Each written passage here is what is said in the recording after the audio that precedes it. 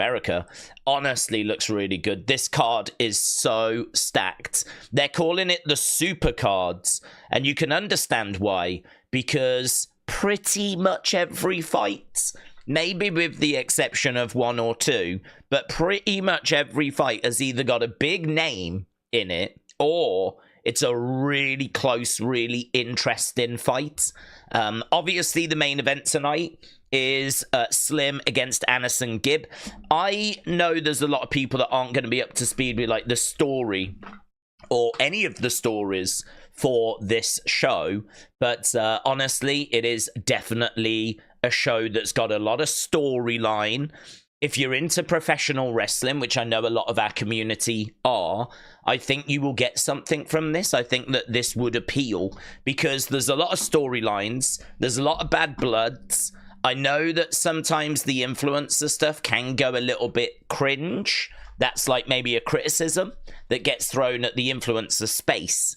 It's not the most professional. It's not the most well scripted, well thought out. Like if WWE is the gold standard of sports entertainment, this is like the kebab at 3 o'clock in the morning, right?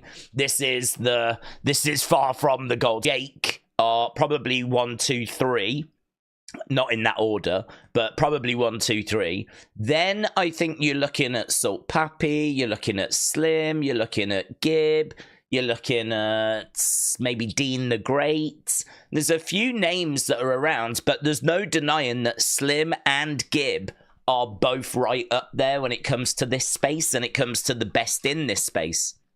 And they're facing each other tonight. Slim is undefeated. Slim has never lost. He is 7-0. He is a 2-division champ. This is his first main event. He's got 7 wins, 4 knockouts. He was being lined up as being an opponent for KSI. So Slim is someone that you really do need to pay attention to because he could be the breakout star of Misfits. So he's in his main event tonight and he's taking on AnEsonGib. AnEsonGib's so interesting. He is very much looking to bring down Misfits. He is looking to show that Misfits has not got anything of value or anyone of value inside this promotion. We know that he and KSI don't see eye to eye. There's been a few rumors, thoughts that they are on good terms and that actually their relationship is better than what has been reported. But I don't know the truth there. I don't know if their relationship is better than what has been reported, but what I do know is in the build for this, it's been made very clear that they're not fans of each other at the moment. Really feels like the winner of this will likely get KSI next year. If Gib wins this, then, you know, we've set up Gib versus KSI. KSI will then try and defend the honor points and, yeah, so much. So I'm really looking forward to that main event. It's also the first 8-round fight in the history of Misfits. First 8-round fight. And then the co-main event. Salt Papi. If you have been watching any Misfits cards, you'll know that Salt Papi has got one hell of a following. Like, he was the breakout star. He was undeniably the biggest star that Misfits had made. And then, of course, he suffered a little bit of a setback.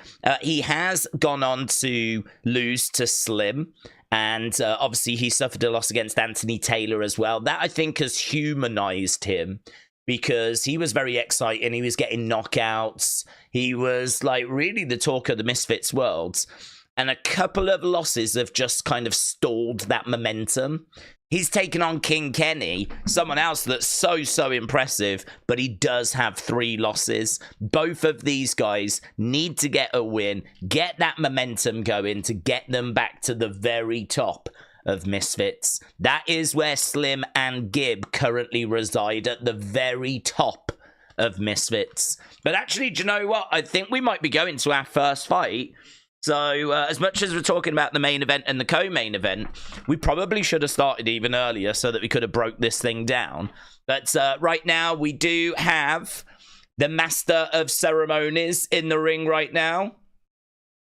And it looks like we are going to our first bout. So a big shout out to everyone that's joining us. Big shout out to everyone in America.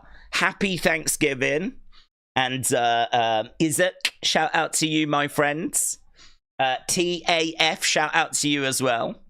And also Francis Martin. Appreciate the support, my friend. So first fight of the evening. I'm so glad that we were able to not miss this, because this is a really interesting fight as well. When I said there was only a couple of fights on this card that I think are maybe not the most exciting, this wasn't one. This is going to be really good. This is actually a professional fight. This is not an exhibition.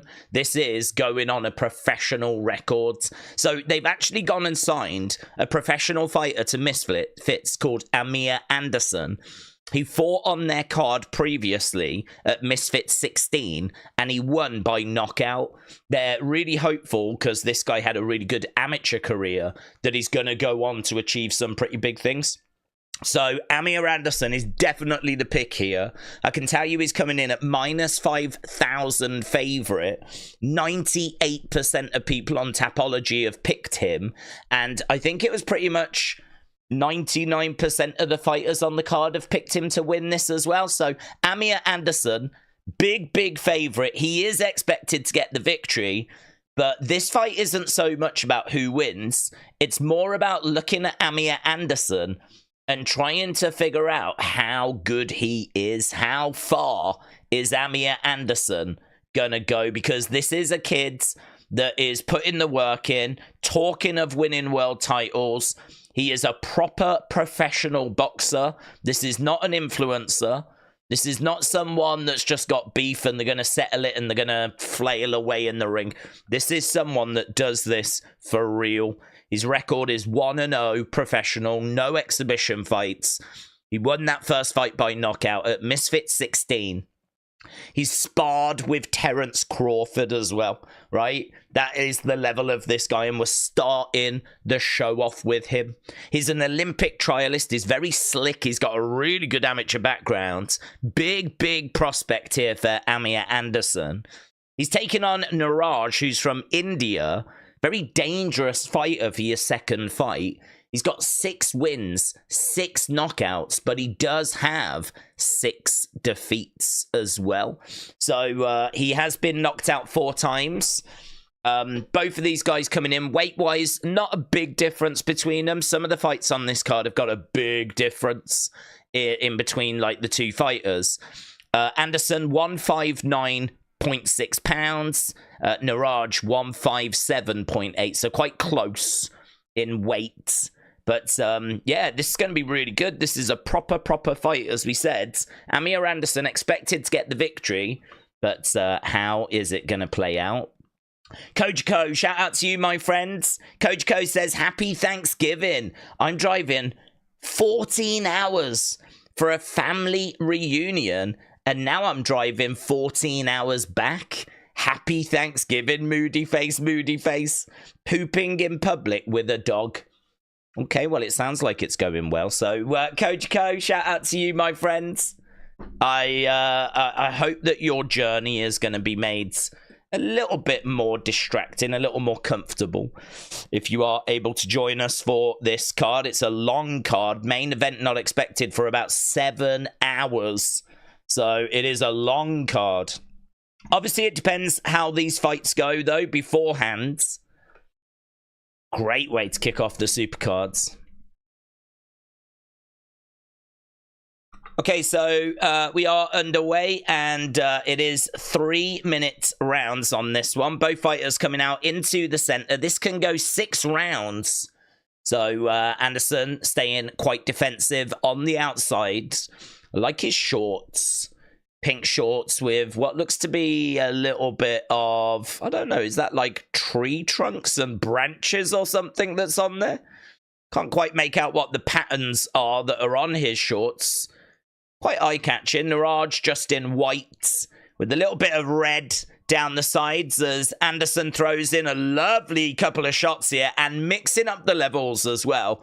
Jabbing to the body. So going upstairs, then moving down. Both fighters in the middle.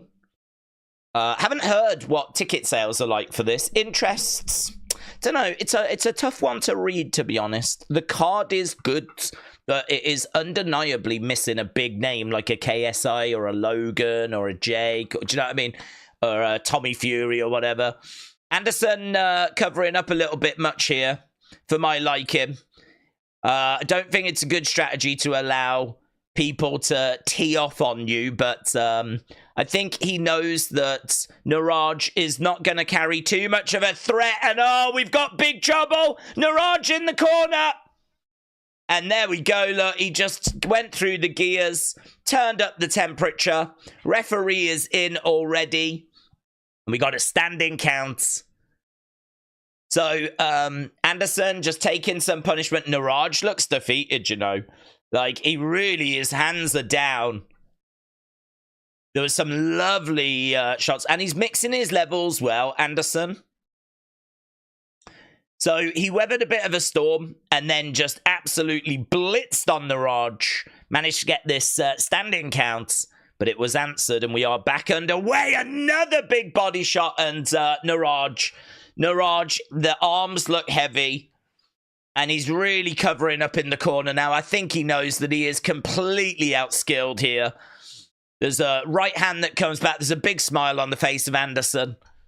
I think if anyone's got their money on Neeraj, you might want to go for a pretty long walk because that's exactly what Anderson is doing right now. He is enjoying himself, sticking his tongue out, shaking his hips around, just picking his shots, just using that lead hand to go upstairs, little dig to the body. Even now, I mean, he does seem to be playing with Neeraj a little bit. And again, you don't want to see that cockiness, really. I know that people are looking for a show, but they'll want to see a knockout a lot more. Again, shot coming into the corner as Anderson walks away. I think Anderson thought that was the end of the round. The round hadn't actually finished by that point. Both fighters go back to their corners, and that was absolute domination by Anderson. Yeah, really good. Really good. The only thing I would say is when there was a little bit of pressure that was being applied, Anderson quite quickly covered up, which is okay. But against a better fighter, you know, you are kind of putting yourself in a bit of harm's way there. There's no guarantee you're going to be able to weather a storm from a better fighter. I think he knew he could weather the storm from Neeraj. Neeraj not carrying really any threat here by the looks of it. So, yeah, Neeraj in the corner looks a defeated man already.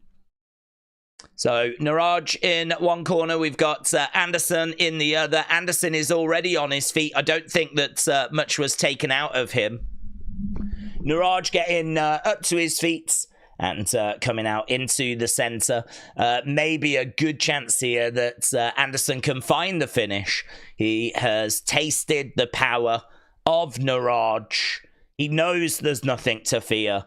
And he's taking a few steps back. A bit too much showboating for me, to be honest.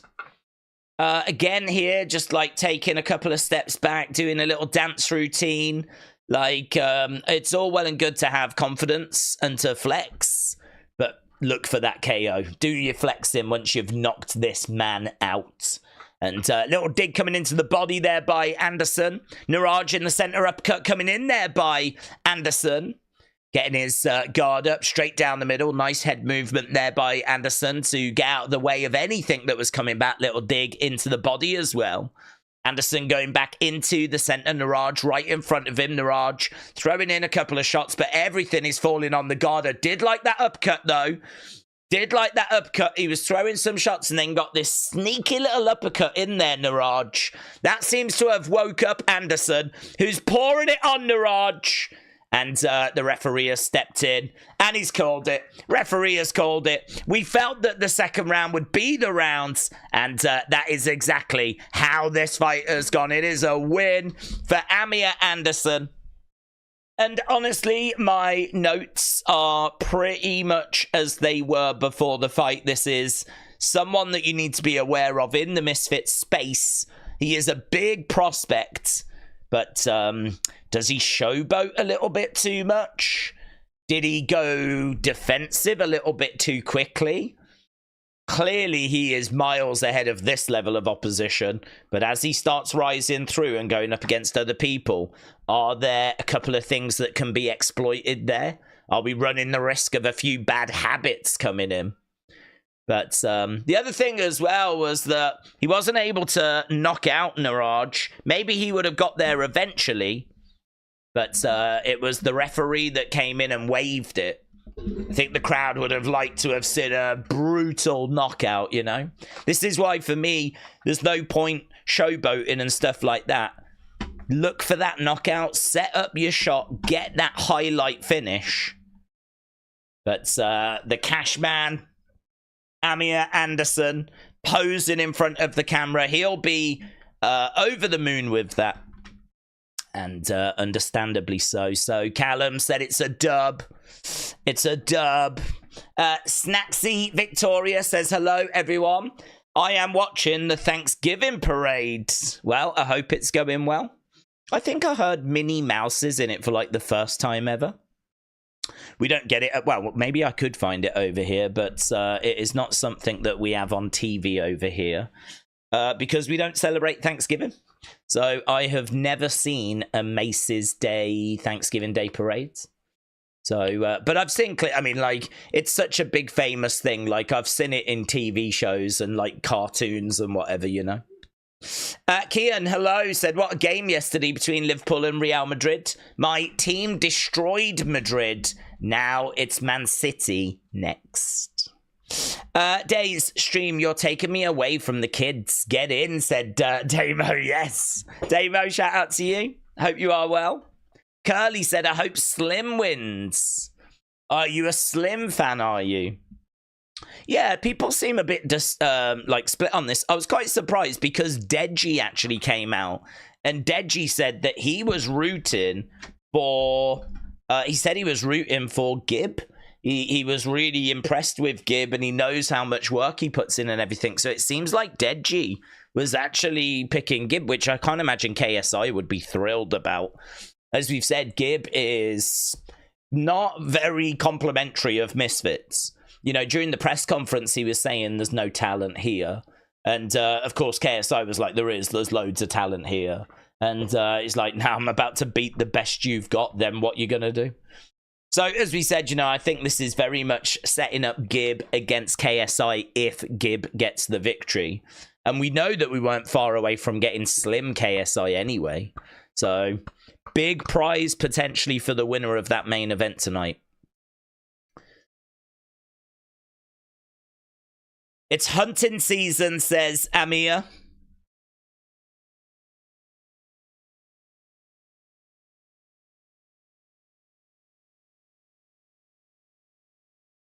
I felt real good today. I didn't want to get him out of there. I thought it would be tougher than that. So it seems like, I don't know, did he want to kind of show his skills a little bit more? Yeah, Amir Anderson said, check my outfit out. It's hunting season. So that explains the kind of branches and the woods kind of... It's quite good because it's pink, so it's quite bright. But then it's got like trees and branches. And at least now I understand what he's going for. As he said, it's hunting season.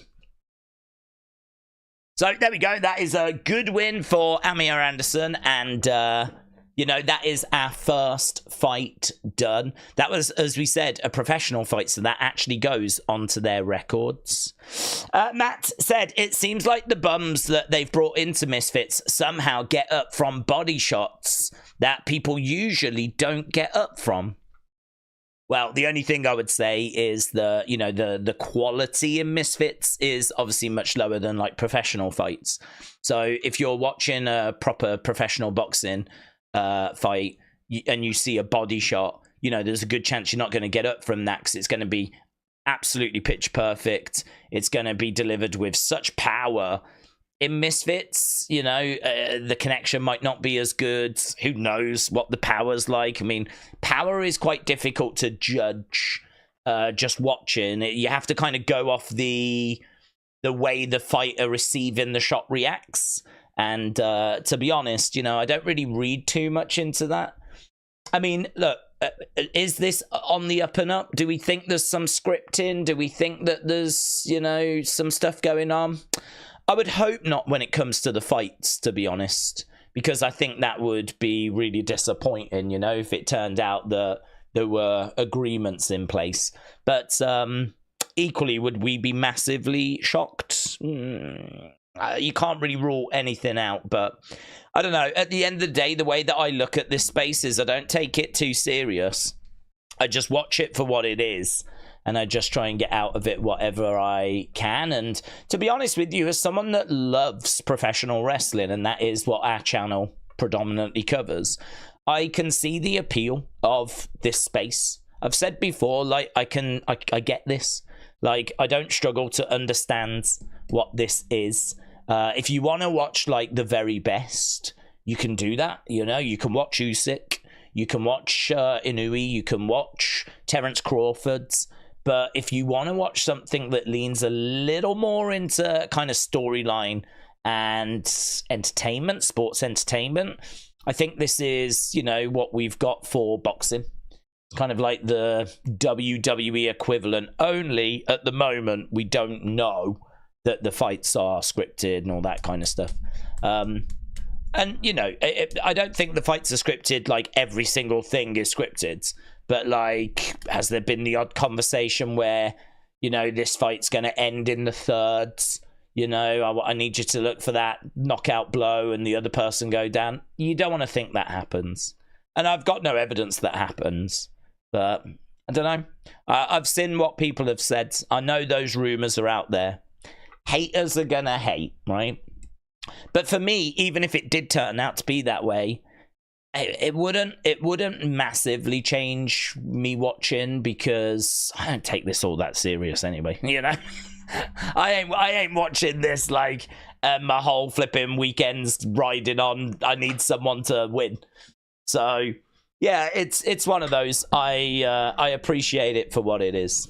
They're calling it Qatar the Supercards, and honestly, I agree with them. I think this is a very, very good card.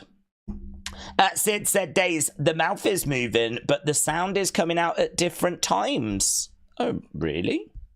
I don't know why that would happen. Is that something that is affecting other people? Because that would be an exciting new development. I think there's definitely scripting in the Virgo and Batista fight, says Matt. Well, you could be right, buds. You could be right. I would not be shocked to find out that the odd encounter has had, you know, something, you know, dubious go down. But again, you know, I can only say what I said, and that is that for me, I just don't take it that serious. These are exhibition fights. These are influencers. They are trying to entertain. Again, you know, if you're being told something's real, you'd like to think it's real. But as a fan of professional wrestling, that's quite a complicated history for me. Because professional wrestling spent years and years and years, decades and decades and decades trying to convince people what it was doing was real when it wasn't. So I can't really hold this to a different standard, to be honest. But let's move on, shall we? Fight number 2. Fight number 2. So we have got... Oh my god, it is Swarmz against Pineda. Now, if you don't know Pineda, he is a fighter who's had professional fights. In fact, am I right in saying, if my memory serves me correct, that these were the 2 opponents that faced KSI on the same show? I mean, talking of gimmicks, that was one of the gimmicks, was that KSI was going to fight 2 people at the same, not the same time, but same show. I'm pretty sure he fought Swarmz at the start of the show, and then he ended the show by fighting Pineda. And he won them both, and he won them both quite comfortably. Well, now Swarmz and Pineda are actually going to be facing each other. Pineda has become a bit of a folk hero in Misfits, and the reason for that is because, he's not very good. Like, he is someone that's has got that Vamos kind of catchphrase that has really caught on. And he's someone that people kind of find themselves warming towards and rooting for. Boxing-wise, he ain't going to make it in the real world. So he's kind of really fortunate to have found this Misfit space. The fans have taken to him and, you know, he has actually rewarded those fans with 3 wins. 1 loss, that was to KSI, and 1 draw. That is his exhibition record. His pro record is 2 wins, 7 losses. He has got 2 knockouts, 2 stoppages, 1 decision victory. He's not great when pressured, but he does have some good shot accuracy and some decent body shots as well. Fighting out of Mexico. Won his last fight against Ed Matthews at Misfits 12. Weighed in at 170. Is around about 5.5 pounds lighter than Swarmz. He is going to have a height advantage. Apparently the reach is the same. But he's got a massive experience advantage here. Swarmz is 1-4 in Misfits, and that only victory came by doctor stoppage. He's on a 3-fight losing streak, but he's been away for a year. He's been working hard. He's been in the gym and putting that work in, and he's looking in great shape. So he said that he wants to win this, and then he wants to face Ed Matthews next. I don't think he outboxes Pineda, but what I wonder is, can he make it scrappy? Can he make it uncomfortable? Can he find a shot? He's got like a puncher's chance. I've got Pineda winning this.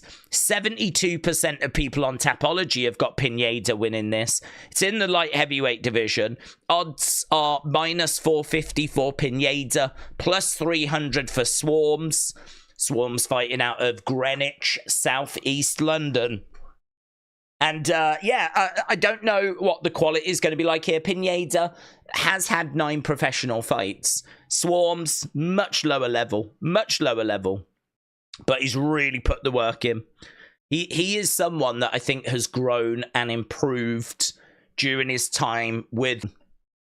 He's a very different fighter now. He has definitely improved. He has definitely put the work in. And a few people are thinking he might get the win here. As we said, it's about 70-30 on Tapology as to who's going to get the victory in favor of Pineda. I think Pineda gets it. The venue, far from full. Quite empty, actually. I'd say it's probably about 20% full, if that. But a big cheer for Pineda as Pineda came out. Both fighters are in the center.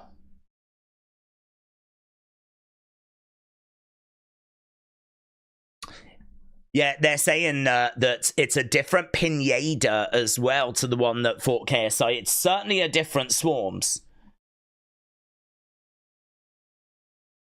So Mam's saying he's really excited to see the outcome of this one because Pineda has got the experience, but Swarmz, he's got that street smarts. You know, he can definitely bring something here, and both fighters coming out into the center, neither kind of applying the pressure at the moment. Both guys in the middle, both looking for jabs to the body. There's quite a distance between them. It's Swarmz that's on the back foot. So Pineda is the one now that's throwing out a couple of jabs, stalking after Swarmz. Swarmz jabbing into the body, looking for an overhand. Pineda catches Swarmz. Swarmz goes down. Referee has come over. I think he's saying it. Is he saying it's just a slip? Yeah, he's saying it's just a slip. Swarmz said no. I think, to be honest, it was a slip. He was trying to get out of the way, and I think he did end up, like, tripping over his own feet, really. Referee came in, separated both fighters. Swarmz back up to his feet. It is not classed as a knockdown. Obviously doesn't look great, but jab coming in there by Pineda. Pineda is the one that is dictating the pace of this. Swarmz had maybe landed them a little bit more on the chin. If he'd got a little bit more, maybe an uppercut in there or something a bit more angular, he could have caused a bit of damage, but Pineda just shook off what Swarmz was throwing. Little back up there by Pineda. Swarmz looking for a nice right hand, but it fell short. Jab coming in. Swarmz is the one that's applying the pressure at the moment. Pineda coming in with a couple of quick jabs. Swarmz, though, backing up. He's in full retreat modes. Pineda was the one that was putting the pressure on, and we might have to score the rounds because it looks like we're going to get through this round. For me, this is going to be a Pineda round unless Swarmz can do something in the final 20 seconds. Pineda backing up. Swarmz in the center. Bounces back to the middle as Pineda edges forwards. Swarmz, the volume's just not there with Swarmz, but I didn't expect it to be. Didn't think it would be. I think if Swarmz was going to have a chance in this fight, it was going to have to be a case that he was going to have to land something juicy. That's why we spent a little bit of time talking about how Pineda had left himself open and Swarmz like threw in these shots. That was a big moment for Swarmz. Those are the openings that he has got to capitalize on. And as we said, if maybe something a bit more angular could have come in, like rather than just flailing away, if something a little bit more thoughtful had landed, maybe we would have seen something interesting. But unfortunately, he wasn't able to capitalize on that opportunity, and that's first round for Pineda. Edward, hello, shout out to you. Says there's a huge lag. Well, yeah, I can tell you it's not me. It is nothing to do with me. It must be a YouTube thing because it currently says 0 drop frames. So I don't know if we're experiencing anything on YouTube, but this one's not on me. We don't have any drop frames. We don't have any technical issues. We don't have any Wi-Fi issues. We're fine. Right, we are underway with round number 2. First round going to Pineda. And Pineda backing up as Swarmz in the middle, coming forward. Nice little jab coming into the midsection. Jab coming back there by Pineda. This one I've only just noticed can only go 3 rounds. I'm very surprised that. I would have thought they would have wanted it to have gone at least 5. But yeah, this one unfortunately just a 3-round fight. Big overhand there by Swarmz. Pineda is able to evade it though. Body shot coming in there by Pineda. Yeah, it does seem like there's a real look of pain on the face of Pineda there. Swarmz with a right hand. Pineda backing up a little bit, coming into the center. This looks a bit better by Swarmz. Pineda, though... Oh, here we go. Pineda letting the hands go. I was going to say he just doesn't look settled in this round, but now he does. Letting the hands go. He had Swarmz up against the rope. Swarmz coming in, looking for a clinch. He's got Pineda over by the ropes as the referee comes in, separates both fighters. So we've only got 3 rounds here. Every round is going to matter so much more. Big body shots by Pineda. Swarmz trying to come back, letting his hands go. Pineda trying to throw in a jab there, but Swarmz is using his footwork to try and get away. He's up against the ropes, though. Pineda overreaching again, really kind of like lunging forward, and he leaves his head so exposed when he does that. And jab coming in. It doesn't feel like Pineda is going to be able to put Swarmz down. Swarmz has got quite a bit of size to him, actually. Jab there by Pineda. Pineda, again, throwing in a right hand uppercut. Just misses by Pineda. Couple of uppercuts missed by Pineda. Again, he had Swarmz up against the ropes there, and he just sort of missed twice with these uppercuts. Pineda, again, edging forwards into a clinch. Swarmz, this seems to be a strategy by him now. Trying to clinch up, and I am wondering about Swarmz's cardio. Really very little output from Swarmz once again. Definitely it's Pineda that is dictating the fight. There's a right hand there, and Swarmz covering up. Tries to answer back with a body shot. Pineda in the middle. Jab coming in there by Swarmz. Jab again. Pineda coming back. It is worth remembering that Pineda has had 9 professional fights. Swarmz has not. Swarmz definitely putting the work in, but I'm thinking this might have just been a bridge too far for him. You know, maybe he needed to take on someone a little bit lower down the food chain. This just not quite going Swarmz' way for me. Maybe you lot are scoring it a slightly different way, but from what I'm seeing, it's Pineda that is pouring it onto Swarmz. Days, there's some rumors going around that KSI beefing with GIB could set him up against GIB. If GIB wins, apparently KSI will fight Amir Khan or Dax next. Thoughts? Yeah, I mean, I think it's quite clear that I don't know if they're trying to set it up, but if GIB wins, it's the fight to make. You know, this is the Supercards. This is their biggest card of the year.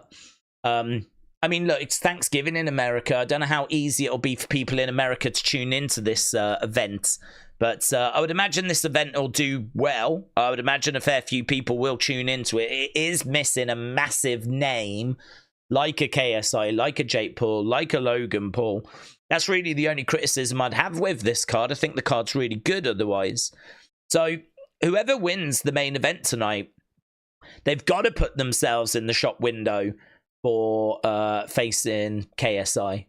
Slim was going to do it until KSI got injured. There are rumors that the interest in that fight was quite low. So, yeah, I think there's a chance that whoever wins will get that opportunity. Amir Khan would be a crazy fight. I mean, I wouldn't fancy KSI's chances in that. That doesn't strike me as a good fight to take for KSI. Because I certainly don't see him winning that. Right, we are underway with round number 3. We got 2 minutes left to go, and it's more of the same, to be honest. Couple of shots coming in by Pineda. He had Swarmz in the corner. Swarmz clinching Pineda. I think the problem that Swarmz has got is that he has tasted the power of Pineda, and it's not that powerful. But it's just when you're getting so many shots coming your way, the odd one's going to get through. It's going to stun you. And then, of course, whatever follows is just making and causing big, big problems. So we're sort of seeing him being a little bit hesitant. There was a little flurry in there for Swarmz just. Again, going back against the ropes.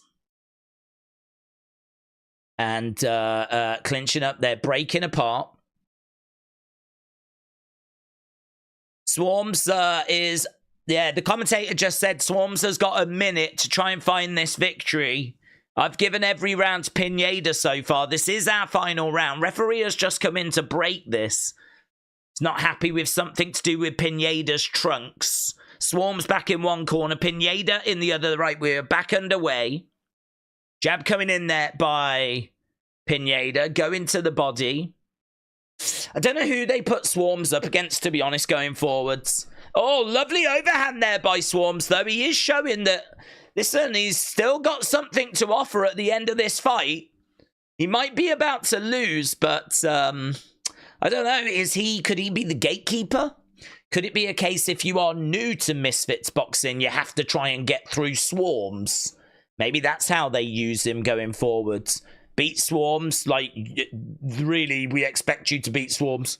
Swarmz is the minimum requirement type thing, you know.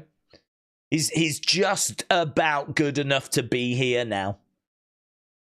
Jab coming in there by Swarmz, but he's on the back foot as Pineda continues to chase him down. And there we go. End of the fight. And that was okay. That was okay. I didn't hate that. They weren't running away from each other. Pineda was definitely taking it to Swarmz. Swarmz, I think, will be very disappointed with that performance. He was predicting that he was going to knock out Pineda. And to be honest, I don't think he ever came close. Matt said it is probably YouTube. There was a little bit of buffering, but it is better now. That's good. Listen, we're no strangers to technical difficulties, but we don't have anything tonight. Everything's looking really good, so touch wood that continues, because this is a card that deserves our attention. Pineda is the type of nerdy guy that someone would pick a fight with, said JB. Curtis said, Days, where have you got the event up? Hope you're okay. Curtis, hello, my friends. I've got it on DAZN. And, you know, this thing's starting earlier than I was expecting. I thought we would be starting our coverage about 10 minutes ago. But it started earlier than that. So I kind of got the timings a bit mixed up. But, oh, I don't know what that is. Some news coming in. Real Madrid's team bus involved in a crash on the M40. Real Madrid's bus was involved in a crash? Wow, this footage coming in about half an hour ago. Real Madrid's team coach involved in a crash on the M40 following their loss to Liverpool. Oh my God, things have gone from bad to worse. They lost to Liverpool and then they flipping crashed their bus. I hope everyone's okay. There was 2 drivers and a security member and the travel manager inside the bus at the time. Luckily, all are well. A few injuries, but nothing serious. So there we go. I can laugh again now. So yeah, footage doing the rounds of Real Madrid's bus getting murked, mate. Yeah, don't come back either. Yeah. I agree, Days. KSI against Amir Khan, it would be crazy, but KSI would have the size, and Amir would have to put on some weights. Yeah, I mean, at the end of the day, for me, it's going to come down to skill, and you know, you're talking about one of the best boxers that the UK has ever produced. I mean, if we're going to talk about great British boxers, Amir Khan is not the greatest, but I mean, he's probably going to make a top 100 British boxers, maybe a top 50. So there's levels to this game, as you know, Edward. So I don't know. Perhaps KSI would do it knowing he would probably lose, but would just want to learn from the process or something. Okay, scorecards. Unanimous decision. Pineda gets it. Unanimous decision. No surprise. Pineda picking up that sweet, sweet dub. He should call out Jake Paul now. He should call out Jake Paul.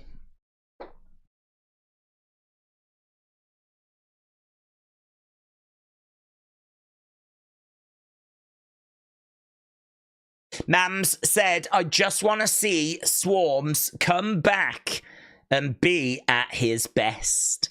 And again, you know, I think there is a place for Swarmz here, but I think it's pretty low down. I mean, he is now 1-5 in Misfits.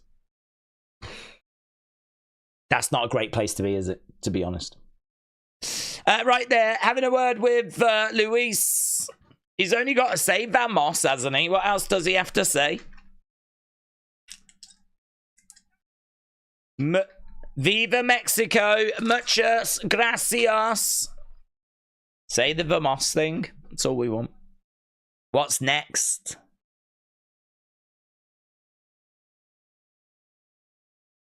He wants Deji? Wow. Pineda wants Deji. That would be a good fight for Deji, you know. That would be a good fight.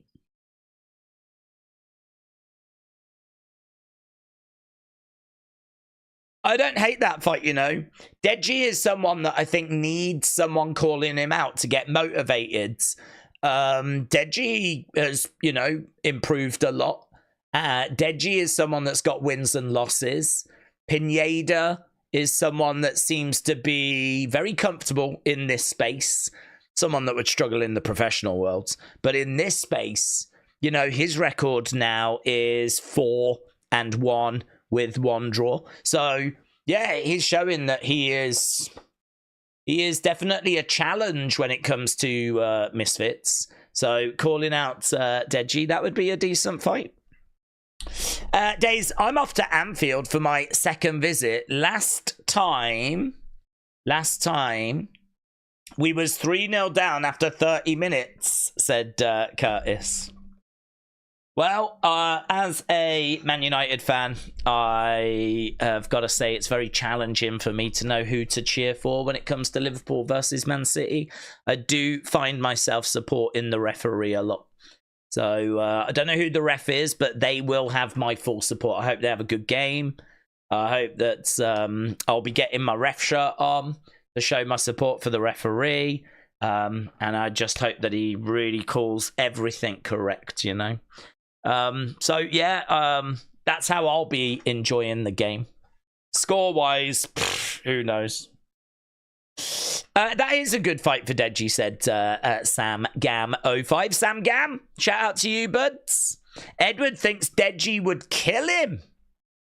Pineda should have called out Tyson Fury, said JB, and that's a really good shout. A lot of people are saying that Tyson Fury is scared of Pineda. And, well, listen, I think the evidence is there for everyone to see. Pineda's just fought. Tyson Fury hasn't. And so that, in my mind, says he is scared. Benjamin said Pineda versus Paul would be great. Albino said that's a dub. Tom said poor Coventry City. They've just got Frank Lampard, haven't they? I second that. When it rains, it pours, said JB. Yes. Poor Real Madrid. Poor Real Madrid. And they're... God, and who knows if they've got enough money to buy a new bus as well. Do you know what I mean? Like the, 13-time flipping Champions League winners. One of the biggest sports teams in the world. Imagine if they haven't got enough money for a bus and they just have to, like, patch this one up. They have to, like, put bandages on it. Sucks to be them. Pineda should have called me out, but he wouldn't want the smoke. He wouldn't want the flipping waiting. That's what he wouldn't want. Jesus. I don't know how long you've said you're going to have a fight. Sometimes you got to take matters into your own hands, Edward. There ain't no one calling you out because no one knows that you're here. Got to get out there, yeah? If you want to have a fight, got to get out there. There's definitely people out there, definitely, that would fight you. 1,000,000,000%. If you're serious, get out there. Find them. Don't wait for your coaches to find them. Do you know, the frustrating thing, Edward, is you're a boxer. You enjoy this influencer space. If you was to pick up a few wins and actually do some videos showing you training, calling out different Misfits people, picking up wins, you'd stand a good chance. You'd stand a good chance. And actually documenting that journey is great content. If you're fat and old like me, and you've got no athletic bone in your body, watching somebody go about training and talking about nutrition, talking about, you know, how often you should go to the gym. When you do go to the gym, these are the drills you need to do. This is how you do these different things. You know, this is what's important in boxing. This is how you improve your footwork. This is how you improve your jab. This is how you improve your hand speeds. Different videos on each of those aspects.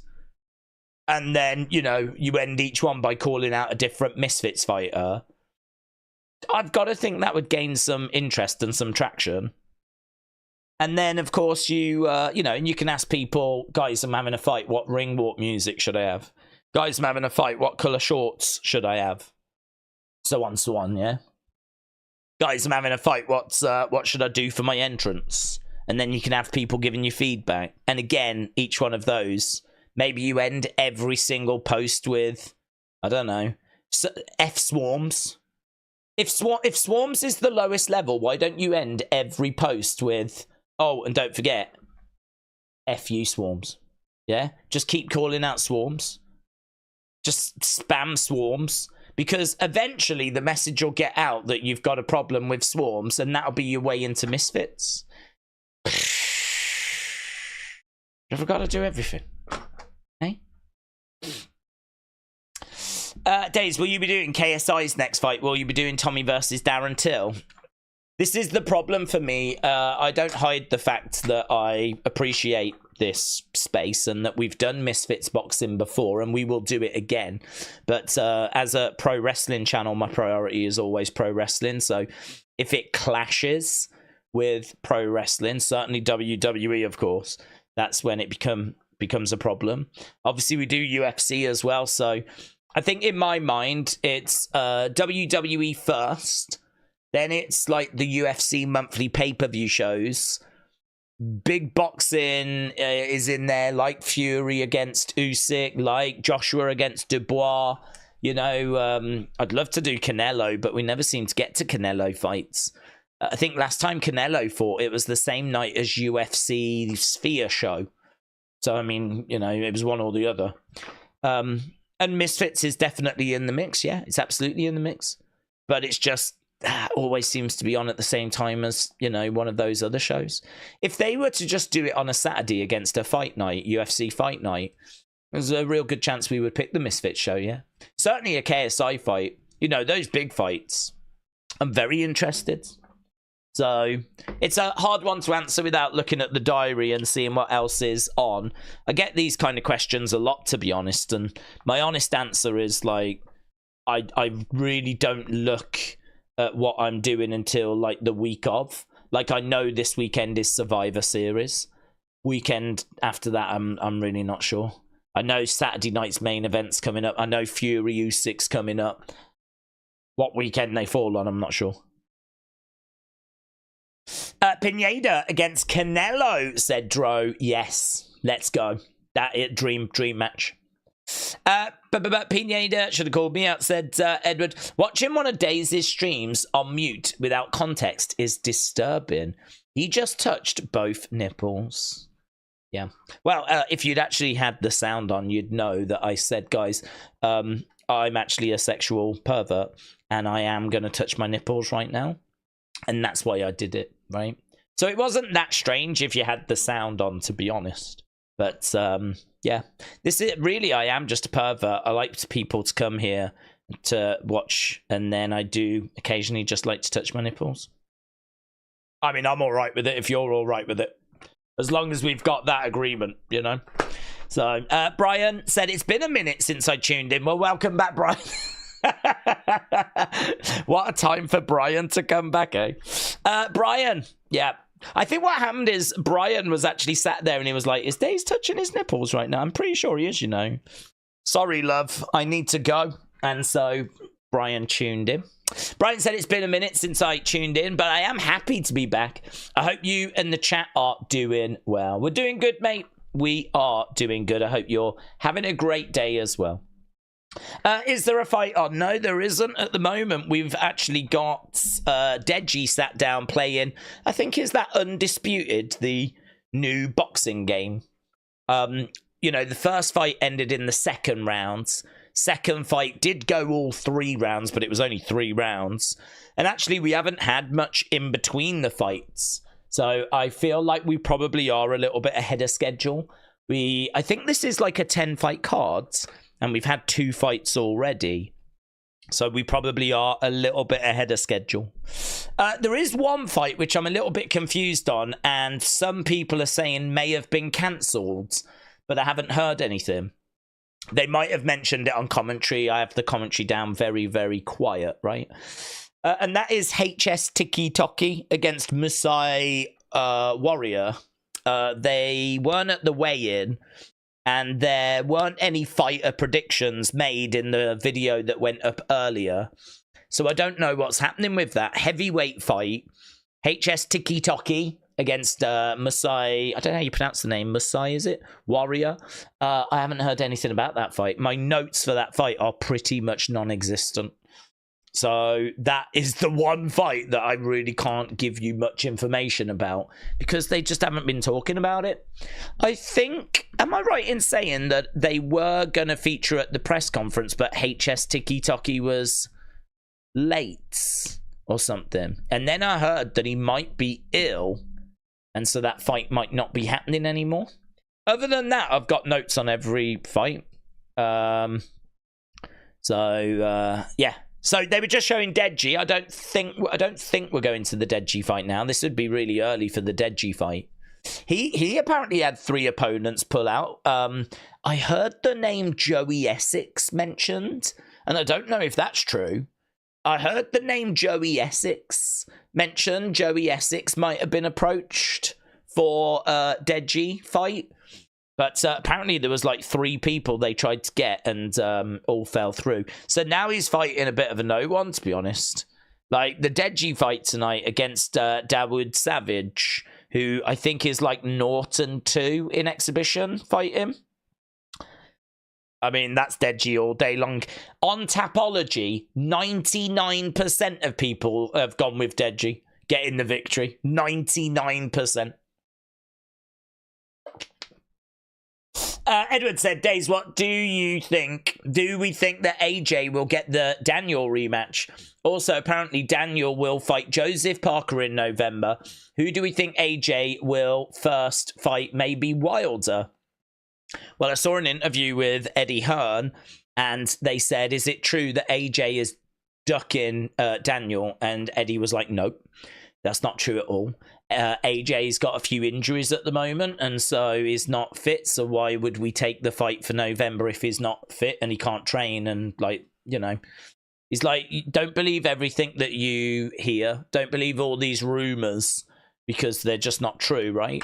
So I don't think he's ducking Daniel, but yeah, Daniel, I believe, is fighting Joseph Parker. Really good fight, that, actually. Really good. I really like that fight. Joseph Parker's been on a real resurgence. So I really like that fight. I'm hoping Daniel gets it done, but I wouldn't be shocked if Joseph Parker picked up the win. So I really do like that fight. In regards to AJ, I honestly think it's going to depend when he is back from injury, how the situation looks. Because by the time he's back, we'll know who won out of Dubois and Joseph Parker. By the time he's back, we'll know who's won out of Fury and Usyk. And Eddie Hearn said he is still getting stopped in the street on a regular basis with people asking him, when is Joshua and Fury fighting? And apparently Eddie Hearn keeps telling people, well, Joshua just lost and Fury is fighting Usyk, so we can't do it at the moment. And apparently people are like, yeah, we don't care about that. When are they fighting? So, you know, what Eddie was saying is that we can kind of get stuck in a bit of a bubble where we think that the public interest has dropped because of, like, you know, the fact that he lost or, you know, whatever. And he's like, it's just not true. That's just not true. Like, public interest is still through the roof for Anthony Joshua versus Tyson Fury. Like, they could both lose a couple of fights. It wouldn't make a difference. These are 2 monster names in British boxing, and the British people want to see them collide. They want to see them clash. So, you know, he still is very adamant that there is that Fury fight on the table. So, yeah, he's talking about the Fury fight. Wilder, potentially, but I think Wilder's stock is quite low at the moment. So, that's kind of difficult to say that the Wilder fight's going to happen, because Wilder's, you know, I wouldn't be shocked if Wilder calls it quits. Maybe there'd be one more payday, and that would be him and Joshua, and it would definitely have interest, but I don't know. I think there's options. He could face Parker if Parker wins. He could do the Dubois rematch. People still want the Fury fight. Wilder, as you said, is an option. Eddie Hearn said he doesn't need a warm-up fight. There's no need for him to go off and face a nobody. We've done that. We're in the final run now for AJ. Eddie Hearn said it might only be 3 fights left. It could be 5 fights, but it's the final run for AJ now. So there's no point wasting a fight on a warm-up fight. It's just, let's go. Fury, let's go. Whoever it is, let's go. Let's just make the money. Let's make the fights. Let's get going. So, I don't know. It's quite exciting, I would say. Quite exciting. A lot of exciting stuff going on in boxing at the moment. Not my chair. Shout out to you, said Days. Happy Thanksgiving, and to you, my friends. The job you do is one of passion. Oh. And we really thank you for what you do. It's a thankless job, bringing entertainment to those that seek it. Not my chair. Shout out to you. It is true. I am a hero. A lot of people say that the work I do is more important than the emergency services, and who am I to argue? You know what I mean? Who am I to argue? So it's not that serious. It's a pleasure for me to sit here and talk with you guys and talk about boxing, talk about wrestling, talk about UFC. I love doing it. And, you know, we've been doing it for 6 years on a regular basis, of course. This is, I know a few people watching might not normally join us for these streams. Hello, welcome. We do professional wrestling on a Monday, a Tuesday, a Friday. We always do a stream on a Saturday. We used to do streams on a Wednesday, but that show went rubbish. Yeah, it's good to get into the Misfits world every once in a while. I really do enjoy it. It's a space I wish I could give a bit more time to be honest. It's a space I wish that, like, you know, every Sunday there was a Misfits show, you know. If they did like a Misfits every fortnight on a Sunday, I would be here every Sunday. Well, not every Sunday, every 2 Sundays. So yeah, I wish it was I wish it was a bit more frequent. I wish it was a bit more schedule friendly for me, but you know, we do the best we can. So not my chair. As long as you enjoy yourself, my friend, have a good time, enjoy the conversation, share a few thoughts. It's all we're looking for, my friend. It's all we're looking for. Right, a lot of people are going to want to know, Boomer, I've been listening to you talk for a minute. What's happening? Well, I'll say thank you. Let me tell you. Right now, we've got an advert. Right, so we did just have a black screen for a little bit. Now we've got an advert. I think that that was probably the prelims. I'm guessing that was the prelims. And now we're kind of building more towards the actual main show. I don't know. I don't really understand, because there's been quite a gap. We've had 2 fights, and now we've got quite a gap. And I can see that the official watch-along... the official watch-along isn't starting until 5:30. So I have no idea kind of what we're doing right now. I think we're having a look at some... Why have we had these fights on so early? And now we've got such a lengthy gap till we get to the next fights. That would strike me as a bit strange. And why is it that the official watch-along is starting at like in an hour and a half? And also, why is this not the official watch-along? Yeah? Why is it that we're doing more work than the official watch-along? Don't know. I'll let you ask those questions. But we are just seeing shots of Qatar. And at the moment, we're just waiting for the next fight. Bradley said, for once, I'm joining a non-wrestling watch-along. Well, Bradley, welcome, my friends. Yes, yes, yes. I'm all right with talking a little bit of wrestling if people want to talk a little bit of wrestling. I'm all right with talking a bit of boxing if people want to talk a bit of boxing. I'm all right talking about Misfits. That would be my priority. And at the moment, we've got all the presenters on the entrance stage, and they are just kind of talking us through. We've got Ben Davis, Anthony Taylor, the pretty boy, and Riley Osborne. And I forget her name. I think it's Olivia. So that is the presenting team. They're pretty good, actually. They're pretty good. I don't find any of them annoying, which can't always be said. Days, thankful, happy Thanksgiving, said Ernest. Ernest, shout out to you, my friends. Welcome, welcome. Everyone just came by to say hello, said Wrestling Proud. Wrestling Proud, hello. Hope you're doing good. Tom said, Days, who told you that? Was it Barbara down the street? She is a big fan, actually, yeah. It is true. She is a big fan. She's one of those kind of people that just watch in the background. Why are we watching this random event, said Thika. Well, it's a big card, to be honest, and we have done Misfits before.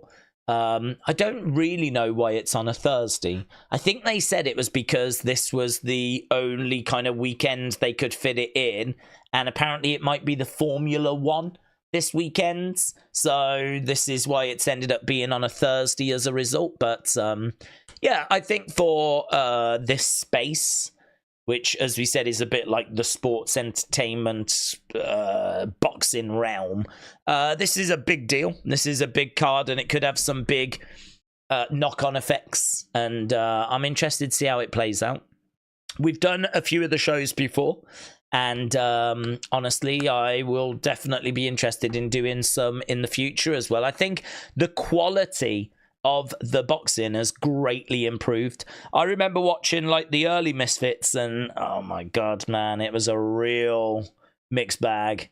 There was some real, I mean, you can't really tune in and expect to see top tier boxing, but to be honest, those fighters that have been doing it for a few years now have obviously got better, have obviously improved. And, you know, we're kind of reaping the benefits of that now, because now the standard of the fights is nowhere near as poor as it was a few years ago. Like, I'd say the whole influencer scene has greatly improved. I wish, like, you know, we could like talk about those people that are coming through, but I suppose if you look at like Ben Williams, and because he's 3-0 in exhibition fights, and he's got 2 wins by stoppage. He's already fighting for the welterweight title against Jarvis. That's a great fight as well. So I suppose that's the kind of quality that is coming into the space now. You know, really, as we said, Swarmz could be a gatekeeper. Swarmz could be someone that you are very much like, if you can't beat this guy, then you don't belong here. And I think the entry barrier is getting higher and higher and higher. It's getting harder and harder and harder to get into this space. And that's, I think, a good thing. The only exception I would make if I was KSI and Mams is if you've got 2 people really beefing, right? Honest beef, real beef, right? 2 people that really don't like each other, and both of them are influencers, then I think you make an exception, because this should be the platform to resolve those dramas. So then it's not about the actual skills. It's about settling some real life drama. Other than that, though, this promotion can't rely on that, because I don't think there's enough of that. So it can't rely on it. So instead, you've got to build up your own stable. You got to have your own rankings. You got to have your own fighters. You've got to kind of self kind of fund, really. You've got to look after yourself and not rely on, oh my god, I hope there's some good feuds this year. And they have. They've done that work. They really have done that work. Look at Dean the Great. Look at King Kenny. Look at Slim. Look at Salt Papi. Look at Pineda. They've got Deji whenever they need him. They've got KSI, of course. They can always bring in Logan. But, like, you know, they have put in some work. And obviously the championships are going to make a big difference. And have made a big difference. Because now fights carry that little bit more importance. And we've got a few championship fights. We're actually, I think our next fight might be for the heavyweight championship. The Misfits heavyweight championship. Chase DeMoor against Kels. Now, the standard of this and the standard of the heavyweight division is not that great, because there's not that many big heavyweights in this space. If you've got a size, you're probably doing something else, is the truth. So I would say that the standard in the heavyweight division is probably a little bit lacking, but it's still okay. I think it'll still be a more than acceptable fight. Little Cray Cray against Yuddy Gang TV. That is the Misfits lightweight tournament final. Nick LaLau taking on Warren Spencer. That one's going to be a bit one-sided, I think, because Nick LaLau was meant to be taking on, I think it was Jay Swingler, but he pulled out just a few days ago. We've got the welterweight championship between Jarvis and Ben. That's going to be really good. Deji against DaWood Savage. They just could not find an opponent for Deji. And then, of course, Super Salt Papi against King Kenny. Let's go. That is going to be a lot of fun. So, yeah, lots of really good fights coming up. It looks like a really good cards. We've still got plenty of time to go until we get to that main event as well. So, GIB is going to win, said Zam Zam. Well, if you are watching, if you are just joining us, make sure that you leave a vote. We've had 300 votes, and we definitely want that to be in the thousands. Also, if you haven't left a like, leave a like. It is greatly, greatly appreciated. I mean, it genuinely is greatly appreciated. It does seem to make a big difference with these streams. So, yeah, if you are joining us and you've not left a like or you haven't voted, make sure that you're doing that. We are just waiting to get to our next fight. It does feel like those first two were like the warm-up. They were the appetizer. They were the little teasers, the little tasters. And now we're waiting to kind of move on to our next contest, which, as we said, I think is going to be Chase DeMoor against Kels for the Misfits Heavyweight Championship. Straw Hat Luffy said, did I miss anything? Well, you've missed two fights. First fight was really one-sided. Amir Anderson picking up the victory in the second round. Referee having to come in and stop the fight. That was against Neeraj, and it was really one-sided. A little bit of showboating, actually, from Amir Anderson. And then, of course, our second fight, it was only 3 rounds. It went all 3 rounds, and it was a win for Pineda against Swarmz. So both of those fights go in the way that people thought they would go. Both of the favourites picking up a win. Amir Anderson minus 5,000 favourite. He looked every part of it as well. And Pineda minus 450. And yeah, that looked about right. So I would say so far, everything going the way that we expected. Just a big gap now, though. I mean, I know that they're probably trying to get those last minute buys, but don't know, man. I wish that we were going to another fight, but I'm quite happy chatting away. How long have you been doing commentary? I normally watch Wade, but the internet went out, and I'm glad I found you, said Not Sue. Not Sue, hello, my friends. Well, I've been doing live streaming for 6 years. I do professional wrestling, so this is a walk in the park for us. We've done previous Misfits events, but this is not our space. So, like, people won't know who we are, and that's fine. I feel like we have a much bigger presence in the professional wrestling sphere. But I love Misfits. I've said influencer boxing. I think there's a real need for it. I think there's a space for it. I think it's also very misunderstood. I think that people watch it and you get that criticism of like, well, God, they're not as good as the proper boxers, but then they're not meant to be. You know, this is about influencers settling their beef. It's got more drama to it. You know, there's a lot of press conferences you watch in normal boxing where it's very flat and it's very, you know, cold and just, it's missing that kind of sizzle. You know, it's got the steak, it's got the skills, but it's missing the razzmatazz, right? There ain't loads of boxers that bring that. This is the vice versa, really. This, you get lots of sizzle. It's just sometimes the steak isn't quite as good. So, but as we've just said, and we've kind of detailed, like Misfits and this world, this influencer world, the quality of the product has been improving over time. Because, of course, it would. Because they've got the same fighters they had previous.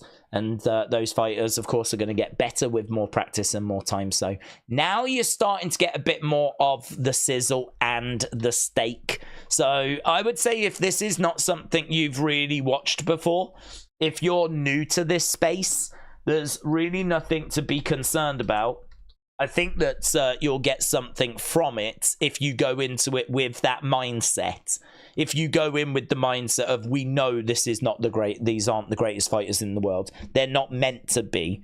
But they're here to, you know, do the best they can, provide a lot of entertainment in the builds, and then, you know, not stink the place out during the actual fight. And really the repercussions play a big part as well. You know, everyone starts to pick their dream fights, like Pineda against Deji. I think that would be quite a good fight, actually. And, you know, I'm looking at this and I'm like, well, who's going to win the title here? Who's leaving as the heavyweight champion? Is it going to be Chase DeMoor or is it going to be Kels? So here is Chase DeMoor. Kels has already made his way down. And as we said, this is going to be a really, really entertaining fight. Not sure of the quality on this one. Both of these guys are coming in with relatively little experience. Chase DeMoor is 1 and 2 as a professional. He's also 1 and 2 in exhibition. Kels is just 1-0 in exhibition. That's it. Kels is, there's not much to know about him. Fights out the UK. He did get a really good knockout on his debut. He does carry power. He's got good fundamentals. He's the taller fighter. He said he's built for war, Kels, but Chase is built for Instagram. So Kels was kind of really suggesting that he was bringing the right attributes to the table for this one. Trains hard, works hard. People are a little bit split on this one. I can tell you the odds 48 hours ago had both of these at -120. So Chase DeMoor, King Chase DeMoor, -120. 64% of people on Tapology have said he's going to get the victory. Kels, -120, 36% of people think that he's going to get the victory. This is for the Misfits Heavyweight Championship. Big, big deal, right? If you think about the heavyweight division in boxing, the heavyweight division in UFC, this is the heavyweight division in Misfits. I'm actually really surprised this fight is not higher up the card, but I think that speaks to the quality of the card that this fight is on now. So I'm really interested in this. Both coming in with, you know, relative inexperience. Chase DeMoor definitely with that experience advantage, though. And as a result of that, I am looking at Chase DeMoor, right? He's going to be quicker. He's actually 30 pounds lighter, which is really significant. Kels is 265.6 pounds. Chase DeMoor, 231.7. Right? So there's 30-odd pound difference between these two. That is huge. That is huge. That is going to really affect movement, mobility, agility, maybe conditioning, maybe cardio. Chase DeMoor, I think, is going to be lighter on the feet. We know that he's got a little bit of something in his hands. He's got 1 knockout on his record. He's got a decision win as well.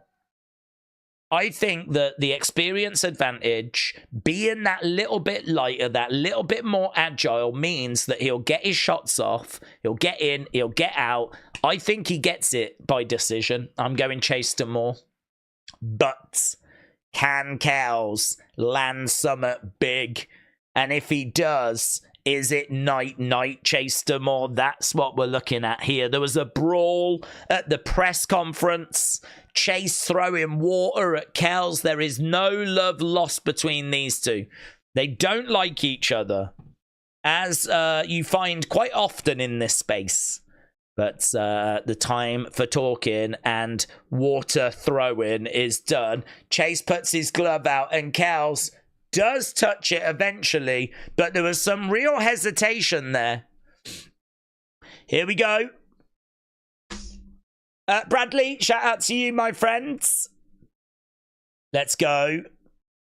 Round number 1, and we are underway with this heavyweight contest that can go 5 rounds. And the thing about the heavyweights, of course, is that they really do pack a punch. You can see the 30-pound difference between these two. It's absolutely incredible looking at Kels. He looks like a flipping moving tree trunk. Chase DeMoor is obviously a bit more chiseled, as Kels was saying, is a little bit more Instagram friendly, but That is not what's going to win you a fight here. At the moment, we got both guys in the middle, and they're both just sort of jabbing away. You can see that Chase is just throwing out the jab. He's a little bit reluctant to get too close. He's trying to get his jab going from range. And he kind of, that was quite clever, actually, using that lead hand as a distraction so that the right could come in over the top. Lead hand with the jab. I mean, it's got so many uses. Obviously, you can use it as a jab, but you can also use it just to, like, manage the distance, just to try and figure out kind of where you are. Quite a few fighters, actually, they use a trick of actually not fully extending the arm. Because actually what you can do is you can keep doing that and then bang, you can fully extend and you actually then land like a jab, right? And there's quite a few fighters that do that, that kind of fake out the distance that they're operating at, bang, so they can actually throw it. But not only that, you can use it as a distraction so that the other hand can come in from behind. And that's what we just saw from Chase. Now he's getting in close. Again, using that as a bit of a battering ram, really. Just kind of smashing it into Kels' face just momentarily so that he can get in and find an opening. So at the moment, we're seeing this lead hand do a lot of work for Chase DeMoor. This lead hand really winning the round for Chase. Kels hasn't been able to really land anything at the moment. Body shot there by Chase. As soon as Kels comes forwards, Chase is on the back foot. Kels just sort of standing his ground in the center. We're seeing Kels now starting to extend his lead hand out a little bit more. Again, trying to come forward. Jab coming in there by Chase. Jab coming into the body. He's got to be careful with that. Kels coming over. Shot coming in into a clinch. 20-odd seconds left to go. I've got Chase just slightly ahead in this round. There's not loads in it, though. We're not saying there's loads of output. But at the moment, it's, again, boom! Love that again! Came forward there, Chase. Great work by Chase, using that lead hand. Exactly what we've seen previous. That left hand right in the face of Kels. Boom! The right hand coming in behind. Yeah, I mean, they need to tell Kels that he needs to not be getting sucked in and too distracted with that lead hand of Chase DeMoor. There is a right hand that is going to come in behind if he does. Yeah, look at that. So he comes forward. The hand actually comes about here. And he does just seem momentarily distracted by it as the other hand comes straight over. Cracked him goods. Big question marks there on Kels' defense, you know. Big question marks. I mean, that is definitely something which I don't know that you're going to be able to tweak and change and during a fight. That's something that's going to need to be drilled. So commentators are saying that Kels needs to try and tighten up. But as we said, I think this is going to be a real challenge for him because I don't think that's the kind of thing that you can tighten up on. And you kind of either got it or you haven't got it. And early signs here are that Kels just might not have it defensively. Which, if he hasn't got it defensively, I would say, well, you ain't got much option but to go for it then, have you, really? You're going to have to be on the front foot. You're going to have to throw. You're going to have to play to your strengths. You're going to have to swing for the fences. You're going to have to see if you can connect big on Chase DeMoor because trying to weather this storm might not work to your advantage. Round number 2, though. Good first round. Captivating first round. A round that's, again, maybe not loads of action, but it was very interesting watching the strategies on this. I'll tell you something that's good about influencer boxing as well. And that is that with normal boxing, things happen at such a speed, it can be really, really difficult to like pick up on everything. It can be really difficult to kind of see all these little nuances. But obviously with Misfits, it's at a slower speed. And so you can kind of really appreciate what skill is on display. And you can see like some of the stuff a bit quicker. It's actually a really good way of getting into boxing because you can watch this and appreciate this. See some of the stuff that's happening, and then you'll spot it in like proper boxing fights, but it'll be at a quicker speed. Right now, we've got Chase in the center of the ring, just throwing out that lead hand again. Hook shot coming back there by Kels, and he just grabs the head of Chase in a clinch. Referee comes in, separates both fighters. 1, 2. Don't like those shots down the middle there by Kels. Those shots, they're not very crisp or clean. They're a little bit wafty. You're just kind of like wafting it out, really. Yeah, Mam's saying that he can see some laboured breathing from Kels. And this is the concern, to be honest. He's come in 30 pounds heavier. He's got to try and go 5 rounds, right? I mean, I'm sure his plan is to get an early knockout, but he's not found an opening yet. Chase coming forwards. Chase definitely not carrying that same weight. Definitely standing a better chance of, if this goes to the deep water, looking the better later in the fight. It's very scrappy, actually. I think as Kels has got tired, the fight has already got quite scrappy. We're not seeing any of that nice work that we were seeing in the first. I think even Chase might have gone a little tired here. Jab coming into the body as Kels takes a step back. Kels trying to come forwards. Chase with a big right hand trying to go upstairs. And again, jabs coming in there by Chase. Swing and a miss by Kels. Shot coming into the side of the head there by Kels. Kels is getting openings. He is getting openings. That round, though, feeling a lot scrappier. And honestly, I think a lot closer as a result. That one, I think you could go either way on, because I think the great work that Chase did in the first round with that lead hand, distracting and using it as a jab, using it as a battering ram, we just weren't seeing that work in the second round. And it just felt a lot scrappier as a result. So lot harder to know which way to go on that. Some people might say, well, you know, Kels didn't really swing the momentum. But I think he did make it a little bit harder for Chase there. So maybe 2-0 to Chase. Maybe 1-1. Tricky. Feel free to let us know which way you think that the fight has gone so far, as we're about to go into round number 3. So here we go. Both fighters coming out into the center. Referee getting us back underway. Couple of jabs coming in there by Kels, straight out of the gate. And again, going to the body. This is better output now by Kels. Kels coming forward, doubling. Do you know what he has done, actually? Oh, some lovely shots coming into the side of the head. Kels goes back against the ropes. Little body shot was in there by Chase DeMoor. That was good. What I'm noticing from Kels, doubling up on the jab, which is really good to see. He doesn't just throw a single jab. Bang, bang. Comes forward and throws a double jab, which is a really good habit to have, because, of course, you're kind of increasing your volume, and volume is massively important when it comes to scoring. It's not the only criteria, but I would say it's the main criteria. How many clean shots can you land in a round? So doubling up on your jab, bang, bang, means that you can get a couple of shots through when other people might only get one. So that's good for Kels. But at the moment, he's having to weather a storm. They're in a clinch right now. Referee coming in, separating both fighters. Chase looking a little bit confused, and I'm not sure why. Looks like Kels is being warned about something. I think it's clinching. He's going over. He's having a word with Chase. Chase is looking a little bit gassed here, you know. Chase coming into the center. We got Kels. We are back underway. Chase trying to go to the body. And Kels putting the pressure on. But when he gets close, it gets too scrappy and they're just grabbing at each other.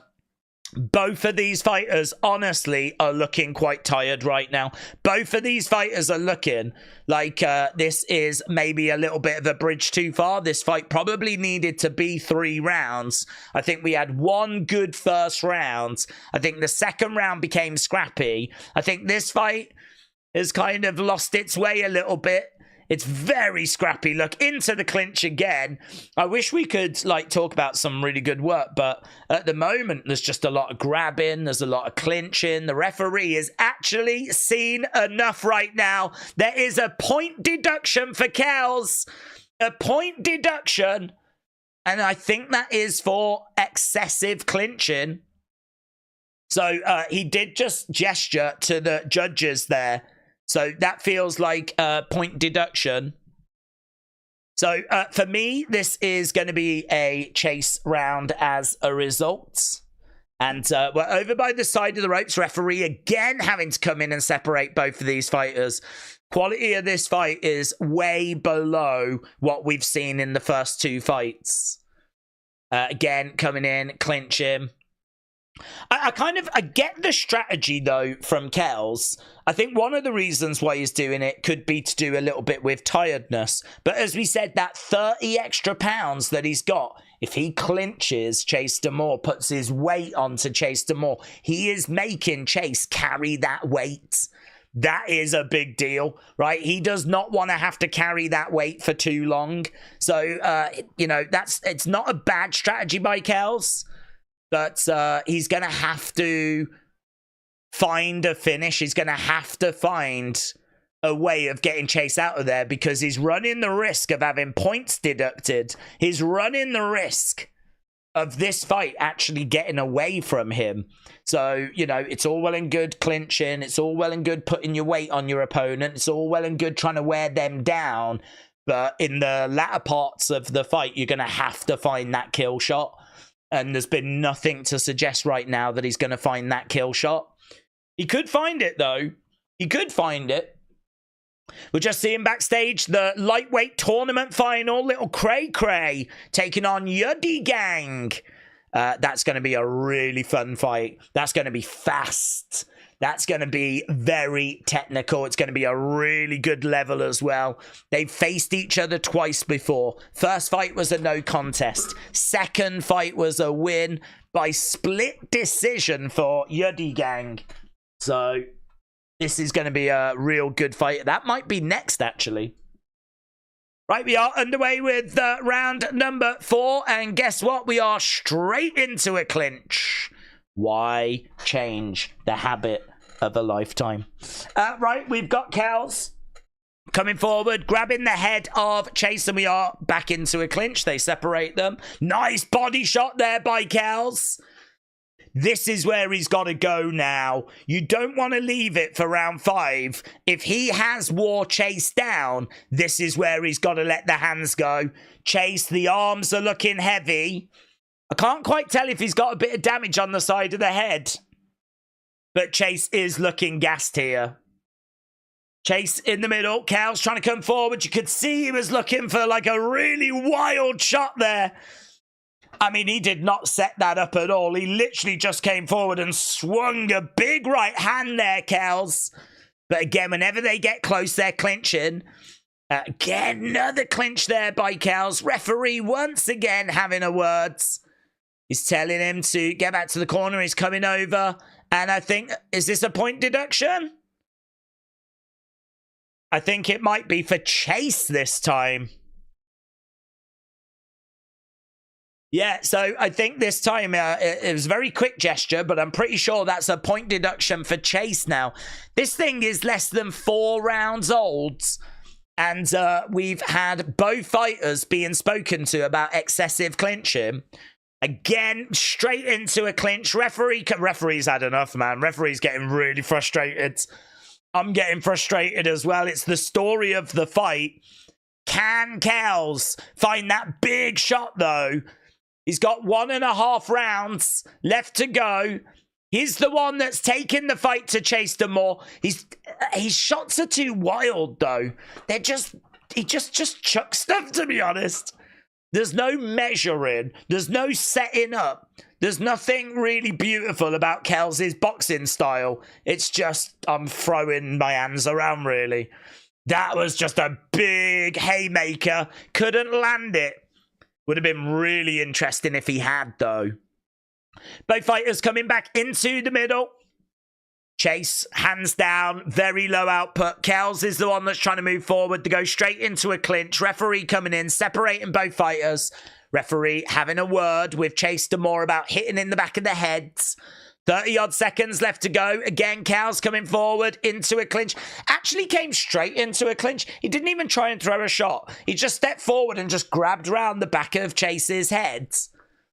And referee is in, separating both fighters.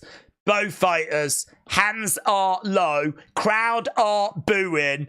Jab coming in there by Chase DeMoor. I think I'm going to have this fight even going into the final round. So that at least that makes it interesting. Ref coming in, separating both fighters. I would say that Misfits is screaming out for like a really good heavyweight. Someone that, like, I mean, KSI could do it, to be honest. Pretty sure KSI could come in at just over 200 odd pounds, 220 pounds. KSI might not have the height, but I think he's going to have a bit more skill. Kels just never really looking like a great fighter here.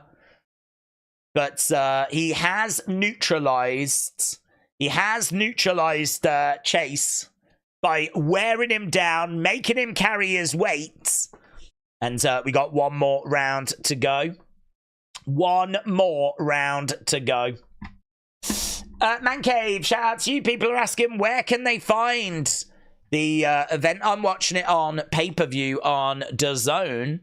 Honestly, don't know where this event is going to be outside of that. Sometimes you can find it on Twitch or Rumble or something, but to be honest, I think they're pretty good at pulling them down.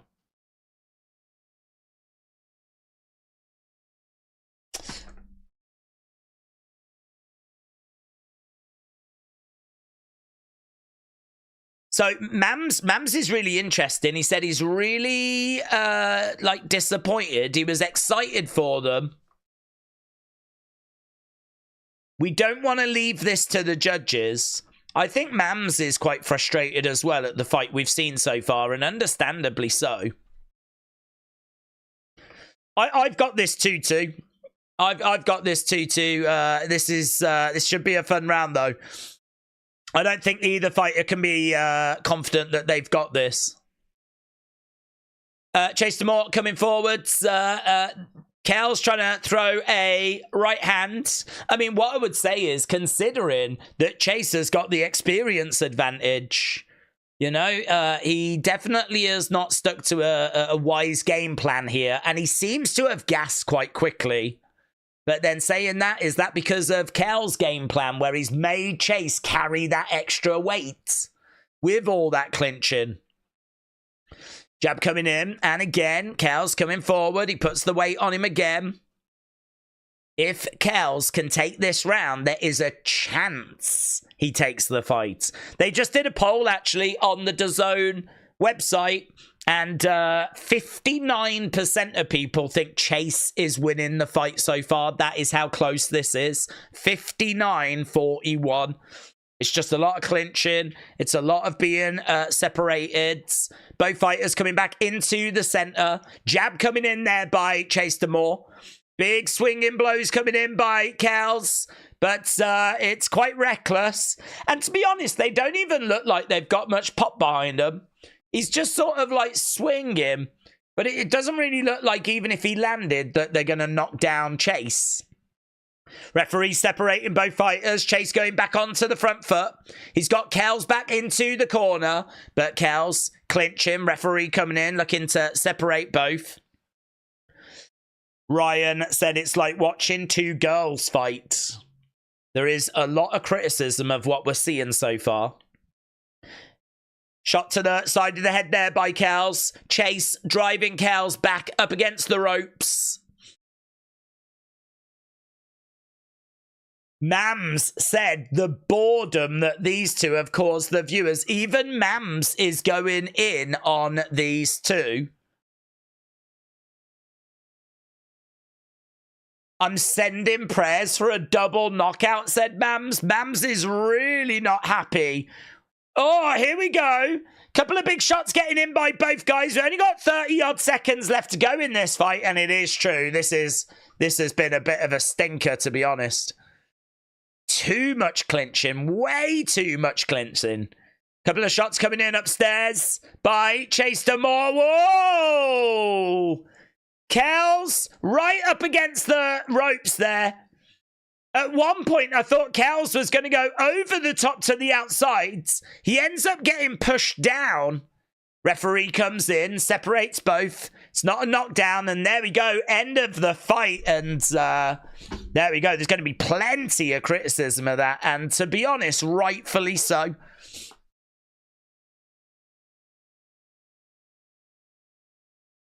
So, Mam's really going in hard on commentary about it. So Almighty said, I think by the time the message comes through, the card will already be over. Landon, shout out to you. Said, I want to say I hope everyone has a great Thanksgiving. And I hope they're having a great time. Love to everyone, said Landon. Landon, shout out to you, my friends. Yes, I hope our American friends are having a great Thanksgiving.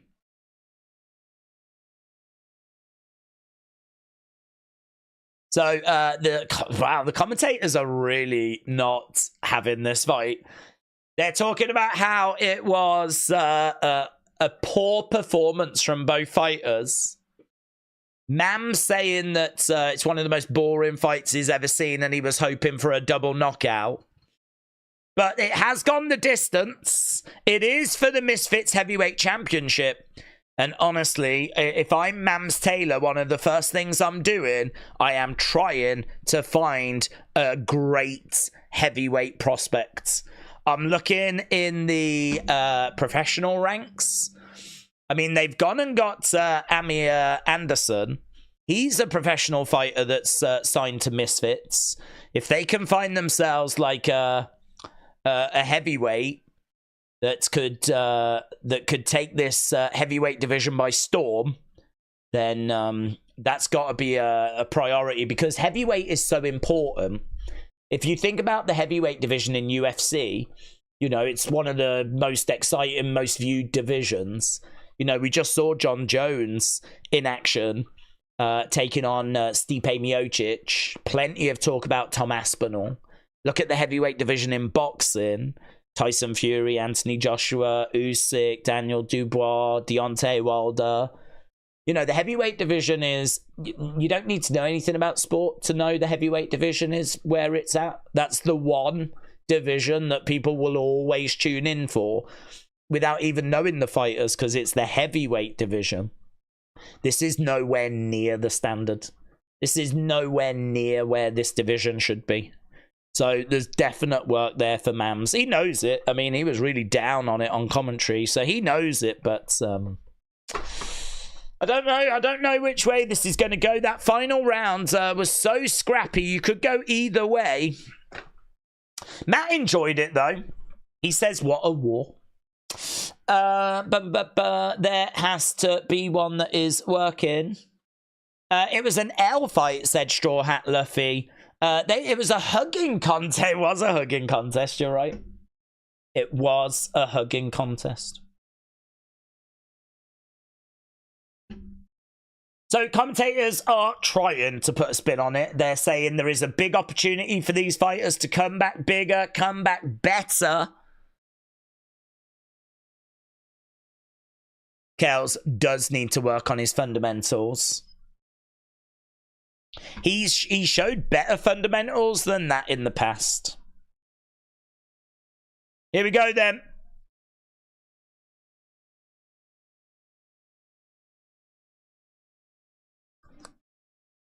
$47, $46. Oh. $48, $45. That's wider. $48, $45. It's unanimous. Chase? Heavyweight champ. Chase. I think that's right. I had it 2-2 going into the final rounds. Chase DeMoor has got the victory. Chase is talking to Kels. Chase is showing a lot of respect to Kels there. Chase getting really emotional. Mam's shaking his... Mam's just looked over at Chase and he just sort of like shook his head.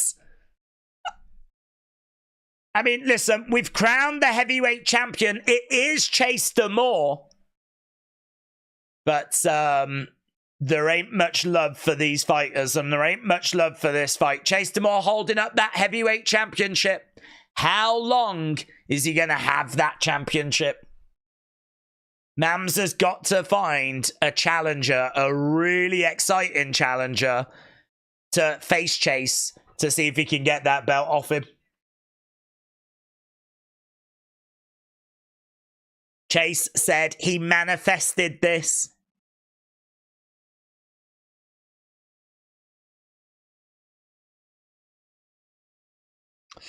They hugged more than my dad ever has, said Yoshi. They did. They did. Matt said, I got my money's worth. Stipe was completely washed. It was similar to Jake versus Tyson. It's true.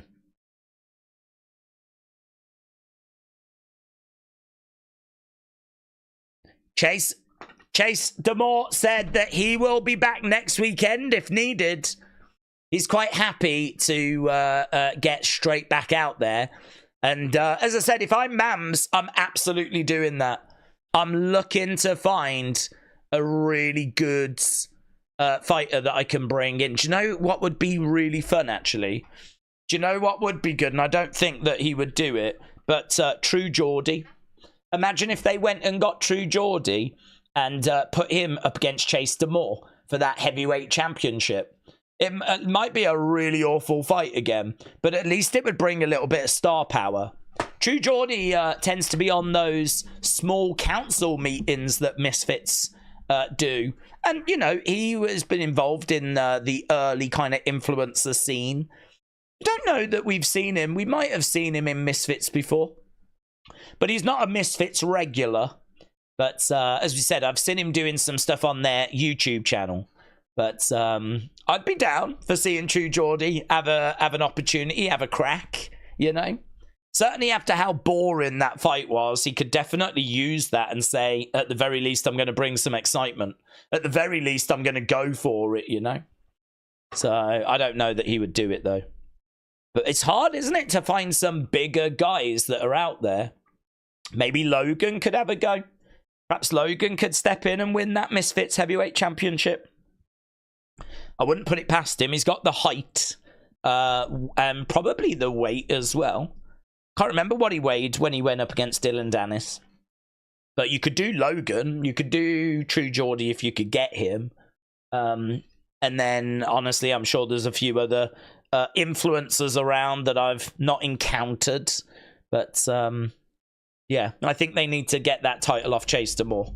Unless Chase is going to, you know, drastically improve. Because he seemed to gas very early in that fight. Heavyweight is top heavyweight in every combat sport, says Bob. It's a very important division, yes. Days Sant Joe Sims tour was okay. I met some nice people. I might get the room, even though it's a little bit small. Okay, Sonny. Well, I'm glad to hear that went well for you, dudes, and I wish you all the best, of course. Kim's Chains, hello. Days, what the hell is this? Is this YouTubers that box that could get Randy? He is heavyweight or Ethan? Yeah, this is YouTubers that box, but it's got better, you know. I think early Misfits was, as we said, heavily criticised by those that weren't really engaged in it. And I think this will probably be criticised as well, but the first two fights was not a bad standard. I was enjoying them. And actually that first round of the heavyweight fight, I got something from it. But really from round two, it just fell off a cliff. I mean, it was a really bad fight after round two. But so far, 3 fights, and it's been way more good than bad so far. And we've got some really good fights coming up as well. Some really, really good fights. I'm really excited for our main event tonight. AnEsonGib taking on Slim. We've been asking people, who do you think is going to be victorious? If you are watching and you haven't left a like, leave a like because it's really, really appreciated. We always try to get about 1,000 likes during our UFC streams. Might be possible tonight. I don't know. I can't even see the number right now. But voting wise, I can see we're over 1,000 votes. coming up to 1,500 actually. So let's have a look, see what you lot are saying. So in our main event, GIB versus Slim, you think that GIB is going to win by stoppage. You've got that as 49%. GIB by stoppage, 49%. GIB by decision, 22%. Slim by stoppage, 21%. Slim by decision, 9%. That means you're 70-30 in favor of GIB, which is really interesting because Slim is like Mr. Misfits other than KSI. You know, he's 7-0, unbeaten. He has got 4 knockouts, 1 corner stoppage, 2 decisions. He's got a sniping right hand. He's got decent little power, actually. Not bad. I mean, looking at him, he's quite slim, right? But he is deceptive. And he is like someone that is bringing a lot of confidence, a lot of experience. He's very effective in the pocket. His cardio is there. It can get him through. This fight is actually going to go 8 rounds, or can go 8 rounds. First time we've had an 8-round fight in Misfits history. And I don't know that it makes it that far. These two don't like each other. We know that AnEsonGib as well, not keen on KSI, certainly not keen on Misfits. And yeah, this is for the Misfits middleweight title. AnEsonGib has said he's going to win and go. He said, I'm going to win. I'm going to beat their best. I'm going to prove that this promotion has got nothing noteworthy happening in it. And then I'm going to go, right? I don't know that that's true because, as a lot of people have been saying, GIB, if he wins, surely will be confronted by KSI. KSI is not going to want to be disrespected. He's not going to want Misfits to be disrespected in that way. And so he will likely challenge GIB. So main event has got quite a bit riding on it. It's, you know, an outsider coming in. We've seen that in pro wrestling. It's a little bit outsiders, NWO, WCW. It's got that kind of vibe, as we've got an outsider that's come in claiming that they're going to expose Misfits for being just rubbish, being pointless, being just a waste of time. Obviously, defending the honor of Misfits is Slim, Mr. Misfits outside of KSI, 7-0, unbeaten, regarded as one of the best fighters in this space. In fact, both of them are. We said earlier, if he was doing a top 5, top 6, I think Slim and GIB both get in there. You'd have Logan, you'd have Jake, you'd have KSI, you'd have Salt Papi, you'd have Slim, and I think GIB's going to be in the conversation. I really do. I think GIB's in the conversation. GIB's is 6-1. His only loss has come to Jake Paul. He's a good fighter. And so it's a very, very intriguing main event. I think they've done a really good build. I think it's got a really good story. I think the only thing that's missing is, if you're not really into this space, I wouldn't blame you for not knowing who Slim or AnEsonGib are, right? I know they're probably big YouTubers in their own right? It's not a world that I operate in. I'm too busy. I don't get a chance to follow YouTube drama. So for me, I only know of them through their boxing, through like the influencer boxing scene. I think, though, if you're not someone that really engages in YouTube drama or engages with big YouTubers or has been watching Misfits, I don't think there's much name value there. This card needed a KSI, it needed a Logan, it needed a Jake Paul, it needed someone like that. But we don't have that, and that's okay. This is absolutely the next best thing, right? This is the next best thing. So that fight, really good. Really looking forward to that. You lot are 70-30 that GIB, the outsider, is going to get this win. And you think he's going to do it by stoppage as well. That would be one hell of a statement. If GIB stops Slim, that is big news in this space. That is big news in this space. Then we've got Salt Papi taking on King Kenny. That is also a really great fight. I feel like these fighters are just a level down. Salt Papi, of course, losing to Slim. He's also got a loss against Anthony Taylor. Salt Papi, for a time, was regarded as #1, really, in this space. But those couple of losses have just set him down a little bit. They have just kind of pushed him down a little bit. So Salt Papi against King Kenny. I can tell you that people have voted, and they've gone 57% Salt Papi, 43% King Kenny. The odds makers have also gone for Salt Papi, -140, King Kenny at +100. So, you know, we are very much looking at Salt Papi being the favourite here, but not by much. I think it's going to be a really interesting fight. Really, really interesting fight. I am thinking it is so close. I'm going to go with the underdog. I'm going to go King Kenny. I think King Kenny can keep it at distance. I think he can jab and move. I think it might be similar to the Anthony Taylor fight in the sense of Salt Papi was not able to land that big shot. He ended up getting like jabbed and kind of teed off on and just, you know, couldn't really answer.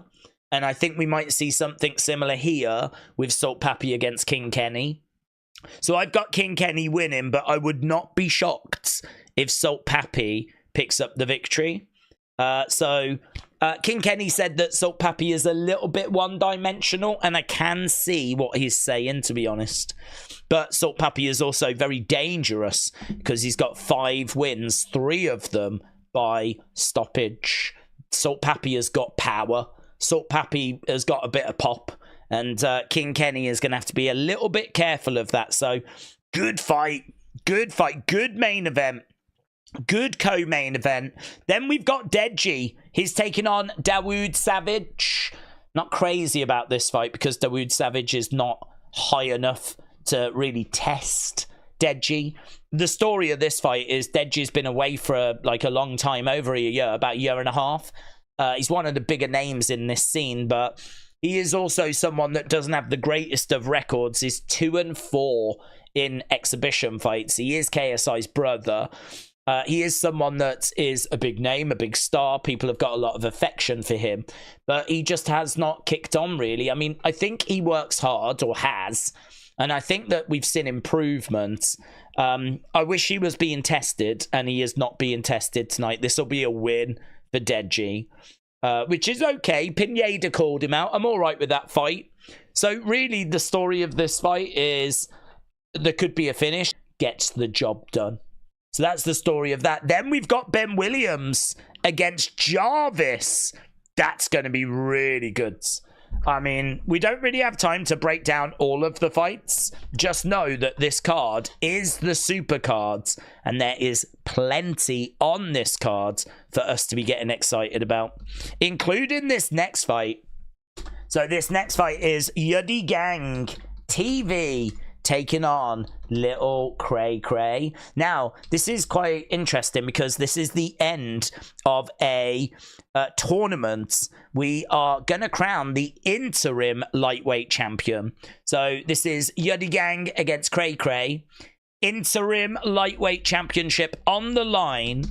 They have fought before. First time was a no contest. I think, was it a bomb threat or something?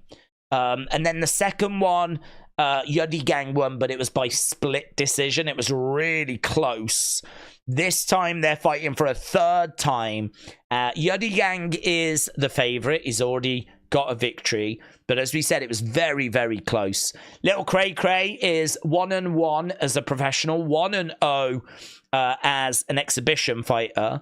He's got 2 wins, both of them coming by decision. Probably a good indicator this is going to go the distance.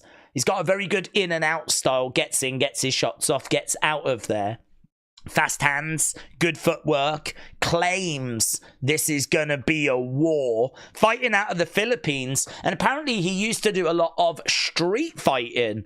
And I saw an interview with Deji.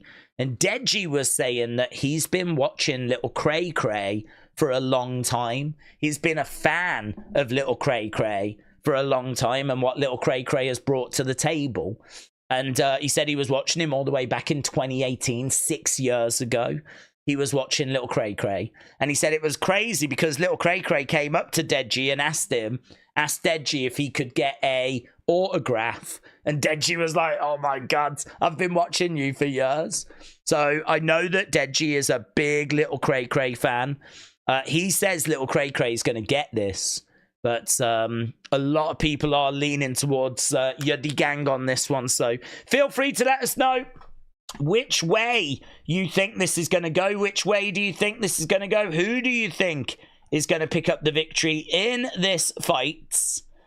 I can see the question. Has Deji fought said NFK? Not yet, my friend. I think that might be the third fight on the card. We're quite a way off that. The expectation is that I think the main event tonight is probably about 5 hours away still, which is pretty crazy, to be honest. I don't really think it needs to be that far away because there ain't that many fights. There's only 10 fights and we're already up to number 4. And these aren't the longest of fights, you know. These things tend to go like 3-5 rounds. Not sure how long this one goes for, to be honest. I'm not sure how many rounds this one is. They seem to vary. But, yeah, Deji fight, not yet, but I think we're still a good few hours away from that. It's going to be DeMoor Kels, or is that done? That's been done, thankfully, because it was a really rubbish fight, ZX, and I don't know if you want me to tell you who's won. Why is Deji fighting in an exhibition, says Mark. It's because his other fighters fell through. So it was a case of, I heard the name Joey Essex mentioned, and I don't know if that was just like a joke, but apparently 3 different opponents were approached and they fell through. And so he's ended up fighting DaWood Savage, who, I mean, is just a bit of a no-one, to be honest. It's going to be an easy night's work for Deji. It's just a way of getting Deji on the card at this point. You know, this is a card that's lacking a bit of star power, like name recognition. It's got it if you're a fan of this space, but if you're not a fan of this space, or if you just jump in every, like, year or something, then, you know, Deji is a name that you can understand them wanting on the card. Okay, we are underway with this one. Yuddy Gang against Little Cray Cray. Little Cray Cray in white and green shorts. Yuddy Gang in brown and orange. This is going to be so much better than that last fight. So much better. These two have been boxing for a hell of a lot longer.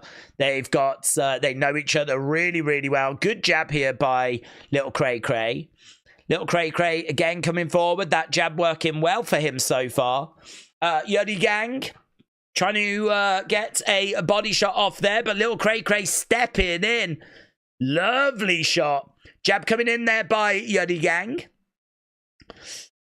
So at the moment, they are just kind of throwing the odd shot out. I'd say Little Cray Cray having more joy at the moment. Yuddy Gang in the center, circling round, trying to get his footwork going. He was a little bit flat-footed momentarily there. Little Cray Cray has really dropped his hands, brings them back up again. I think he was trying to invite Yuddy Gang to throw something, so I think he's looking to counter. Lots of counters coming in by Little Cray Cray, actually. As soon as Yuddy Gang just threw a jab there, he was straight in. Soon as a shot is thrown by Yuddy Gang, Cray Cray looking to capitalize, tries to go upstairs, misses. Jab coming in there by Little Cray Cray. Yuddy Gang on the outsides, circling round 1-2 straight down the middle. That was nice by Little Cray Cray. Couple of jabs coming back by Yuddy Gang into a clinch. Clinching up. I don't think we're going to see as many clinches as we saw in that last fight. I don't even know if that would be physically possible. Right now we got Little Cray Cray, nice head movement, trying to come forward. That was really good, actually. I really like how he just threw that left forwards. Kind of caught Yuddy Gang and me by surprise. Really felt like he was going to be throwing just a normal jab, but the left came forward, goes to the body. I think Cray Cray's edging this for me. Definitely seems like he's landed the cleaner shots. Jab coming in by both guys. Yuddy Gang in the center, again trying to throw out, doubling up on the jab. Cray Cray on the outside, circling rounds. Yuddy Gang again throwing a jab, but I don't think it connected. Little Cray Cray, again, head movement, trying to find a way forward. He's got his hands up. He's trying to give Yuddy Gang something to think about. Putting out that lead hand, circles rounds. Yuddy Gang in the center, trying to jab to the body. Cray Cray comes back, throwing in a left hand. Yuddy Gang again going to the body. And lovely overhand there at the end of the round by Little Cray Cray. Don't think it landed very clean, but it was the right idea. I really like how Little Cray Cray is on the outside and he's really looking. He's really trying to find openings. He seems like he's really dialed in and really confident, and he's like having a look and trying to like go and find different angles. And you know, Yuddy Gang is keeping it a lot more orthodox, keeping it a lot tighter. Cray Cray on the outside being a lot more expansive, using his lateral movements. I thought that was a very interesting round, and I think we saw so much in that round compared to the whole of the last fight that it is refreshing, to be honest. Right. We're about to get underway with round number 2. Has Deji still got the personality of a chest freezer and the maneuverability of one as well, said Kim Strange. I think his boxing did improve. I actually don't know, though, how much of it he's been keeping up with. One of the problems with Deji is you hear a lot of criticism of his commitment. And, I mean, didn't KSI bet him like $1 million that could he get a 6-pack within like 3 months or something, and he didn't do it? I mean, if someone was to bet me $1 million and all I had to do is get a 6-pack, I mean, it's all I'm doing. You know what I mean? For $1 million, that's all I'm doing. But then maybe Deji doesn't need the money as much, you know. But he didn't do it. He didn't achieve it. He didn't get it. So, I mean, you do sort of question that. I mean, I'd imagine if, like, a lot of you was offered $1 million and you had to just get a 6-pack, I'm pretty sure you're putting that work in, yeah? But he didn't achieve it, and that is a bit of a head-scratcher, to be honest, and people have been taking the mick out of him for it. And I don't even know that he's been keeping up with his boxing. He's been away for a long time, but I can't say he's been in the kitchen cooking. So, I don't know. I mean, I expect him to get the win, of course. Jab coming in there by Little Cray Cray. That was good. Into a clinch. Referee coming in, separating both fighters. It's got a good pace to it, this one. As I said, this can go 5 rounds. I think we're going to go all 5 rounds. Jab coming in, overhand there by Little Cray Cray. I wish some of these shots they were throwing would land. There's, if I don't have the stats, but I think the striking accuracy is going to be quite low in this. There's a lot of stuff being thrown, but there's a lot of stuff falling short. There's a lot of stuff that's missing. That didn't miss, though. Nice shot upstairs there by Little Cray Cray as Yuddy Gang went to the body. Little Cray Cray again trying to unload. I gave Little Cray Cray the first round. This one a lot wilder, though. We got a little bit scrappier. I think that first round was a bit of a feeling out process. So, Yuddy Gang on the outside, jab coming in. This could be a big final minute here into the clinch. Referee coming over, looking to separate both fighters, but the fight continues. They naturally separate, which you don't see that often. Then we got a lovely left hand there by Little Cray Cray. Yuddy Gang in the middle. Kind of feel like Little Cray Cray is being allowed too much freedom. It seems to me that Little Cray Cray likes to have room to operate. If I was Yuddy Gang, I'd be really trying to cut down the space. I'd be really trying to restrict the amount of ring, the amount of movement that Little Cray Cray has. Because he's definitely someone that seems to benefit by having a lot of room to work. He's very, like, expansive. And there's a lovely overhand that comes in there. But Yuddy Gang really not offering a great deal here, to be honest. Very, very disappointed in what I'm seeing from Yuddy Gang so far. Yeah, they're saying actually even on commentary that Yuddy Gang is known as a little bit of a slow starter. I mean, this thing's only 5 rounds.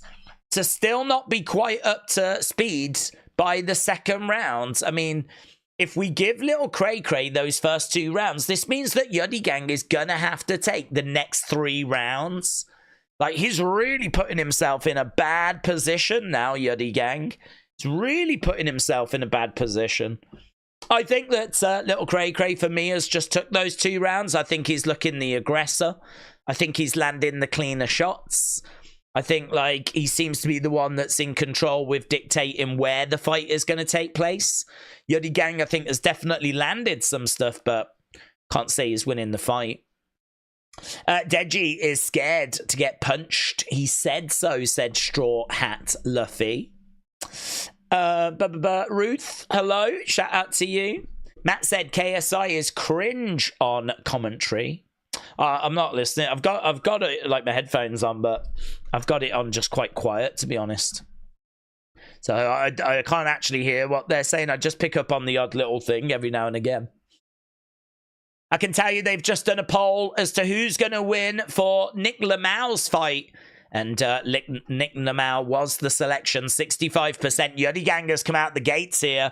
Yuddy Gang really pouring it onto Little Cray Cray. I'm guessing his corner have said, let's go. You got to go. And he is going. This is much better by Yuddy Gang.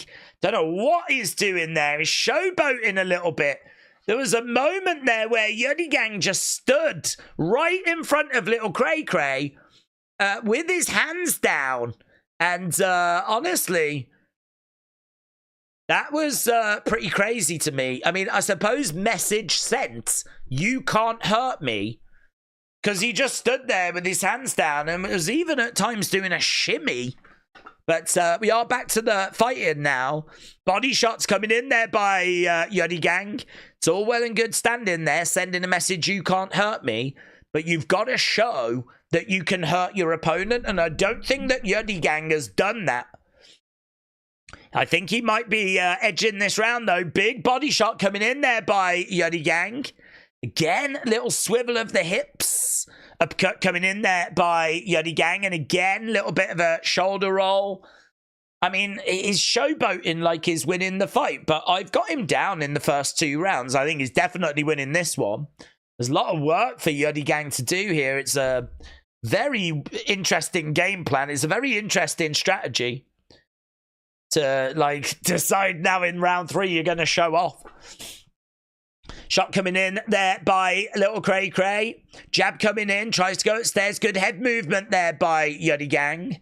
Second round was a lot closer. Perhaps some people would have given Little Cray Cray round 1 and Yuddy Gang round 2. But, I don't know. There really wasn't much in that second round. Shot going in upstairs there. Certainly not to the point where I think Yuddy Gang should be showboating. Nice little dig to the body as well. We got about 40-odd seconds to go. Oh, that was big. Lovely work. Little Cray Cray going upstairs, throwing in a jab. Yuddy Gang covering up. 1, 2. Looking to go, throwing uppercut. Yeah, that's good by Little Cray Cray, but it's not going to be enough. I think he's quite a bit down here. Little shot to the side of the body by Little Cray Cray. Yuddy Gang looking to throw an uppercut in. Both quite tight. Oh, lovely jab there by Yuddy Gang. Well, I tell you what, this is a very interesting encounter. It's actually Little Cray Cray doing a little bit of showboating at the end of the rounds. Well, there we go. I've got it 2-1. Feel free to let us know which way you've got it. I've got it 2-1 for Little Cray Cray, but that was a Yuddy Gang round. And maybe he has now woken up. Maybe he is a slow starter. I think he definitely does need... I think he does need to take the next 2 rounds, though. People, a little bit split as to how this is going. As I said, I've got it 2-1 Little Cray Cray. This is the first boxing event in Qatar history, said Mr. Meme. Oh, that's interesting. Has Ben boxed yet? No. We haven't had... Ben Williams, I'm guessing you're referring to, against Jarvis. No. That fight, I think, might be our kind of 4 from the end fight.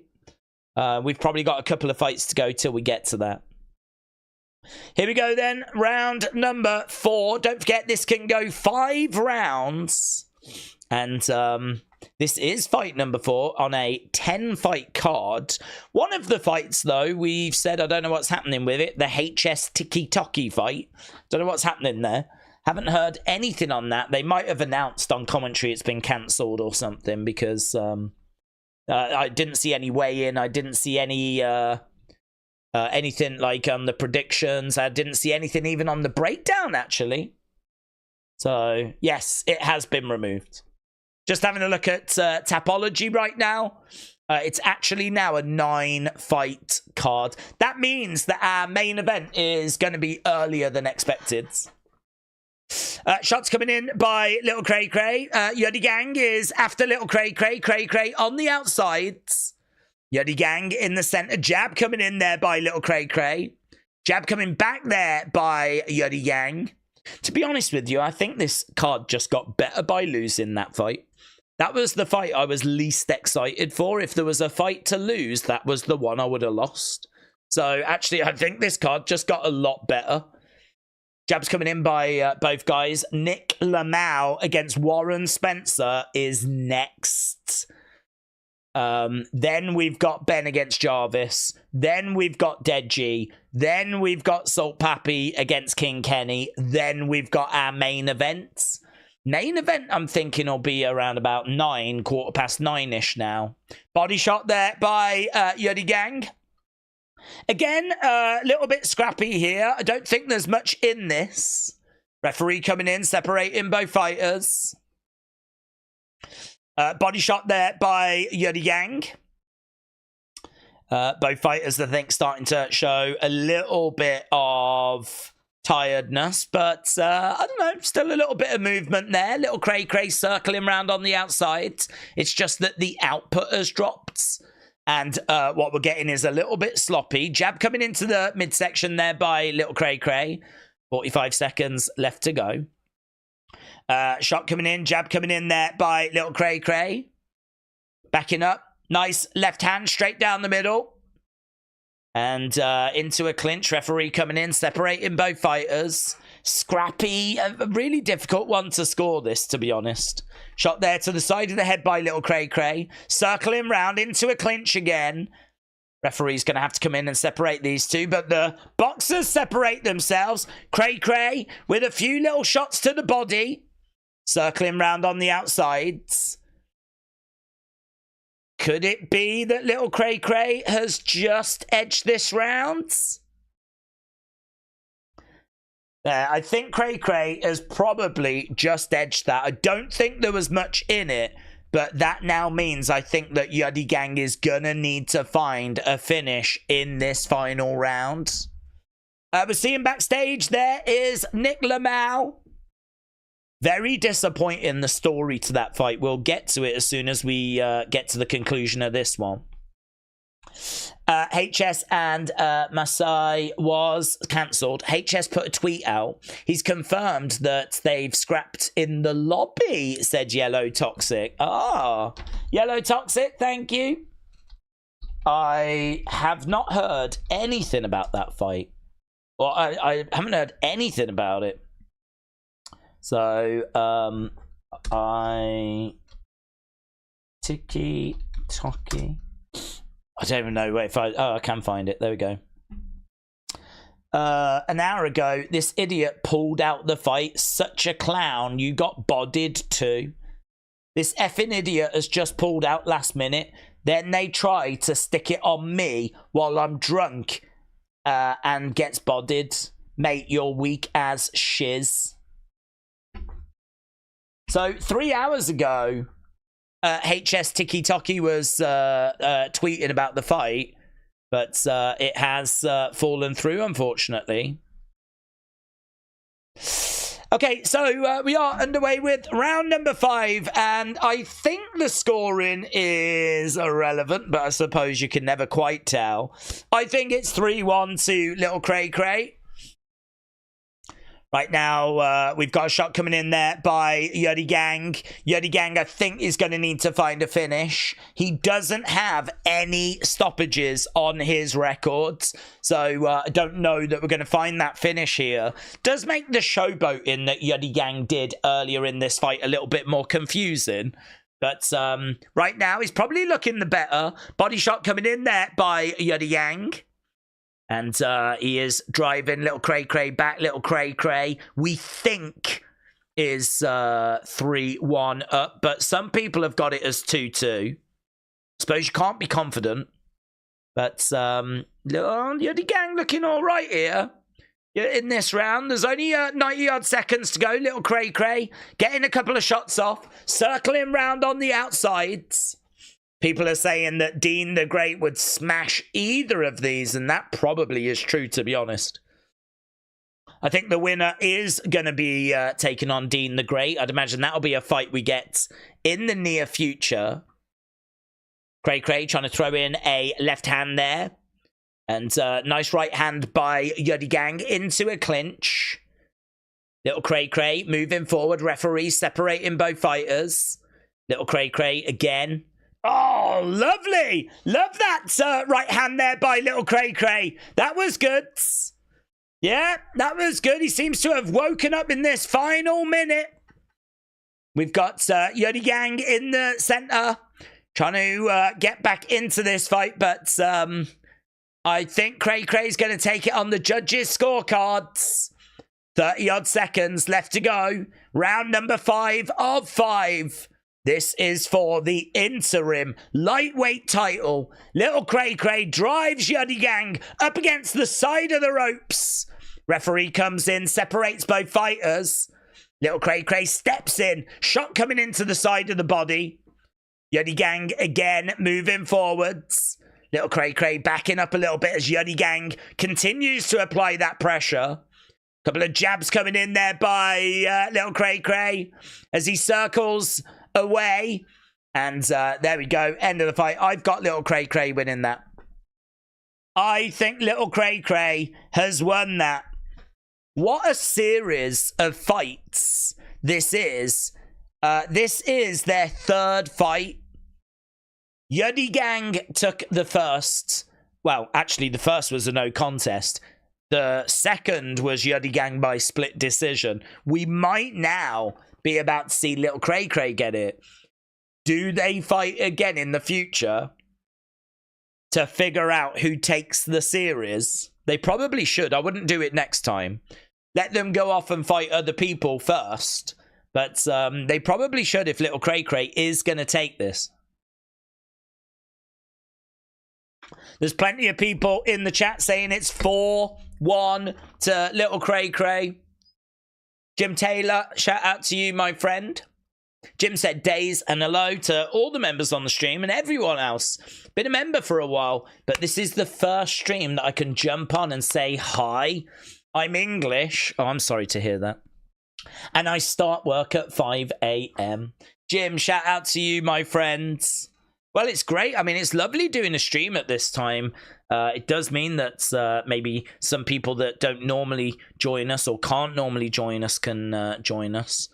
If this was a regular thing, I would be totally down for doing this on a Thursday.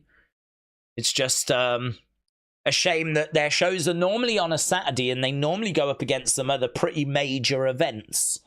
But yeah, I like a bit of Misfits. We've watched them a few times, and we've done like the Jake Paul events.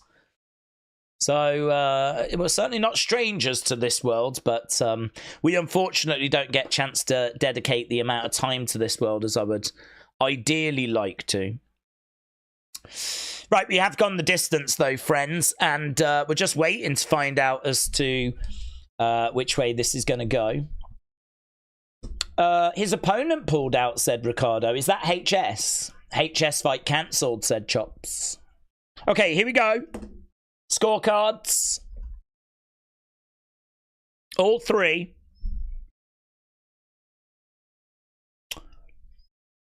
Yeah. Same. 49. 46. It's got to be Little Cray Cray, innit? 49, 46.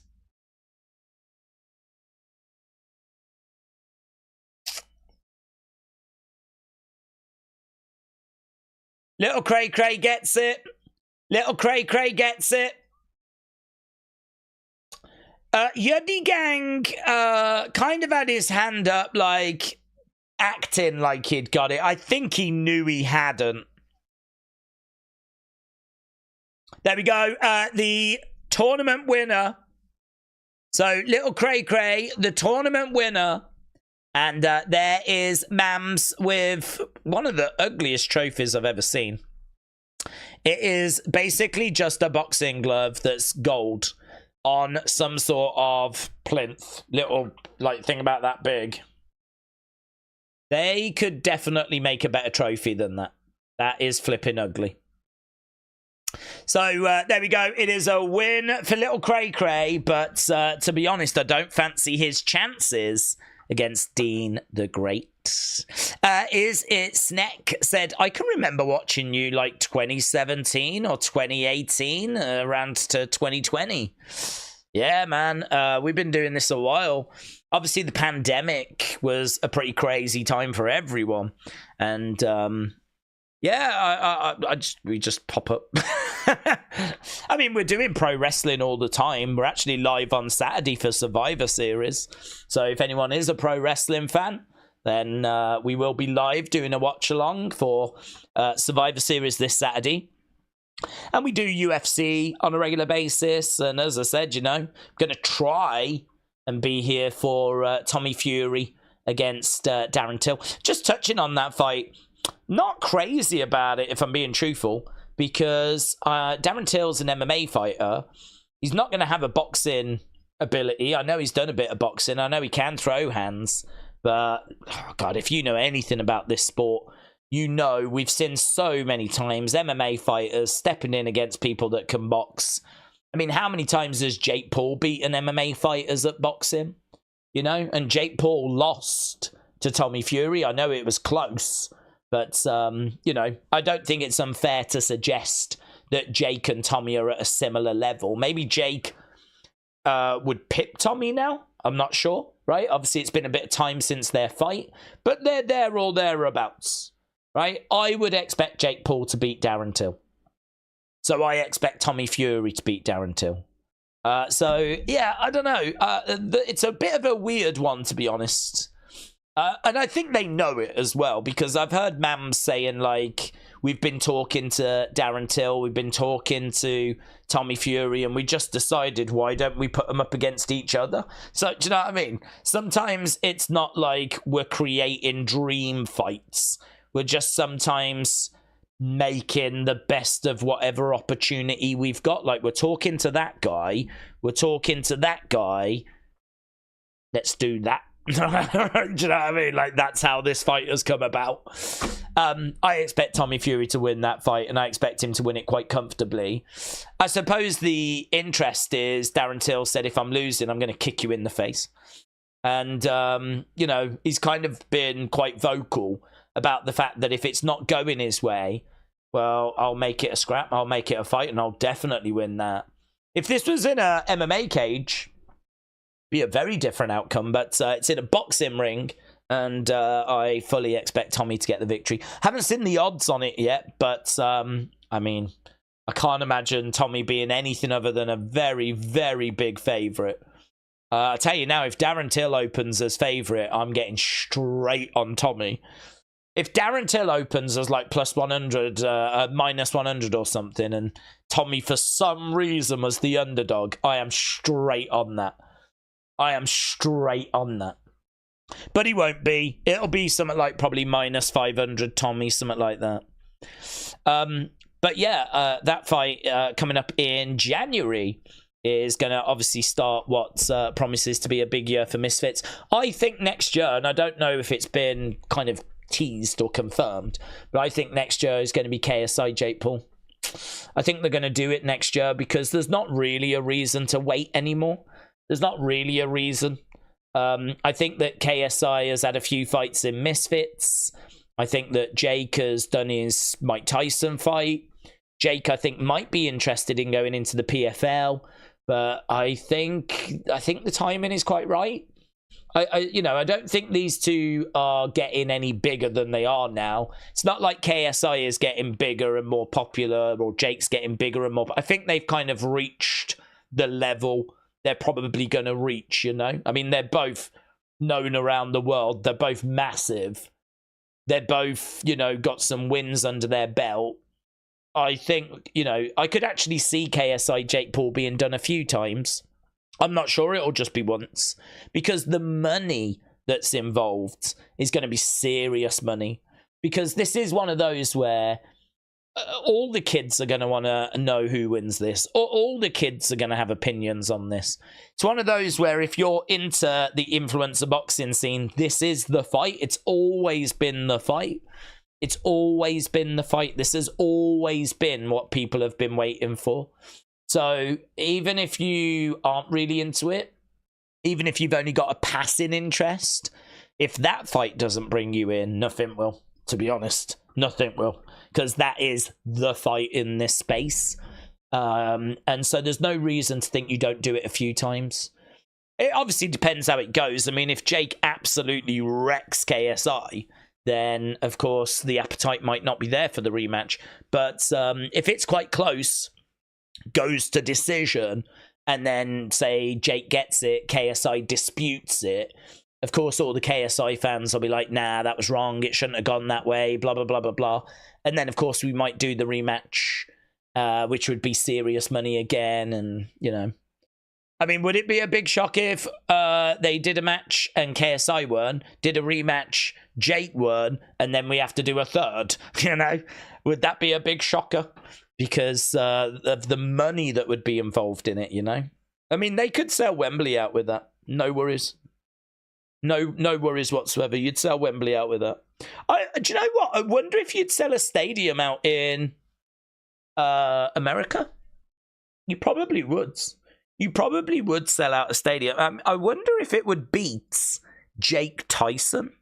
Because I think Jake Tyson, didn't they? I don't know what the attendance was, but they did a stadium. Was it AT&T Stadium? I'm pretty sure that you could do a stadium in the UK, Wembley, make most sense.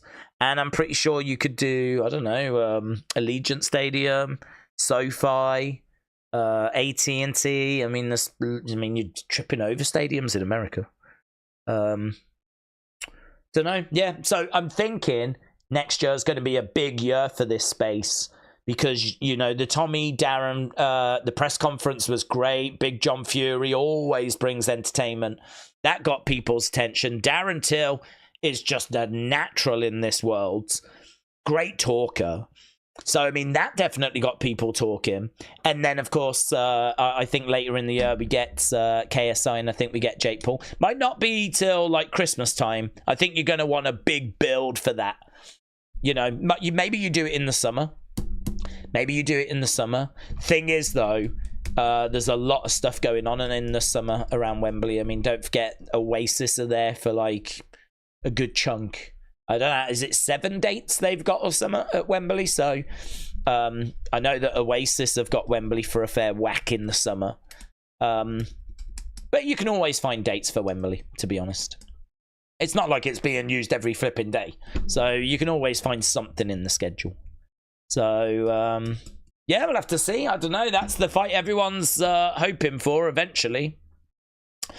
If you are watching and you've not left a like, leave a like. It is greatly, greatly appreciated. If you are joining us and you've not left a like, leave a like.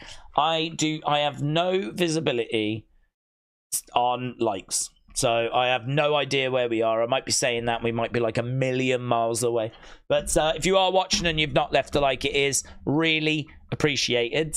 I can tell you that voting-wise, we are now over 2,000. We're at 2,300 votes. 48% of you have said GIB by stoppage. 21% GIB by decision. 22% Slim by stoppage. 9% Slim by decision. So it's pretty much staying as it was. We're looking at like 70-30.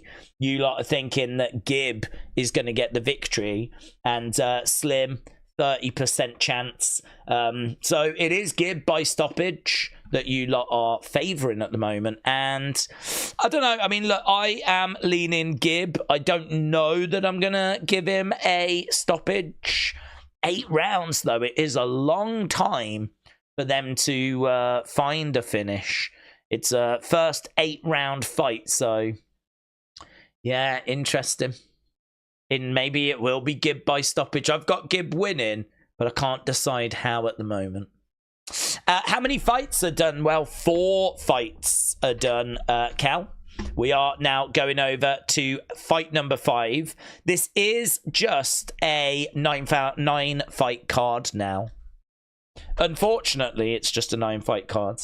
So this next one is going to be Nick. Let me see if I can find my notes on it. This is... Where are my notes? There we go.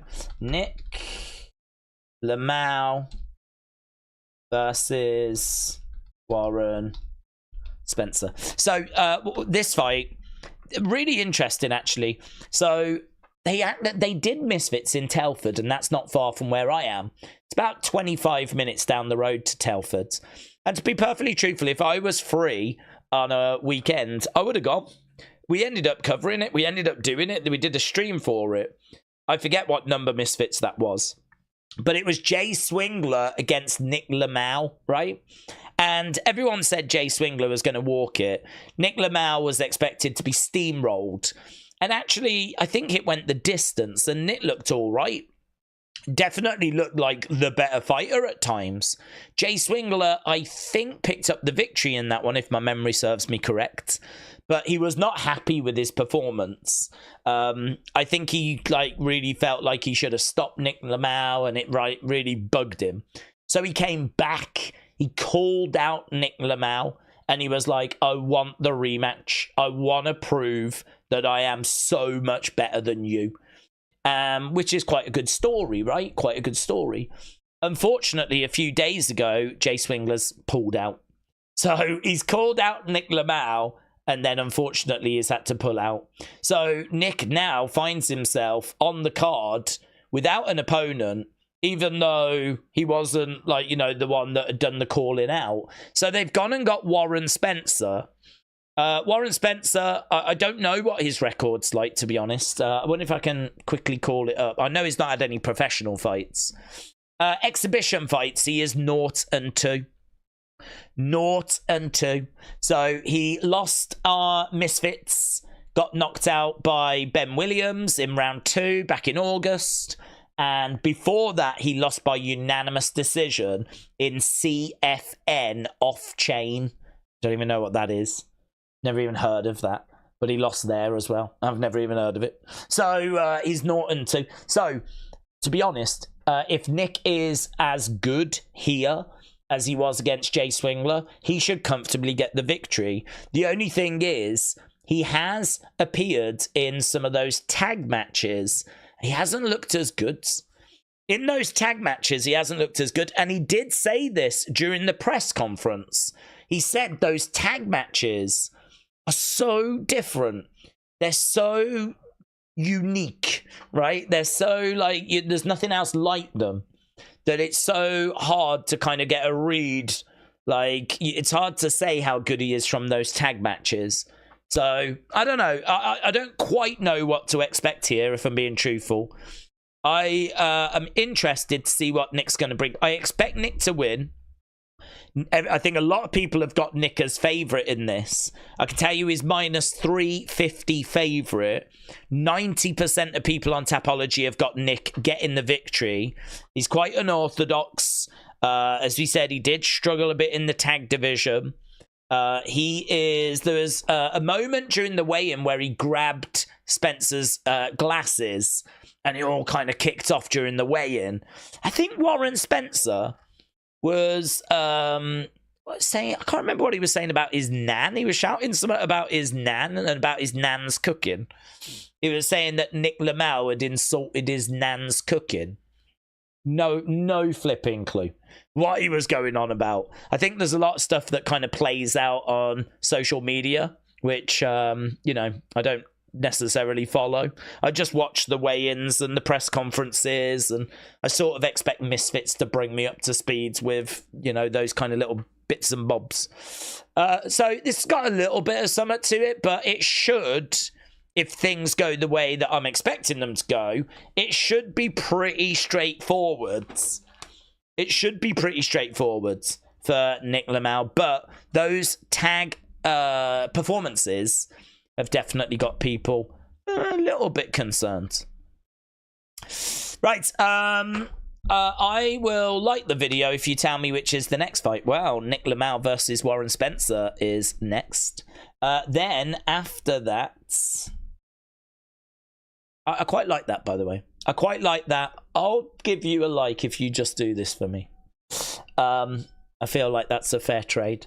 So, Nick LaLau against Warren Spencer is what we've got now. They're both in the ring getting their intros. Then it's Ben Williams against Jarvis. Then it's Deji against DaWood. Then it's Salt Papi against King Kenny. Then it's Slim against GIB. So, we have got 5 fights left, including this one that's about to start.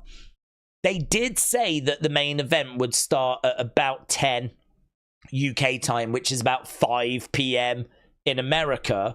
I don't know that it's going to be that late because one of the fights has now been cancelled. That's the HS Tikky Tokky fight, right? That's been cancelled, and I'm really not sorry to see it go, to be honest. I didn't have any read on that. There wasn't really much talk about it or much build to it from what I had seen, so I'm not sad about losing that one. But yeah, and that kind of means that the fights I think people really care about are likely going to start a little bit earlier now. Right, with all of that being said, Nick LaLau against Warren Spencer. Nick LaLau really should get the victory here. Can he find a stoppage? We are underway. Round number 1. It's a 4-round fight. And here we go. We've got Nick LaLau in purple shorts. We've got, I like Spencer's shorts, blue, red down the side, a little bit of gold in there as well. Kind of like those. Nick LaLau's shorts look flipping awful. Really hate the look of those. So Spencer in the middle, as we said, he is 0-2. I'm sure he's been putting that work in. He's lost both of those fights this year, though. N.E. Blossom, Neb Blossom, said, we need Days merch beanies as soon as possible. Yes. Well, these are made from the finest virgin pubes. So it is very hard to get enough of that to make more, you know. So, I don't know. Once I've got enough supply of virgin pubes, then I will start weaving. Hand weaved. Lady pubes as well, by the way. I'm not weird. I don't want people thinking I'm weird. Anyway, back to the action. We've got Spencer in the middle. We got Nick LaLau. Spencer's keeping it quite tight at the moment. I tell you what, though, little flurry of shots coming forward. Nick LaLau staying on the outside. Spencer showing that he's not going to get blown away here. Jab coming in there by Spencer. Nick LaLau trying to come back with a big right hand. And jab coming in there by Spencer. Nick LaLau has got Spencer backed up a little bit by the ropes. But Spencer, decent output here. And he is giving Nick LaLau something to think about. Nick LaLau not able to... oh, look at that. Big overhand right coming in. And a hook shot to the body there by Spencer. And, yeah, I mean, look, Spencer looking quite dangerous in the early stages of this. Nick LaLau maybe just needing to weather an early storm. But so far, Spencer looking all right. Definitely has been putting the work in.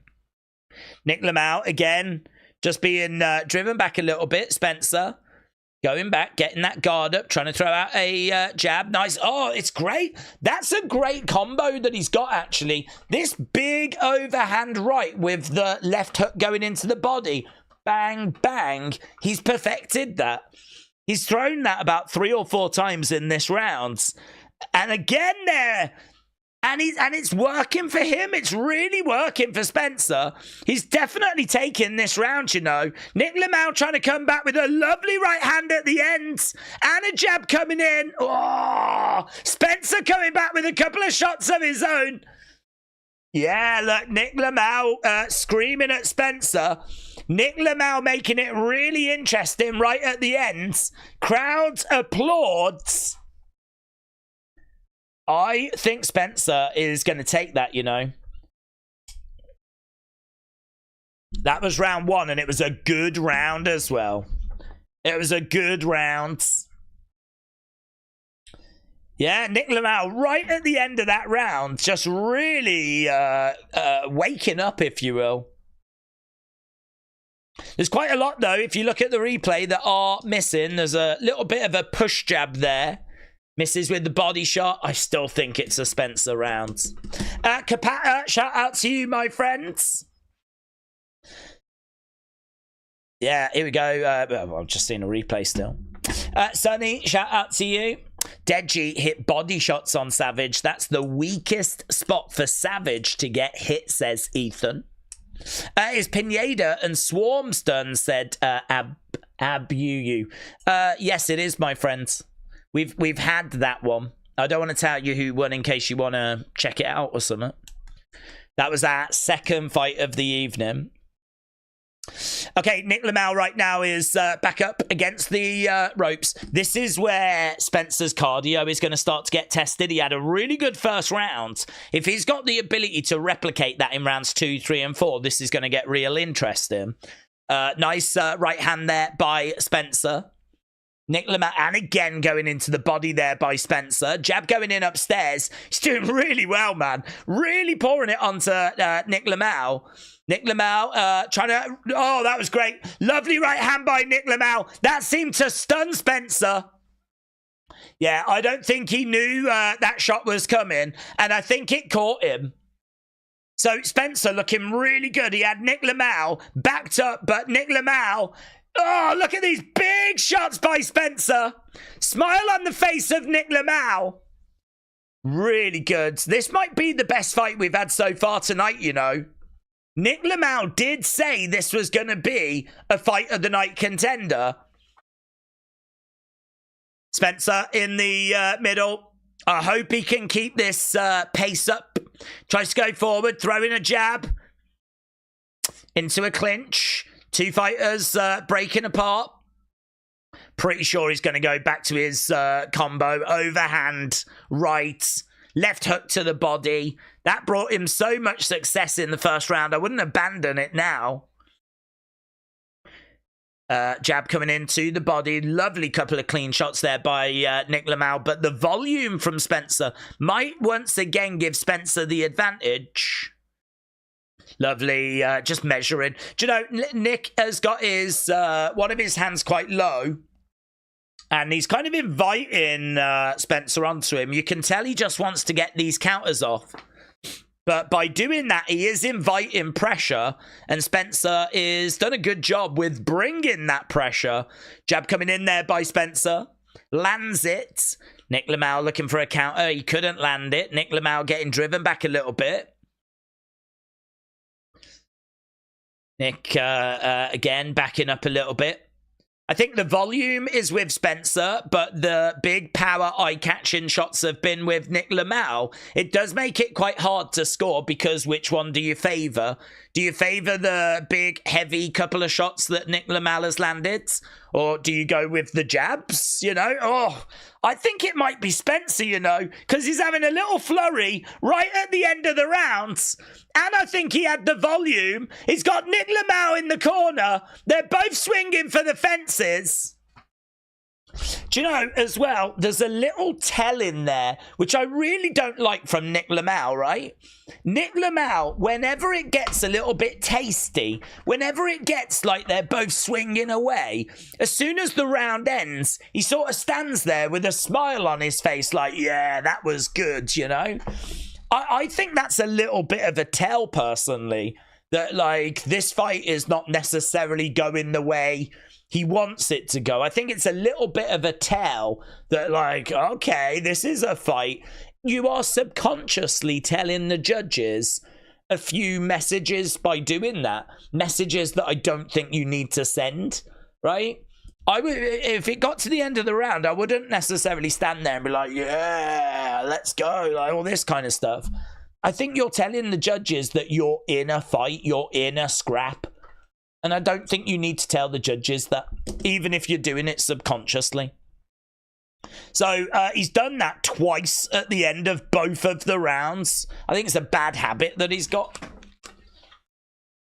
Right, we are back underway with round number 3. And honestly, you've got to remember that Nick LaLau was a pretty firm favourite to get the win here. I think Spencer's winning this fight. I'm giving it to Spencer. I think that he had the volume. I think that Nick LaLau had the moments. But I think Spencer picked up a couple of moments to add to his volume to give him that last round.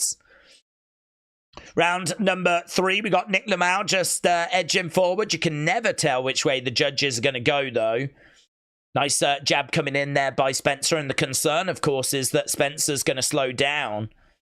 Nick LaLau trying to come forward, throws in a hook shot with that left hand. Spencer keeping it quite tight. Again, trying to find a way forward. The volume just falling away from Spencer. Nick LaLau, again, edging forward. Spencer on the outside. Big overhand coming in there by Spencer. You know, Spencer might be getting to the point in the fight now where he's only going to have that overhand. He just throws a jab in, but again, he's not taking the fight to Nick anymore. This is where Nick can come through now. If I'm Nick, I'm getting messages that Spencer has slowed down. If I'm Nick, I'm getting the message that Spencer's conserving energy right now, and this is the time to take the fight. Spencer, though, driving Nick back. Couple of shots coming in. Problem that Nick's got is he's not taking the fight to Spencer. He's actually inviting the pressure. He's allowing Spencer to recover. If Spencer is tired, then he's being given time to recover. Right now, both guys in the middle, and the output has really fallen away here. It's really fallen away. Spencer trying to find a way forward, taking a step there, throwing in a couple of jabs. They both fall short. Nick LaLau taking a few steps back. And again, back into the corner. Shot coming back there by Nick. Nick not doing anywhere near enough for me to take this round. Definitely feels like Spencer has slowed, but Nick just can't say that he's took this round because he ain't done nothing in it. Jab coming in there by Spencer. Shot coming back there by Nick LaLau. If I'm Jay Swingler, I'm really frustrated because I'm looking at this fight thinking I would have won this. I would have won this. If this is the standard that Nick LaLau is at, I would have won this fight. Jab coming in there by Spencer, and he tries to throw that big right hand again. Couple of shots by Nick LaLau. This is better. He's got real momentum. Nick LaLau finding some shots. And a couple of big shots right at the very end there. So I feel like that was Spencer right until the final 5 seconds. Then there were some really big shots that came in. And I think that made that round actually, in the end, quite close. I think that round in the end was quite close. I'll give it to Nick so that he gets something out of the fight so far, because he probably deserves something. But honestly, if people wanted to argue that that round was a Spencer round, I wouldn't complain, because I think Spencer was ahead. I don't think he was ahead by much, because there wasn't really much in that round. But then I think Nick, right at the end, just really woke up, threw a few shots, got a few combos through, probably just edged it, but I think it's right that Spencer's ahead in the fight, though. Either 2-1 or 3-0. This is not the fight I was expecting. Nick was, he looked good against Jay Swingler when we saw them last time. Both fighters coming into the center then. Round number 4. This thing is only a 4-round fight. Jabs coming in there by Spencer. Matt Carney, hello, my friends. Shout out to you. Right now, we've got a jab coming into the midsection by Spencer. We got Nick LaLau on the outsides. If you are watching and you've not voted, make sure you get your votes in. We've had, we're coming up to 3,000 votes now, which is great to see. Jab coming in there by Spencer. Nick LaLau is on the back foot. Oh, big heavy hand there by Spencer. That was good. And again, jab coming in there by Spencer. Spencer has got Nick back up against the ropes and he's gone again to that right hand, left hook. And yeah, jab coming in there by Spencer. I think Spencer's going to get a well-deserved victory here. Nick LaLau edging forwards. And again, that overhand connect him. Yeah. It's, you know, I mean, listen, this is not someone that's got, like, a lot of weapons in his arsenal, but he is someone that I think is a hell of a lot better than his record suggests. Nothing but respect for what we're seeing here from Spencer. Definitely better than his 0-2 record, and he's giving Nick LaLau real trouble here. Nick might know that he is losing this fight right now with 1:20 to go. We thought this was going to be a little one-sided. We thought that Nick LaLau, who was meant to be facing Jay Swingler, was just going to come in and deal with Spencer, but it has not gone that way. Right now, it's Nick LaLau that is taking the fight to Spencer, but he's not throwing enough. Couple of body shots coming back there by Spencer. Nick LaLau, again, the hand's just not being let go. I don't know if mentally he's defeated. I don't know if he's just trying to find certain openings, but those openings aren't necessarily presenting themselves. Jab coming in there by Nick LaLau. Again, letting the hands go as Spence takes a step back. 30-odd seconds left on the clock here. Spencer in the center. Jab coming in there by Spencer. Tries to go to the body. Nick LaLau taking a little look. Moving his head, backing away a little bit as Spencer moves forwards. And again, Nick LaLau coming in, doubling up on that jab. Spencer on the outsides. As Nick LaLau is saying, bring it. Let's go into the center. Jab coming in there, and Spencer does. Lovely. Great head movement. Nick LaLau. So, Nick LaLau, I just don't get that response from him. As soon as the fight ends, he's like really happy and excited. Nick LaLau has gone right over to the corner. He seems really pleased with his performance. I think that's Spencer comfortably. I do not share the same excitement that Nick LaLau shares there.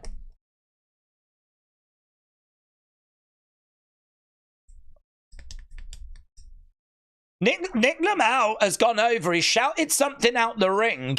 I think he was talking to KSI or whatever. Every round has been, like, quite animated at the end of it. They both put their arms in the air. Nick LaLau is gesturing to the crowds. They get their pictures taken. They embrace each other. I really want Nick LaLau to lose. Because I don't think, like, the way he's acting as if, like, he's won this. Let's see, shall we? I think Spencer edged it. I really do. Matt Carney, shout out to you, my friends. Matt says, I agree, is losing it. Look, man, the dude's... Oh, my God, Nick LaLau has just gone down to his knees. His corner are celebrating, embracing him. I don't get it. I really don't understand.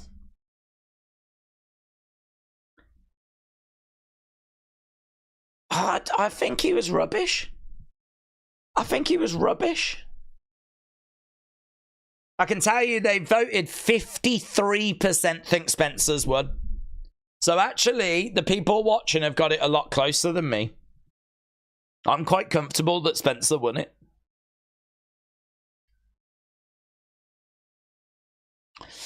But I think he got hit so hard he forgot he was losing, said K1.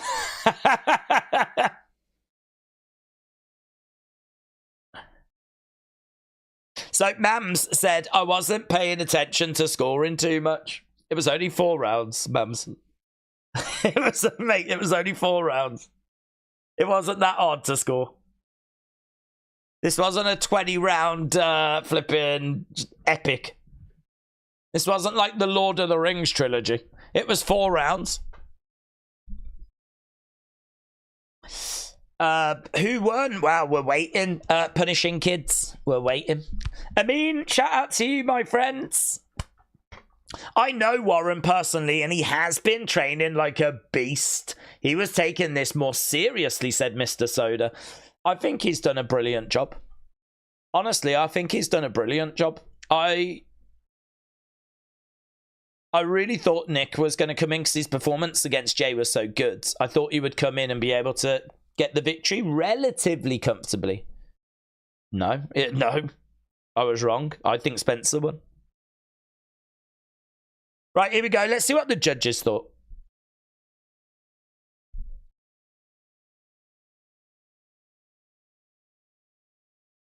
Majority decision. 1 judge. 38-38 even, 1 judge. 39-37. 40-36.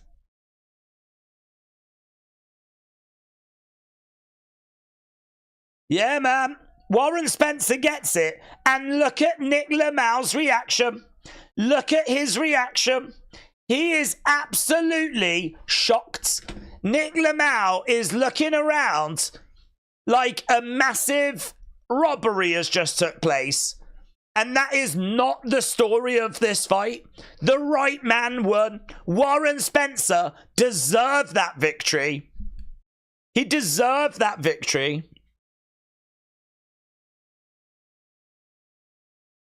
Nick LaLau genuinely shocked when that result was read out. It's the right result. Warren Spencer picking up the victory, and deservedly so.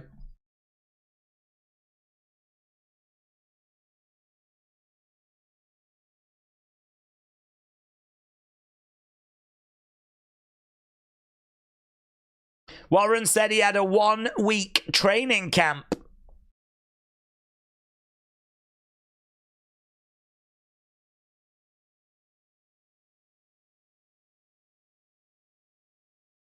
He said his son is 1 month old and he hasn't seen his son in like 3 weeks. Which doesn't really make sense because he said this was only a 1-week training camp. Well, lots of emotion for Spencer, and I'm really pleased he's got that win. Spencer took that, said Ian, and it was comfortable as well. It's a clear win, says Mats. Iqbal said 40-36.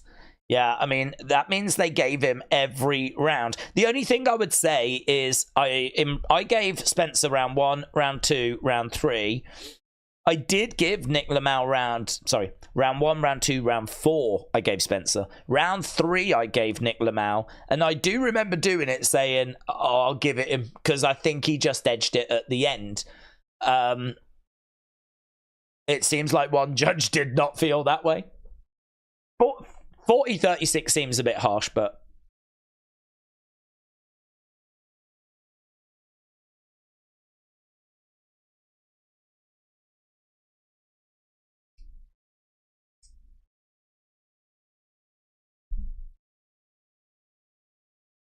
Nick LaLau said this has been the toughest year of my life, and this was the toughest camp of my life.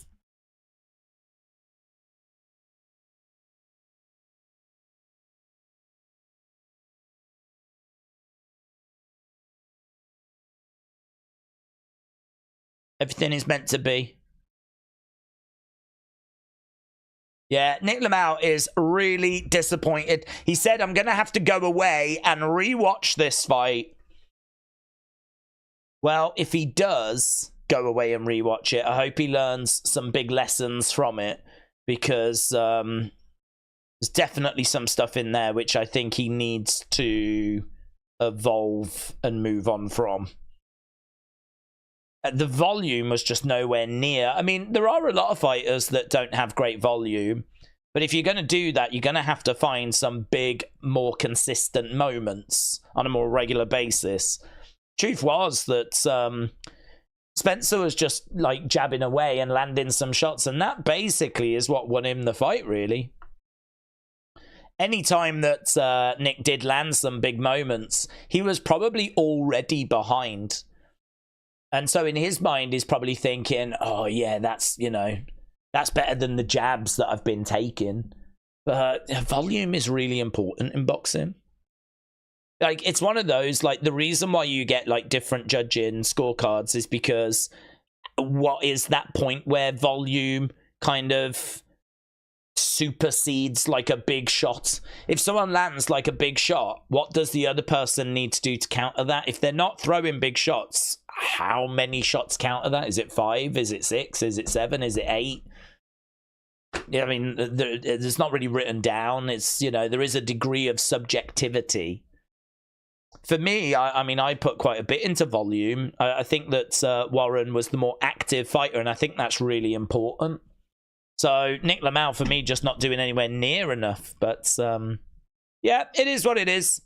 I'm sure he'll be able to go away and learn from it. And honestly, I wish him all the best. He seems like a nice guy. Just think he got it a bit wrong. Right, 4 fights left, says Matt. Yes. 4 fights left. Yeah, no, 4. It was going to be 5, but the one got cancelled. There is no more HS Tikky Tokky.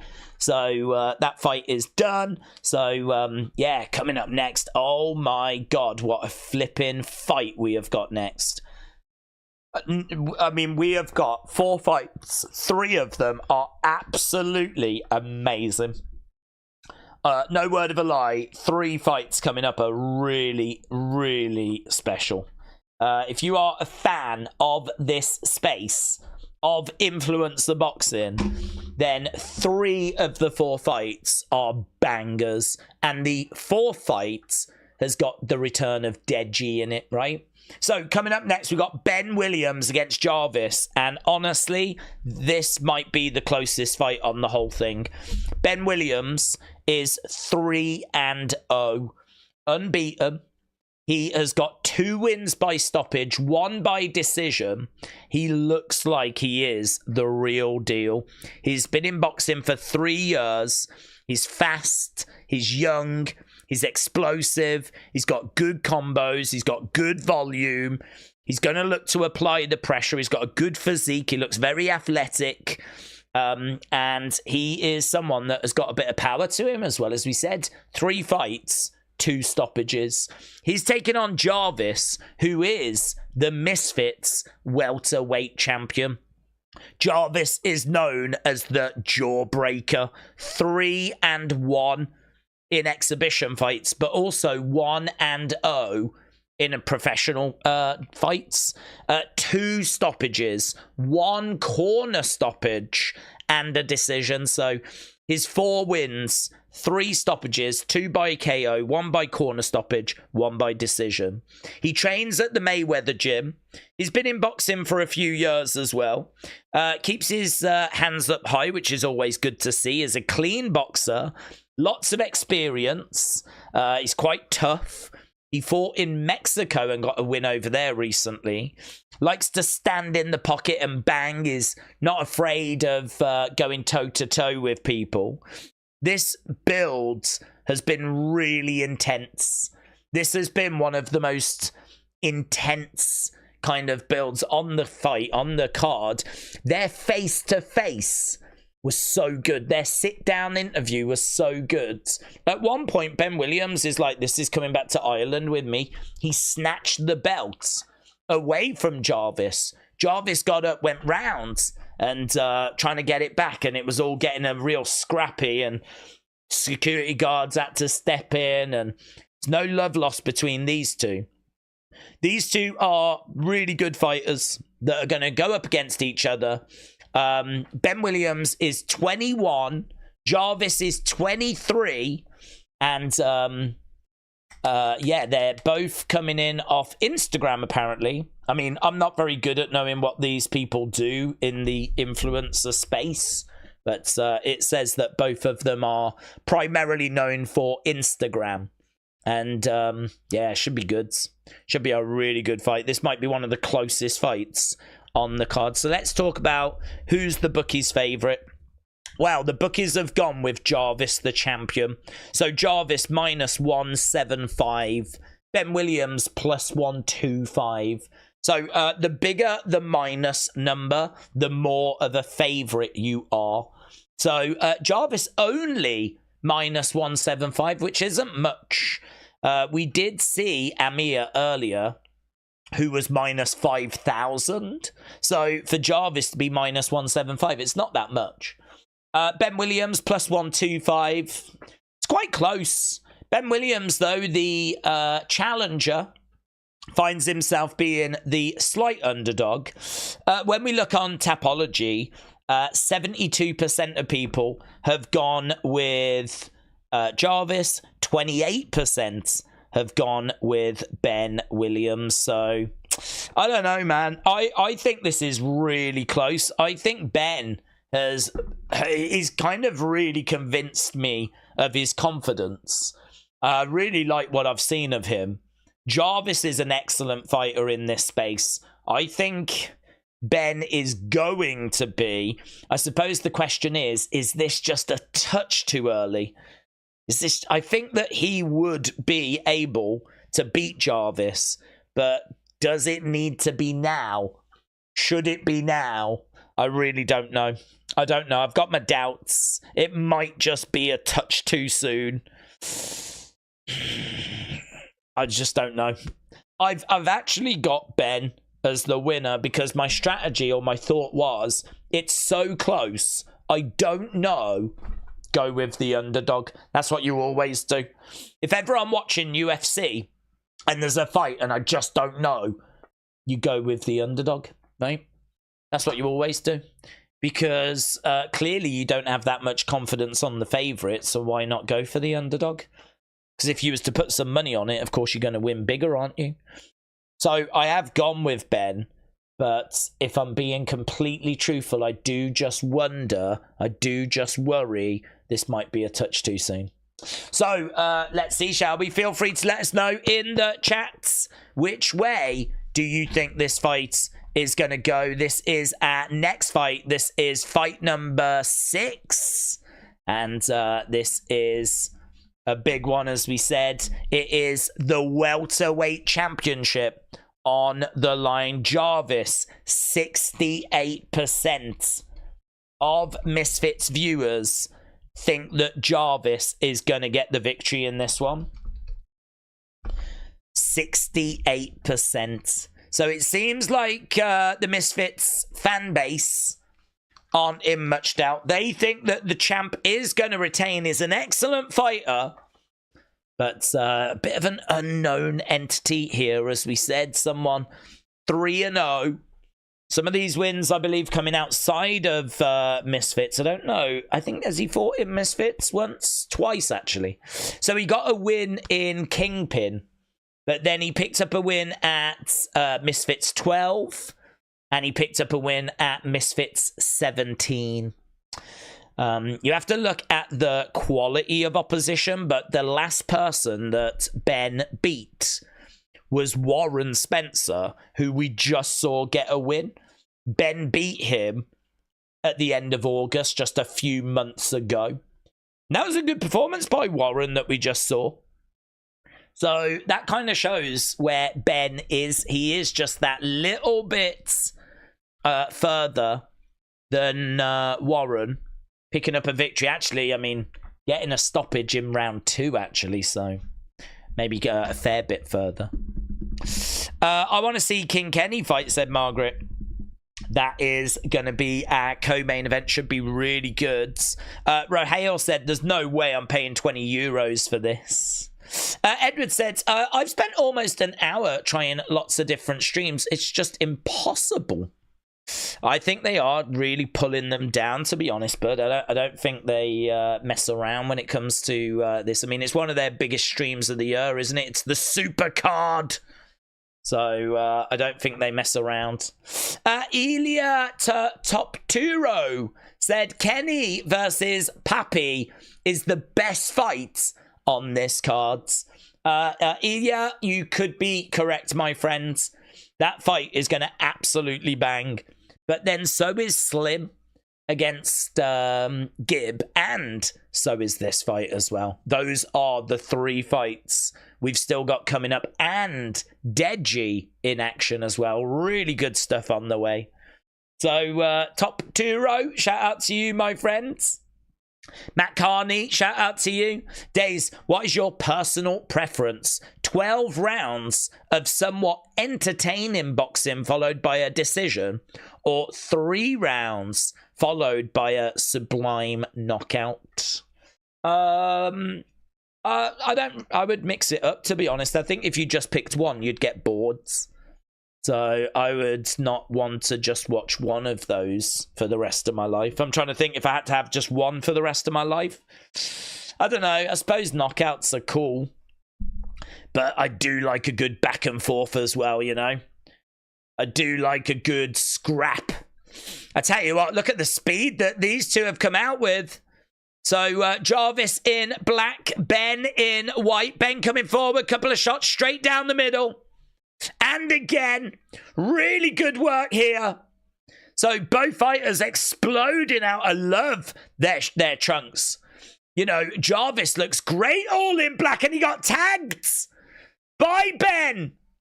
Ben again is getting through. He's got a lovely, lovely left hook shot. I tell you what, smile on the face of Jarvis. I think he knows he is in a real fight. Ben Williams looking real good. That left hook shot, so good by Ben Williams. And again, barrage straight through. Oh my God, another left hook. For me, this is Ben Williams right now. Jarvis is rocked. Ben is real quick, fast hands. And, heavy hands as well. He's just swinging for the fences as he moves forwards. Yeah, this is a seriously good fighter. Seriously good fight. He's got his head up, hands are going, hands are pumping. Jarvis is trying to block what's coming his way. You can tell that Ben Williams has got real confidence. He is really enjoying himself. This thing can go 5 rounds. I gotta tell you, man, right now, Ben Williams by stoppage. I'm not ruling it out. I'm not ruling it out. This is a Williams round. Again, Williams backing up a little bit. Jarvis in the center. Jarvis has got to find a way of not allowing Williams to get these shots straight down the center. Very good comments being made in the chat. We don't know what Ben Williams' cardio is like. If Jarvis can take Ben into the deep waters, that would be very, very interesting. Right now, though, 30-odd seconds left to go. This is definitely a Ben Williams round. Jarvis in the middle. Lovely shots coming back there by Ben Williams. Straight down the middle. To be honest, there's not loads of skill in the sense of he just throws. It's just volume. It's like he gets an opening and he's like, ah. He's got a lovely left hook, though. I mean, he's already established that. I love his head up. I mean, his head is right up as he's like really looking for opportunities. Brilliant round by Ben Williams. Brilliant rounds. Saw a bit of everything in there. We saw a bit of dog. We saw a bit of fights. We saw a bit of skill. We saw him like really looking, trying to find a way forwards. But then when he found that opening, it was just honestly just throwing it in. But that left hook was really causing damage during the rounds. Really exciting stuff here from Ben Williams, and Jarvis has really got to think about the situation that he finds himself in, because the champ is in big trouble right now. People are questioning, though, if Ben can keep this up for all 5 rounds. He might not have to.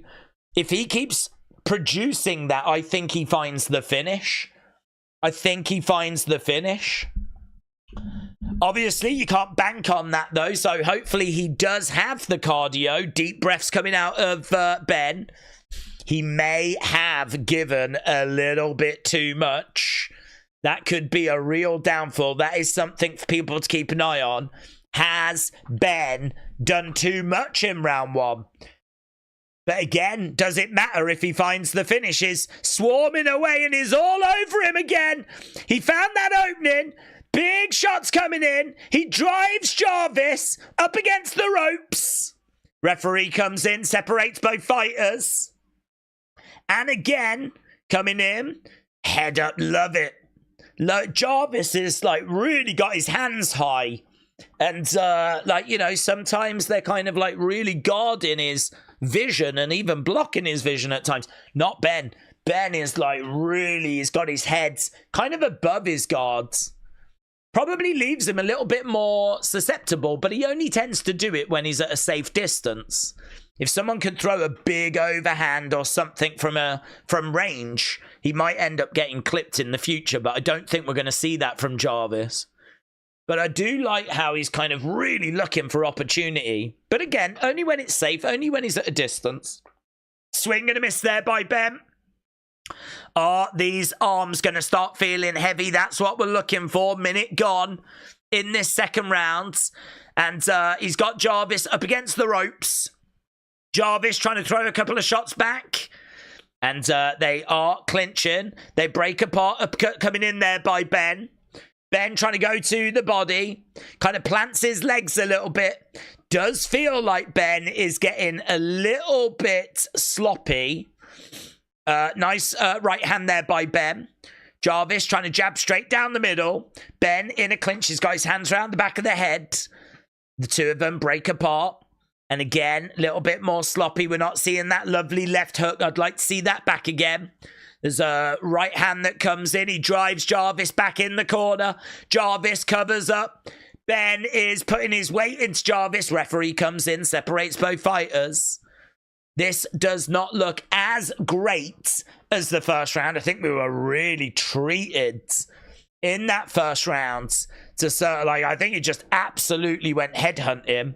Right now, though, he's still in it. He doesn't look gassed, but obviously the problem is that Ben might get worse and worse and worse as this fight goes on. Jarvis, as he weathered a storm. Uppercut there, misses by Ben. There's a right hand that comes back there by Ben. This round feeling a little closer, a little bit more scrappy. I think that Ben might just be ahead, though, if you weigh everything up in the rounds. Definitely took the first. Easy first round for Ben. Again, in a clinch. Lots of clinching. As it's getting a little bit scrappy and he's driving Jarvis back. Again, ring generalship is something else that they look for when they're scoring rounds. And I think Ben might have just edged it. Second round, a lot closer, though. Jarvis is durable, said Neil to D King.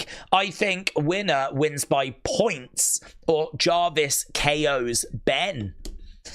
But who is winning? Well, we're into round 3. It's very hard to score that second round. I think it's a Ben round. Jarvis, though, looking a bit more comfortable, mainly because Ben not looking as impactful, looking a little bit more wild, to be honest. But both guys getting that through. People are saying Ben looking a bit sloppier in that round, looking a little more gassed in that round. Let's have a look. Let's see where we are then in round number 3. We knew this would be a good fight. It has been a good fight. Both fighters coming out. Jarvis coming forward, throwing in some shots to Ben. And it's Jarvis that's enjoying a better start here. Ben weathering that storm. Driving Jarvis back against the ropes. Referee coming in, separating both fighters. Think he's just having a word there with Ben. Not sure why. Ben looking for a right hand. Official coming in, separating both fighters again. Jarvis duck underneath. Good work. These shots looking a little more laboured by Ben now. Yeah, looking a bit more laboured. I think Jarvis knows it. Jarvis swinging away, but Jarvis's shots aren't landing either, you know. Jarvis trying to throw in some stuff to the midsection. Jarvis, oh, down goes Ben! Down goes Ben! Big right hand! Ben goes down! Wow, I think Ben has, is down. Is he going to answer it? Oh, I think he might have hurt his leg. He's gone over by the ropes and the ref has called it. The ref has called it. Jarvis retains. Wow. So, confusion if it was a knockdown or a slip, because we need to see if the shot that Jarvis threw landed. So confusion on that front. Where there isn't confusion is it looks like when Ben went down, he twisted his ankle. Yeah, it is true. The tide of the fight was shifting. An excellent first round by Ben. Excellent first rounds. But he gassed himself out.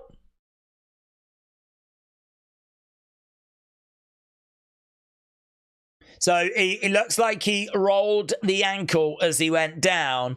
Jarvis. Well, I don't know what Jarvis really takes away from this. I suppose he takes away that he was able to weather the storm. I suppose he takes away this was a good fighter that he's just beaten. And I suppose he takes away that, yeah, it did miss. The replay shows that he throws this right hand, Jarvis. Ben was able to get out the way, but as he goes down, he twists his ankle. So it is a slip. It is a slip. But to be honest, the fight had changed. KSI said he wants to see a rematch.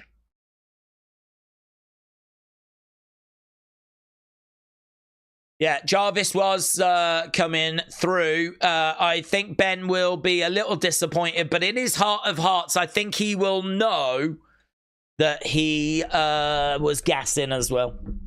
But the thing is, he can go away and hopefully work on that. You know, he's 21. He's still a young man. He showed that he has got skill. It's just, it doesn't mean anything if your body is going to give up on you.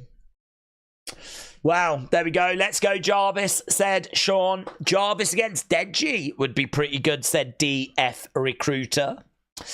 Ben Williams pulled a Ben Whitaker, said Matt. Benny Boy said that as well.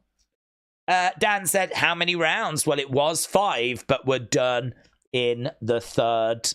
Right now, the medics are helping Ben out the ring. He's twisted his ankle. That means he'll be out for a little bit of time. Obviously, we don't know the damage. He's going to be really disappointed, but I think he knows the fight was starting to go against him. Benjamin said, I called that 10 seconds before it happens. Jarvis didn't land that punch, said Edward. Keneal said, I think he rolled the ankle, but I think Ben was going to lose when he was gassing out. DF Recruiter said no to the rematch. Still and B said Ben got smoked. What would be the point in a rematch? Well, I think the only point in a rematch would be if Ben can sort of work on his cardio. Because, to be honest, if he can do what he did in round 1, in rounds 2 and rounds 3, I think there's a chance he could have got Jarvis out of there. The problem he had was that he just could not replicate round 1 in round 2. But at the age of 21, if he can work hard and go away and, you know, get himself up to into a better condition, then I don't know, man. He's maybe got a chance of getting that belt. He gave the champ a scare. Let's put it that way.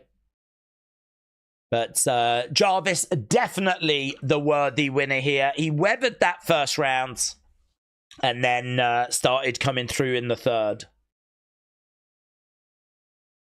This fight was rapidly shifting in your direction.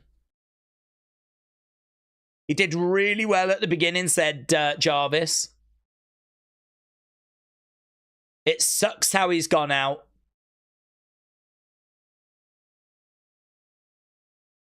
It sucks to win this way. I was looking for that knockout. I wish him a speedy recovery. So, there we go. Jarvis retains his championship. Job done.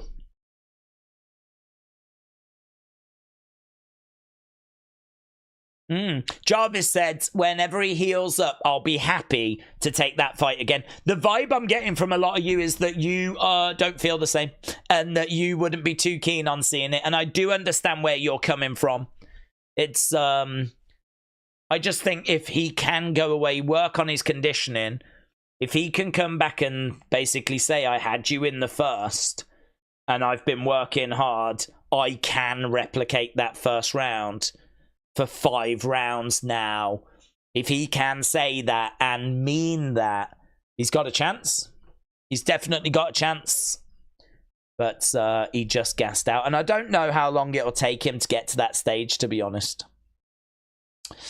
Right, KSI did jump in Jacks for 6 rounds. Just imagine his gas tank, said Neil 2K. DZ, Deji win now. Days, how did Jarvis win when he didn't even land? Well, he got the victory because of the fact that there was an injury that occurred, and that was it. He wasn't able to continue. Jarvis versus Spencer, question mark. I don't know, to be honest. I sort of feel like Spencer lost convincingly to Ben. I don't know that Spencer is ready for that level. It's a good shout, but because I think Spencer has improved, but I think I would want to see Spencer have a match first before we put him in there against the champ, you know? I think I'd want to see Spencer, because Spencer hadn't won a fight before tonight, and then he beat Nick LaLau, and Nick LaLau is not the highest level of fighter. He's someone which, you know, there was a few question marks as he kind of went into this fight. So, I don't know. Was it that Nick LaLau was not very good? Was it that Spencer has improved? I don't know. That's enough for me for him to get a title shot. But you never know. I mean, I wouldn't be against it, but yeah, I'd probably look for someone else. Long-term storytelling, said Detank. Yeah, we can definitely revisit this. I suppose it's just great to have options, isn't it? It's just great to have options. Football King said, are you 24? I'm 21, but 21.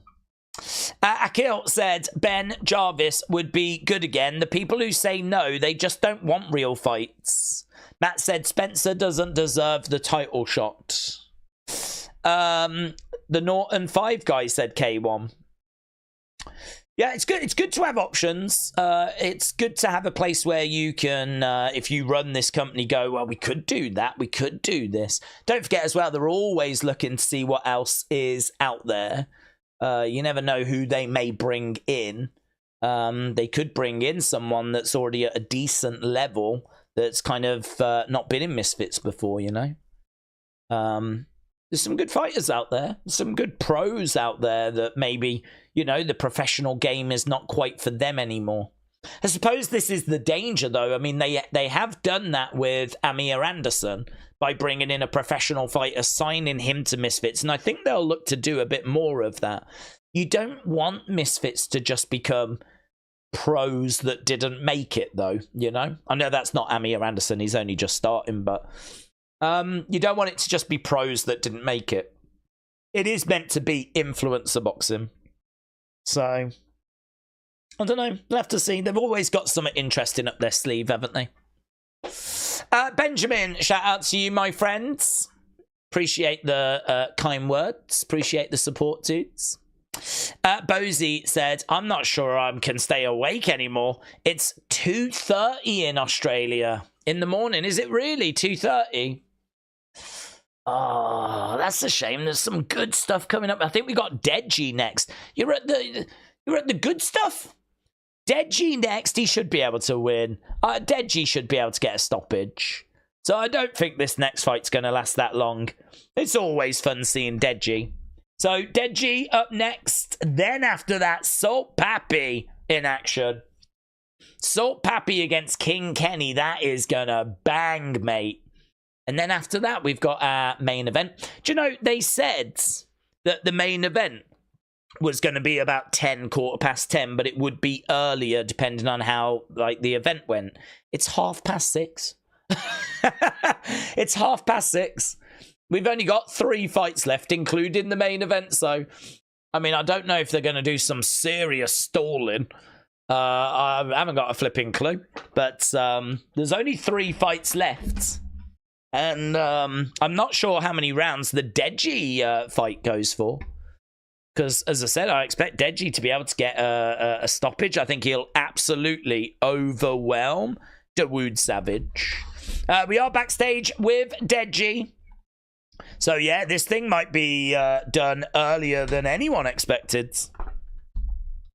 Deji versus DaWood Savage. So this, I believe, is going to be our next fight. This, of course, was not the original planned fight. This was, I don't know who Deji was going to face. I don't know if we ever had those names revealed. But either way, it certainly wasn't DaWood Savage. DaWood Savage, I think, what, Norton 2 exhibition, something like this. He is someone that has been stopped with body shots in the past. He's got good heart. He is beatable. He is quite wild, representing Turkey. There is a bit of a size difference here as well, because DaWood weighed in at 169.5. Deji weighed in at 178.9. So Deji is, you know, a fair bit heavier than DaWood. Deji, of course, I mean, what do you need to say here? In fact, they've got it a little bit different. They ain't the weight that I've got written down.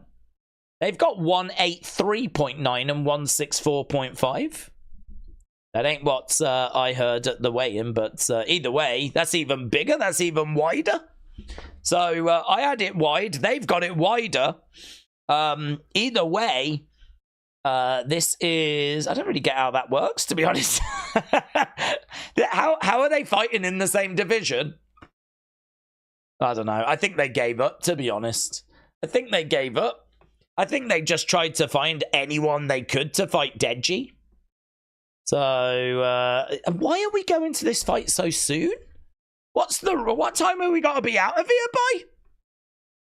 I thought they'd take a little bit of time now, you know. You know, like stretch it out a little bit.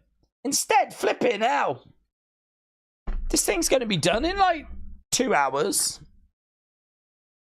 So, here we go. DaWood Savage making his way down.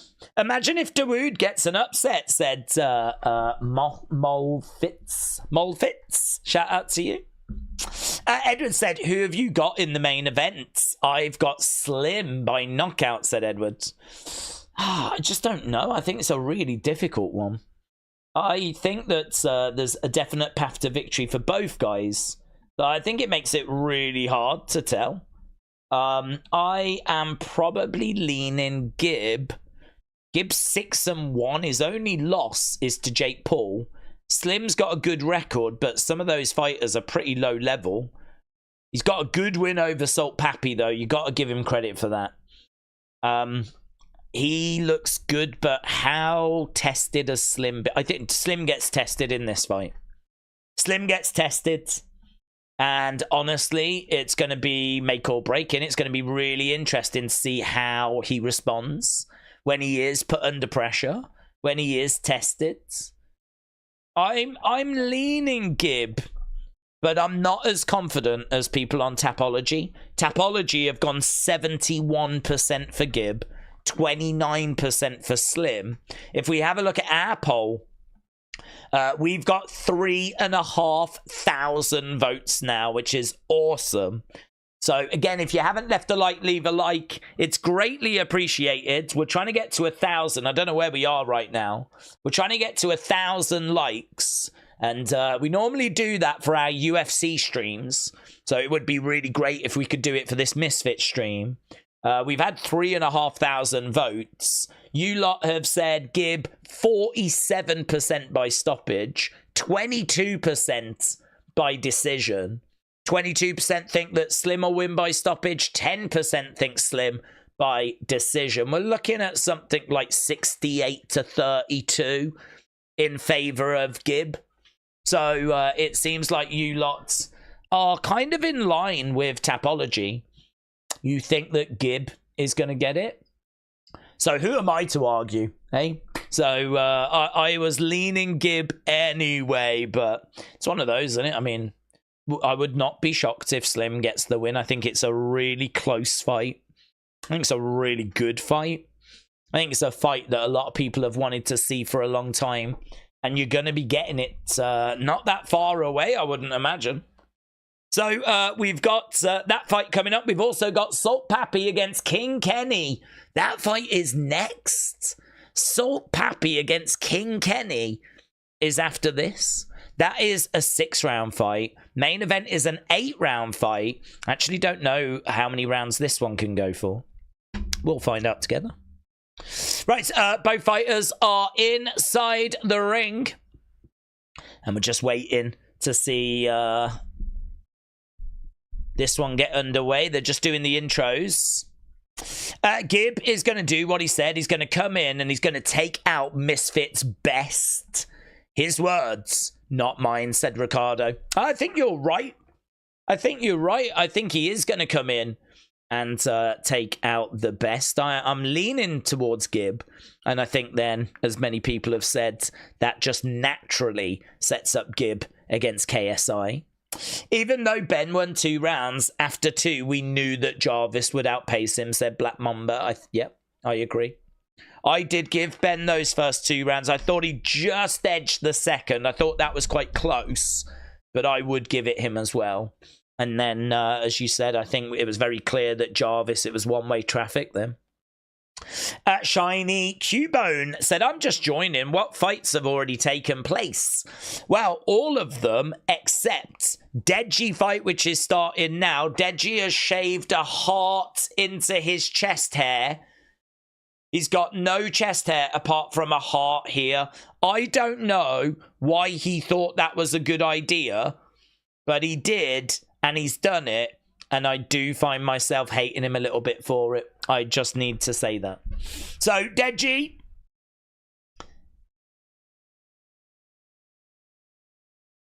He's a lover, not a fighter. KSI is laughing his head off. Oh, God. It looks so cringe. It looks awful. KSI just can't stop laughing on commentary at the chest hair. Right, here we go. We're about to get underway with round number 1. So, Deji against DaWood Savage. Then it's Salt Papi against King Kenny. Then it's GIB against Slim. Those are the 3 fights left. And really, this should not take long. This is only a 4-round fight.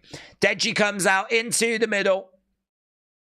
Deji chants as DaWood is on the outside circling rounds. Deji in the middle, couple of shots coming in there by DaWood. Deji just looking really cool and calm. It looks like Deji has got this left hand and it looks like he's just waiting to throw it.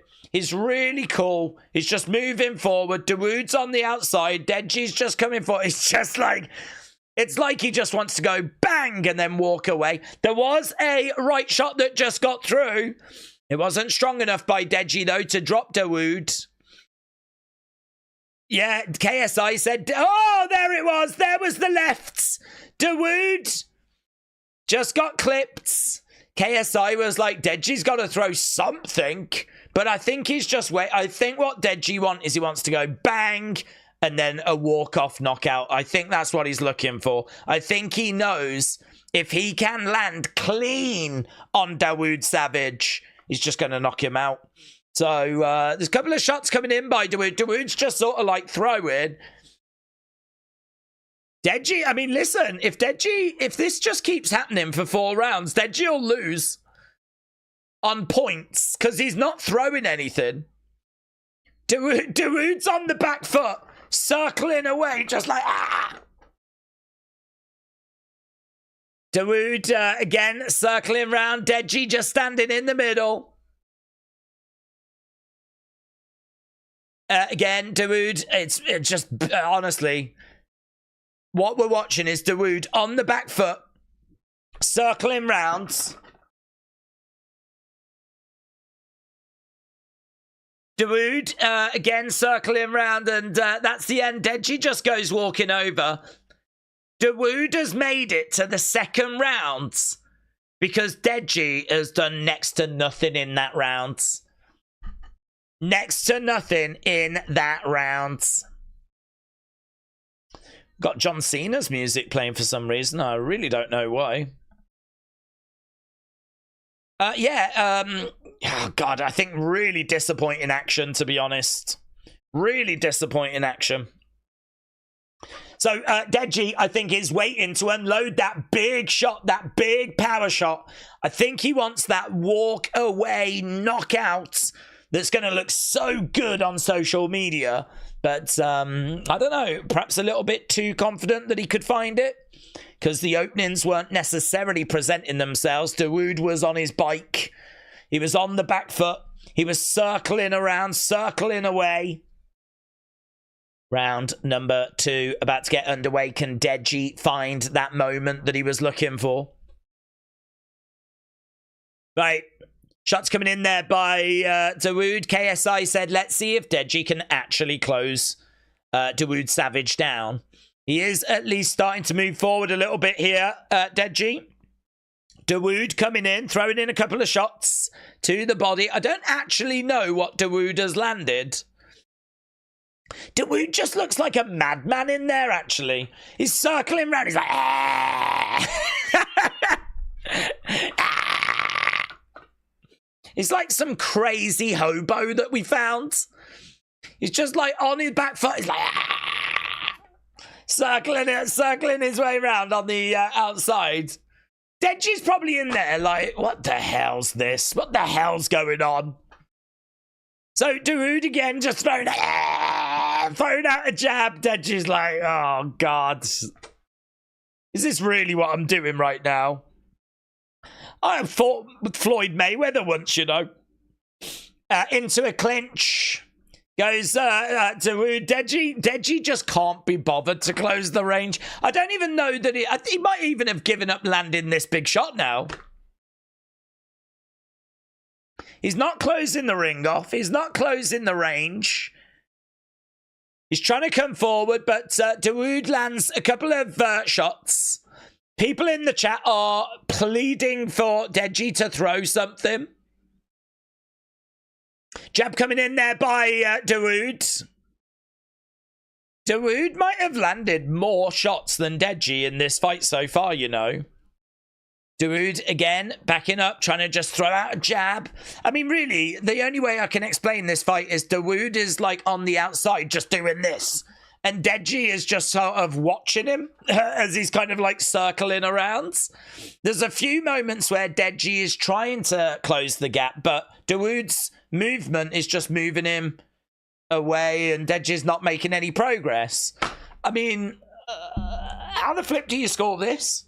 I mean, honestly, it's probably DaWood that's just edging it. They're having a right go at Deji in the corner. My mom looks concerned, said KSI. Yeah, I mean, this is an amazing game plan from DaWood. This is an amazing game plan. This shows how important it is to have ring smarts, to have a strategy. DaWood's come in and he's like, I've got one plan, and that is to literally circle my way round, throw out a jab, hope something hits, and just hope that Deji's natural malaise is going to result in me winning this fight. I think they've had a right go at Deji, though, and I think you're going to see a bit more from Deji in this round. DaWood coming forward with a flurry of shots. Ah, there! Boom! Left hand! DaWood goes down! No, it was a slip. It was a slip. They've scored it as a slip. DaWood is down that time. Is that a knockdown that time? What the hell was that? What was that? It's been called. I don't even know what that was. Deji has won in the thirds. The corner are having a go at Deji here. I don't know what this is. I don't know what's just happened. Deji's corner are just having a right go at Deji. Mate, well, I don't know what this is. This looks bad. So it looked like Deji may have knocked him down, but the referee said it was a slip. And then moments later, DaWood just went down? People are wondering, could it have been a headbutt or something? Uppercut misses. Oh. So, but that was the first knockdown. First knockdown looks legit. Yeah, first knockdown is legit. Referee didn't think that was a knockdown. What's the second one? A right hand sort of glances. Mate, that is just flipping. I don't even know what that is. There's a right hand. There's a right hand that catches DaWood. DaWood grabs a hold of Deji. Deji pushes him and DaWood's like, mate, it's flipping ridiculous. It's flipping ridiculous. What the hell's DaWood doing? Mate, that is the last time you should see DaWood. That's the last time you should see DaWood. I don't know what this performance is that we're going through right now, but he does get caught with a shot to the side of the head. He grabs Deji. I think Deji ends up like just pushing him off, and DaWood just goes flopping down to the ground. I wonder if DaWood thought that the push would result in maybe Deji getting DQ'd or something.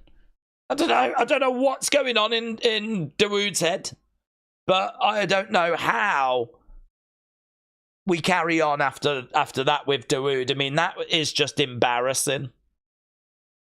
That is the kind of stuff that gives this space a really, really bad name. That's the kind of stuff that really turns people off this, you know? It's also the kind of stuff that plays really well on social media, though. Because that's a flipping disgrace. These two are just here for the paycheck, said Lev Right. To be honest, you're right. I mean, Deji didn't flipping cover himself in glory during this, did he? Far from it. Look, DaWood is up on his feet, and he's still like... This is mental. I need to hear the interviews. This is flipping mental. This is embarrassing, said Black Mamba. Deji is so trash, he can't do anything to a 0-5 fighter, said Shotter. This is the worst card, said Black Mamba. This match shouldn't have happened. Yeah, to be honest, it shouldn't. Matt said, this is WWE. Don't you dare say this is WWE. Don't you flipping dare. I've watched WWE since the early 90s. I don't think I've ever seen anything this bad in WWE.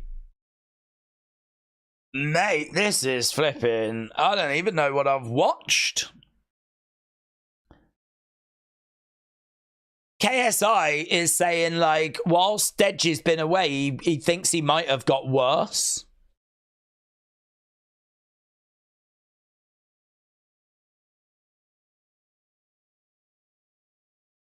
I want Deji to give himself a proper camp. Deji's heart is not in this. This isn't what Deji wants to do.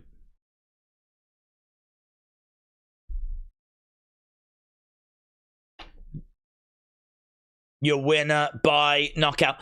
Didn't he say he would get his head shaved if he lost? I'm pretty sure DaWood said he would have his head shaved.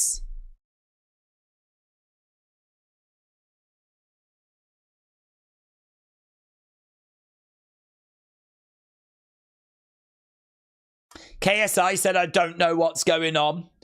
They've been announcing that Deji's from Japan. He isn't. And he's got a heart in his chest hair. But, yeah, DaWood is going to have to get his head shaved as well. Strange outcome in that fight. Yeah, don't know why that first one wasn't a knockdown. It looked like it in the replay.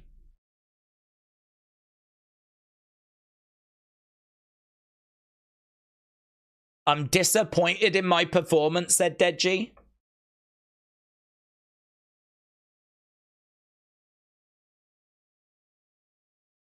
I never understand this. Do you understand this? I never understand when boxers come out and say they're really disappointed in their performance when they control their performance. Like, Deji is in control of his body, isn't he? Like, he was the one that was not doing anything. He was the one that for round after round was just sort of not doing anything. How can you then come out after and go, oh, God, I'm really disappointed with my performance? It's like, well, yeah, you didn't do anything. We watched you not do anything. So why didn't you do something? I don't understand. I don't get it.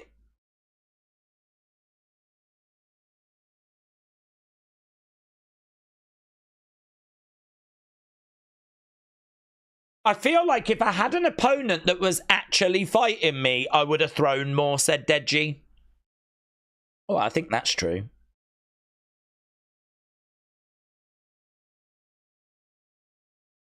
When someone's running from you, it takes you out the fight, and Deji's like, yeah, yeah. Of course you're not tired. He's like, I'm not even tired. Of course you're not tired. You didn't flip and do anything. All I was doing was... I know, we had to watch it. Deji's like, all I was doing was turning. I know. He calls DaWood over. They embrace.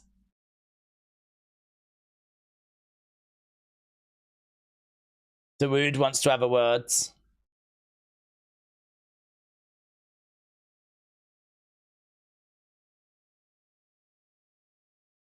I came in the ring with a broken leg. You can boo me.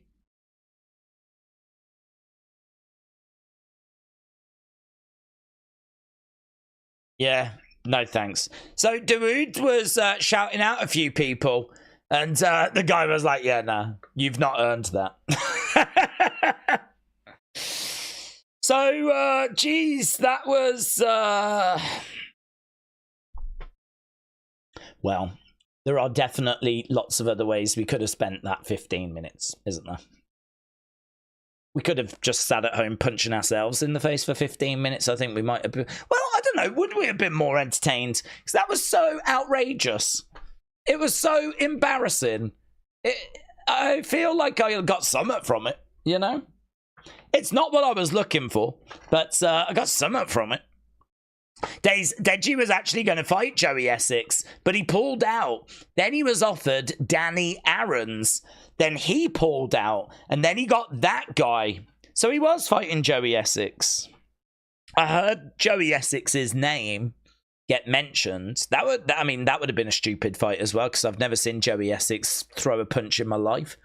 So, I mean, I would have expected Deji to have walked it, but at least Joey Essex has got a bit of a name like to him. Deji could be a good fighter if he had the hearts. It's not in both fighters, and they should give up now. Bro, explain what's happening. Who won, said CFA? It's Deji that won, dude. Deji wins by stoppage, knockout, technical knockout. I mean, he threw like a straight shot. Down went DaWood. Referee said it was a slip. It absolutely wasn't. So DaWood got back up. They fought a little bit longer. Deji hit like this right shot, right? Which I reckon did definitely, you know, rattle DaWood. DaWood grabbed Deji. Deji seemed to get him off. And DaWood just sort of went, you know, dramatically down. And that was it. He wasn't getting back up.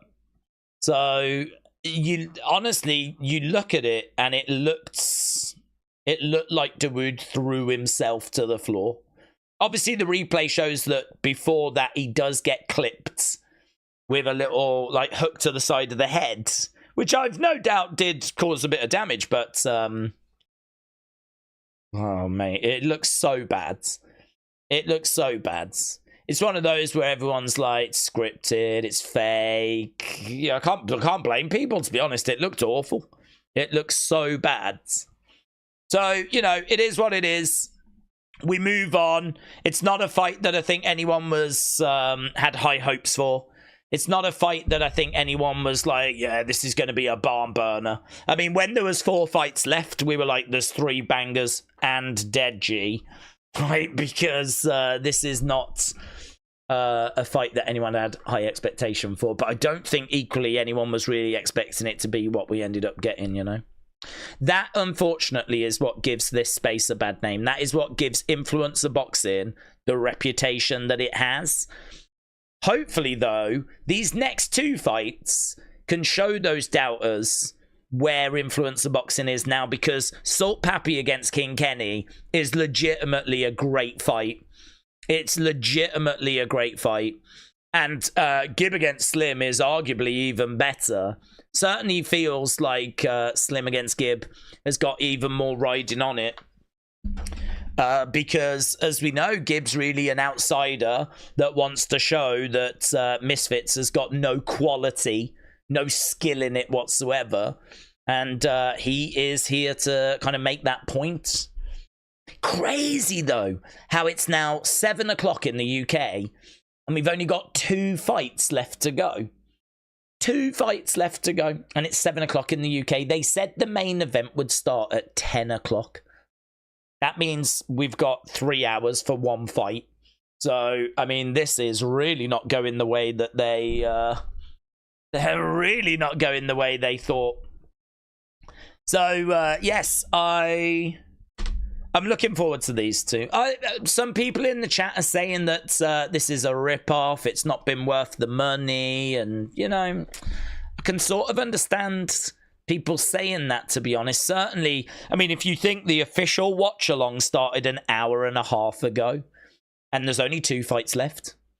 So, I mean, they'll probably be done in, like, another hour and a half. So, you know, 3 hours. It's probably about the same as UFC, really, if you think about it. It's probably about the same as UFC. Their main card's about 3 hours, so...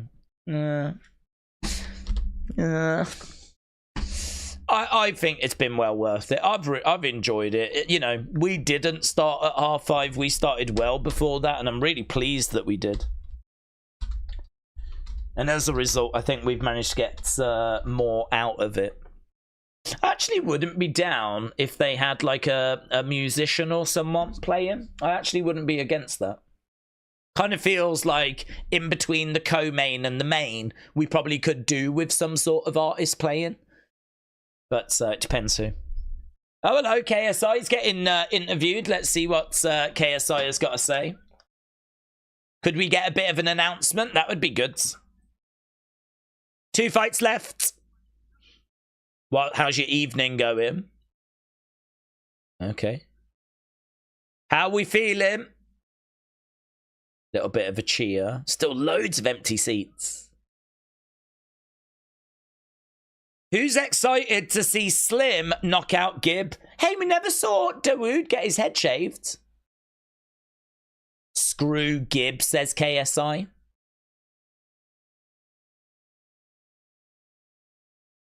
This is such a storyline.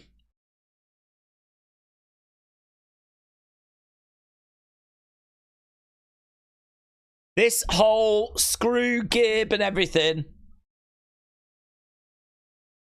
I'm seen as the bad guy.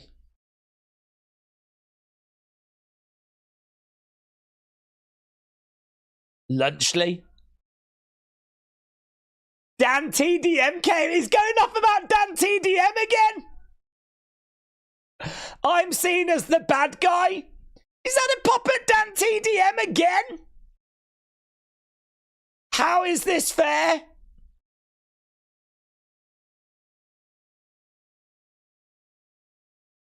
When you come at my company, you come at me. He's trying to get himself fired up. Don't anyone tell me this is WWE stuff. Because there ain't a promo this bad in WWE.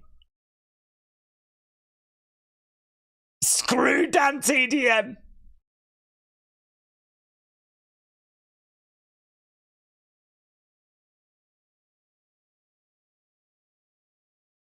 Okay, an announcement. Here we go. Is it going to be KSI against Dan TDM?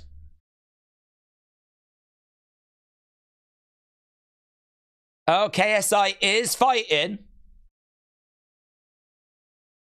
Winner of the main event. Who am I fighting? KSI said he will be fighting. Amir Khan getting a mention.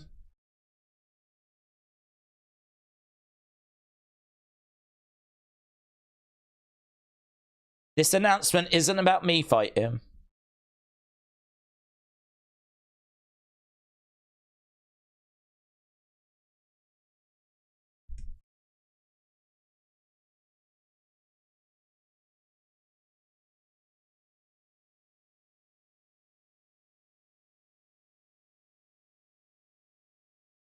Where's this going?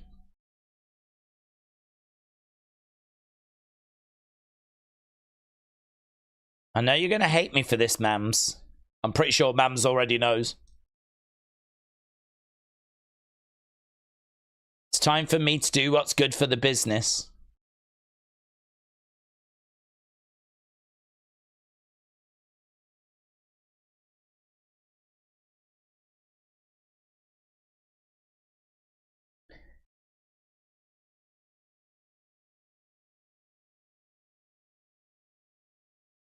Wade is coming in.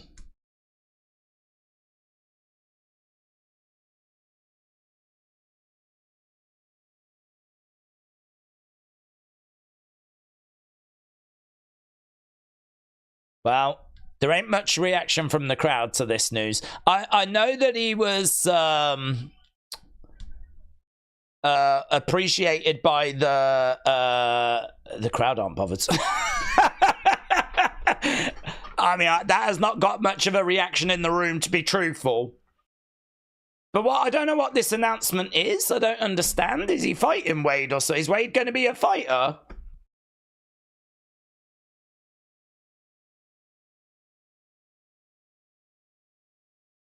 Where's this going?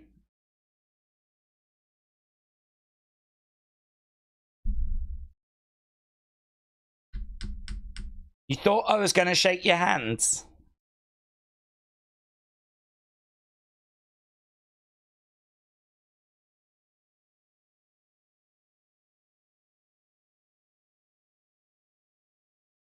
What is this? I don't even know what I'm watching. I can't even tell you what I'm watching. This thing is so flipping scripted within like...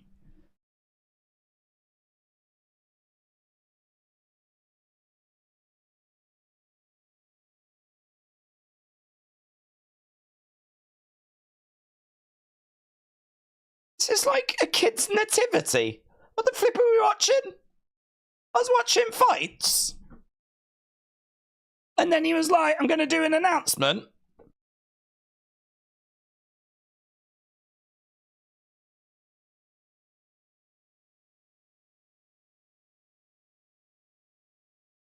Okay, so Wade's going to fight.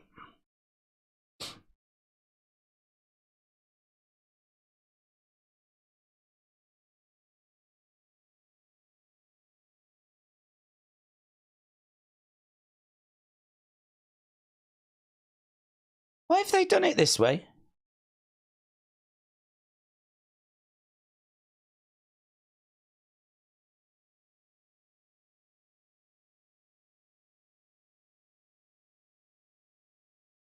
HS. Mate, look at all them empty seats. I'm so embarrassed right now, said Adam. Okay, well, Wade's gonna fight them. I mean, that's big news in the sense of Wade was appreciated by this community. You're the poster boy of pre-op man-woman transition. Mate, that whole segment is one of the worst segments I've ever seen. What I don't understand, right, is that people like Wade in this space, so why didn't you just bring Wade out? Or why didn't you have HS Tikky Tokky in the ring, or whatever his flipping name is? Why didn't you have him in the ring and then say, I've got your next opponent lined up? Bring Wade out. Massive reaction. Yeah? Why did it have to have all this absolute nonsense scripted stuff beforehand? There's no quality control with this flipping promotion. Honestly, I think there's a lot of people that are too worried to tell KSI your idea sucks, to be honest. That's what you're suggesting there is a really bad idea.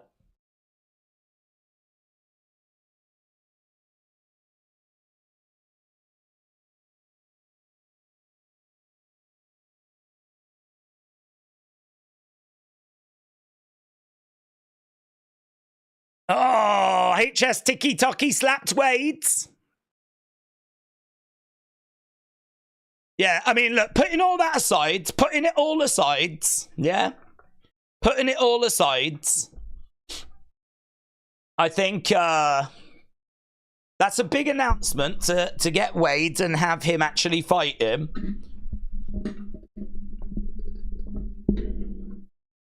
I think KSI saw that a lot of people really appreciated Wade and what he brought to the table.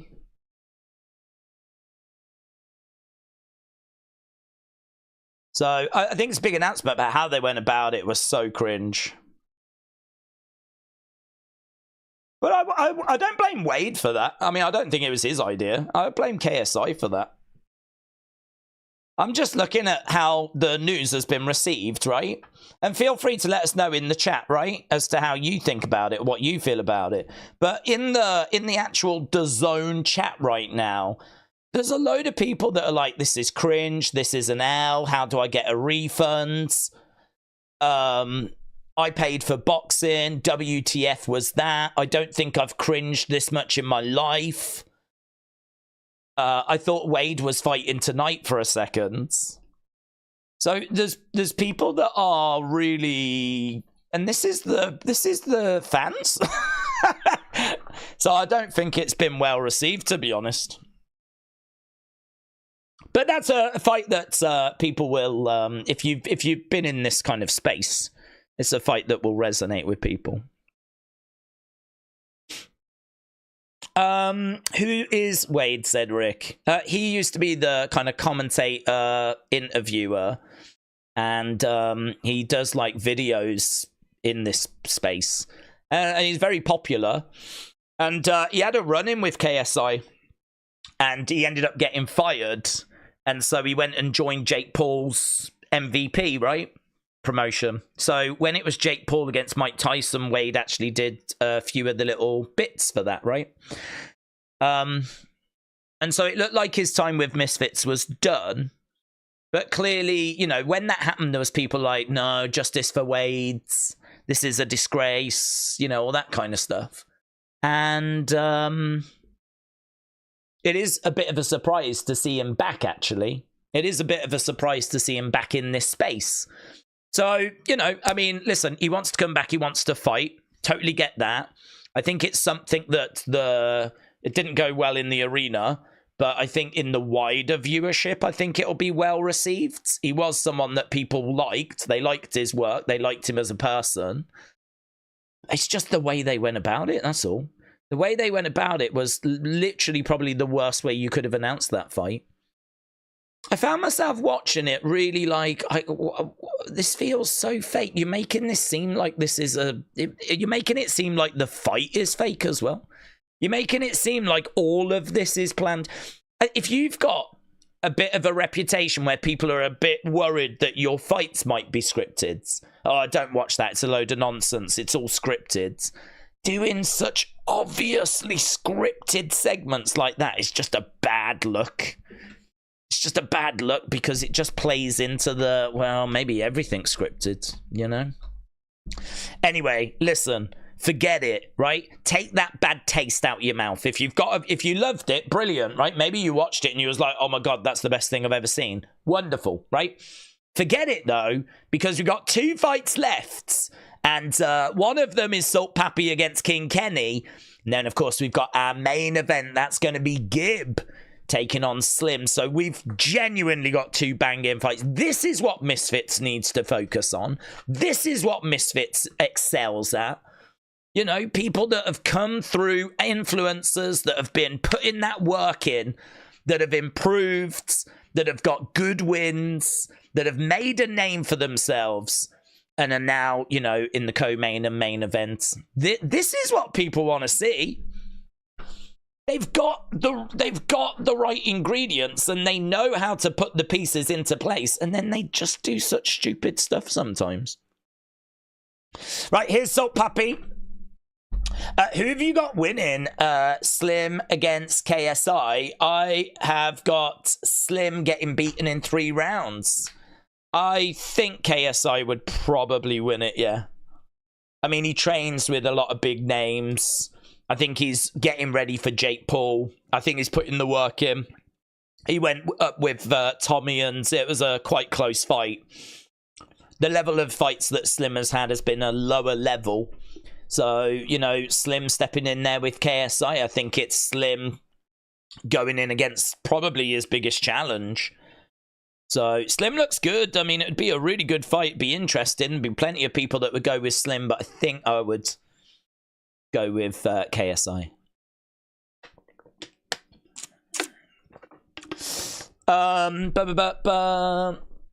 Trevor, shout out to you, my friends.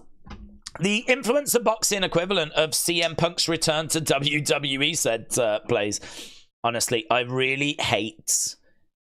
I don't hate you or anyone saying it, but when I see... Like, I love WWE, and I think it's really great entertainment. I think it's really, like, they know how to tell stories, how to do good promos. When I look at how bad that segment just was, to see WWE being associated with it, like, hurts my heart, right? Because WWE is awesome. They do some amazing stuff, some great stories, Roman Reigns and the Bloodline, and, you know, WrestleMania and the spectacle. I mean, WrestleMania, from a social media point of view, is like up there with the Super Bowl.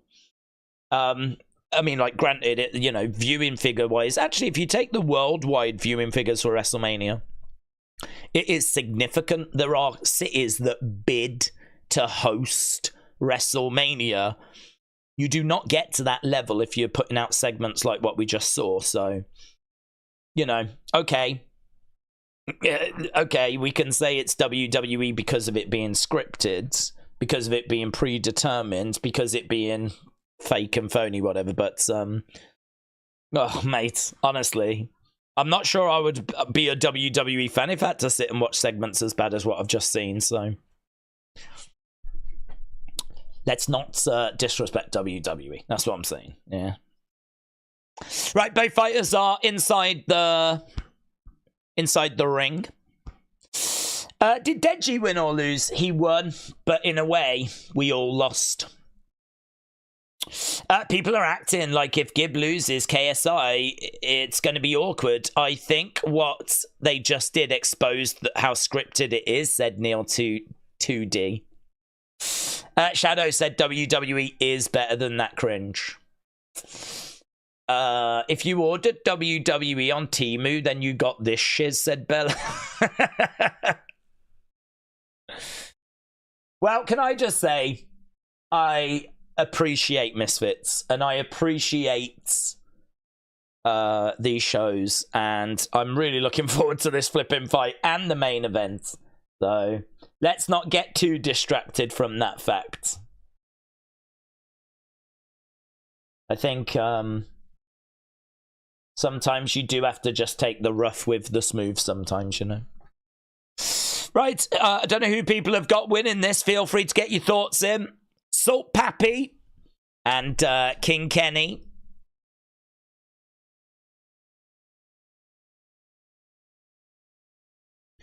Salt Papi.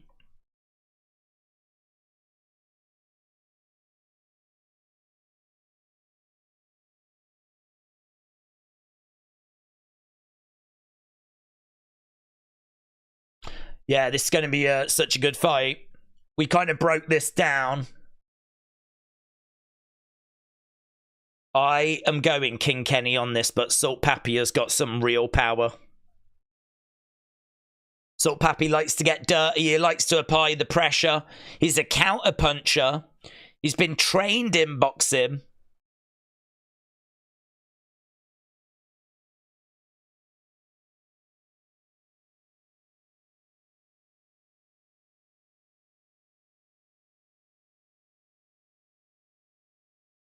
Wow. Do you know? Wow. KSI just said we might see the demolition of Salt Papi here. Okay, so we got King Kenny in the middle. We got Salt Papi on the outside. Salt Papi throwing in a shot to the midsection. Papi is on the outside. King Kenny in the middle.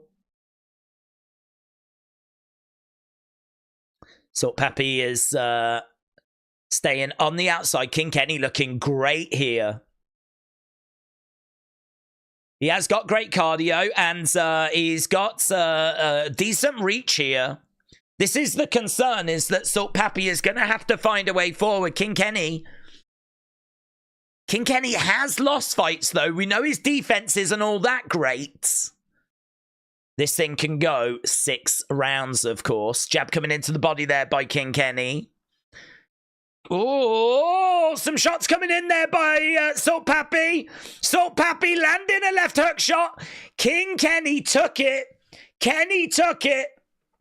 That could be quite significant, because Salt Papi has put people away with some of these shots, and he seemed to land on King Kenny. King Kenny took it. Going into the body there by Salt Papi. King Kenny is on the outside. Salt Papi in the middle. Salt Papi again as jab comes in there. Oh, Salt Papi went down, but it's just a slip. Just a slip. Salt Papi again in the middle. King Kenny. That looks a Philly shell. He's got the right hand ready to unload. Body shot coming in there by Salt Papi. This, of course, is our co-main event here.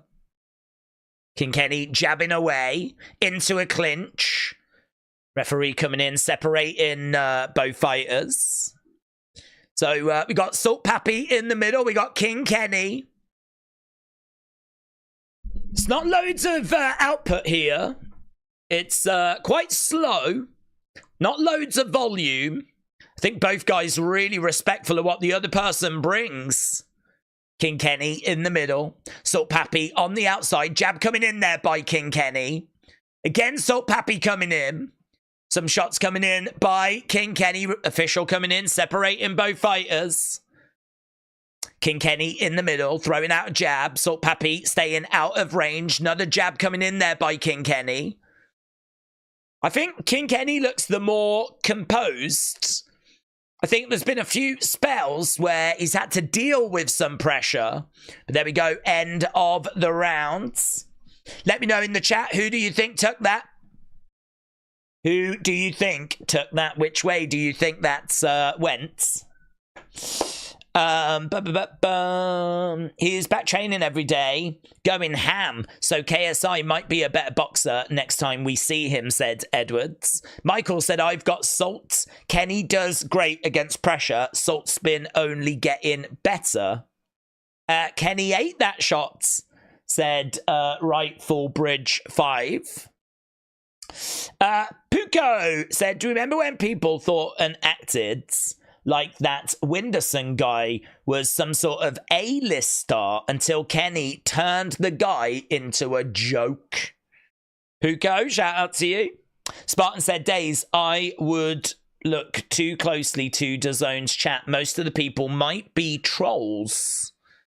Well, I don't know, man. These are the people that have paid to watch this. This is a glimpse at the fans, the Misfits fans.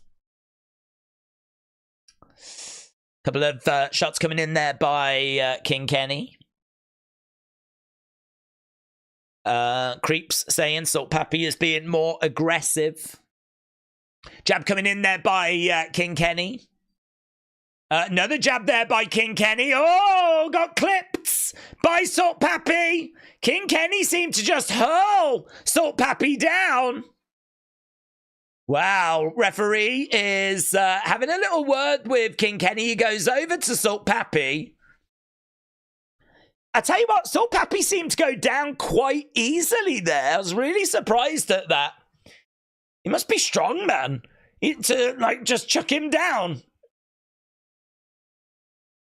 King Kenny in the middle of the ring. Salt Papi on the outsides. Kenny, again, having a little look. Salt Papi. They are really being quite hesitant here. It is a fight of moments. I think we've got a let's go Papi chant. King Kenny in the center. Salt Papi. On the outside, King Kenny keeping it quite tight. Salt Papi circling round, trying to find a way forward. Jab coming in there by King Kenny. Jab coming in again. Salt Papi having a little look. Right hand there by King Kenny.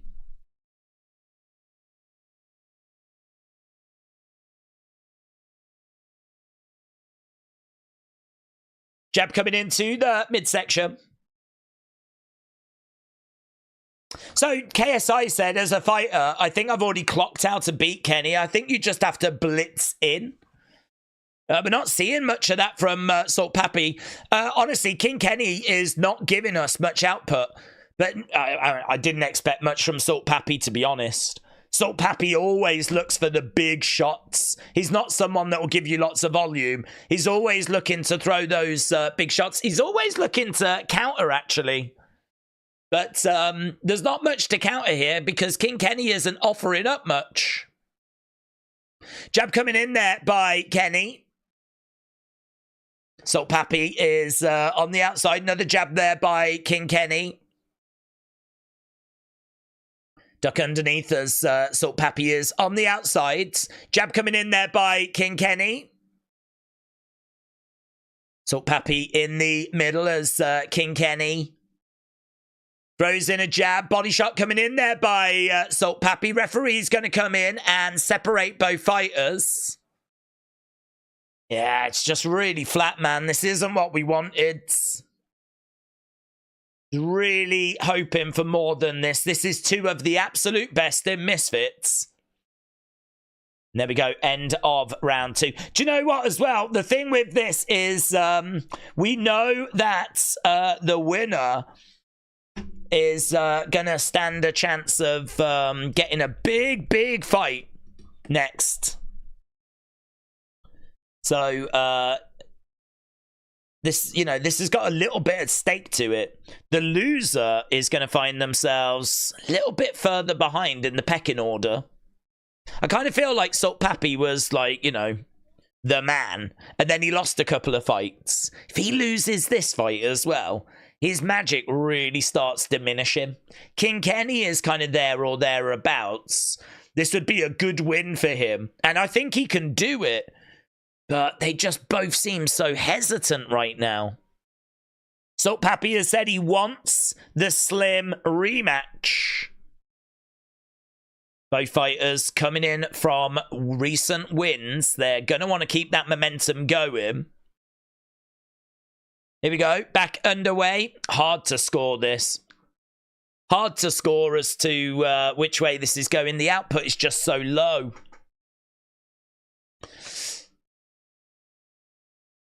Kenny in the middle. Jab coming in. Salt Papi circling round on the outsides. Who's leading as of now, said Path. Oh, Kenny down! Kenny down! Salt Papi does find a way through. Look, Kenny's trying to get up. He's struggling. Kenny's on wobbly legs. Referee's counting. Kenny is up. No, ref's called it. Ref's called it. Papi wins. Salt Papi wins. Big win for Salt Papi. Wow.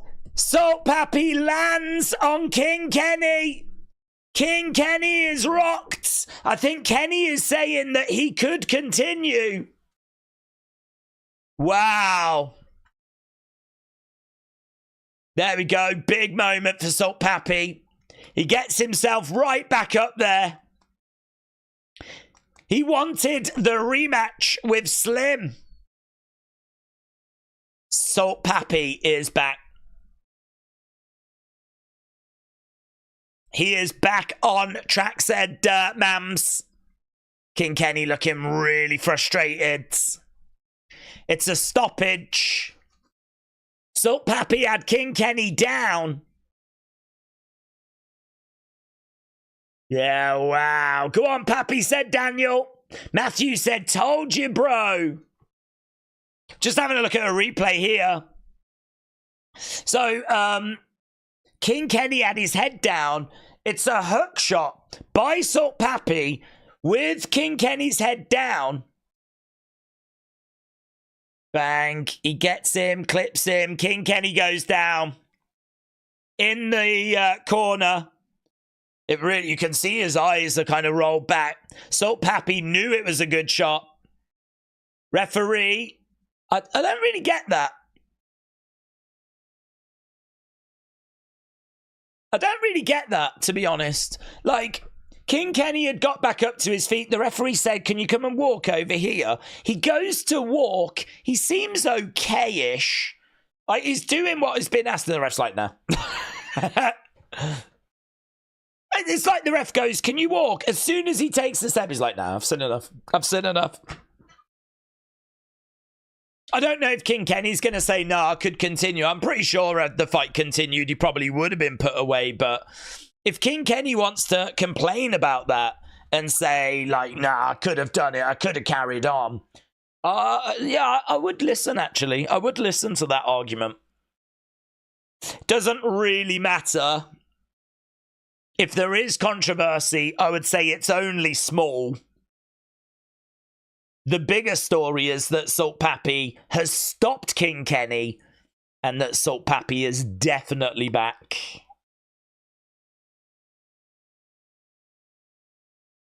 Salt Papi wants Slim. I tell you what, if Slim loses the main event, Slim against Salt Papi makes a lot of sense. The rematch makes a lot of sense. If Slim wins, I think you've got to do KSI Slim. I think you've got to do KSI Slim. But if Slim loses, Slim against Salt Papi. TKO. Salt Papi. TKO win against King Kenny. It's a big result, mate. That's a big result. That is a big result.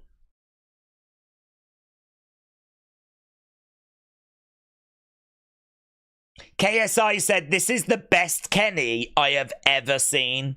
KSI actually thought that this was going to be a real tough night for Salt Papi.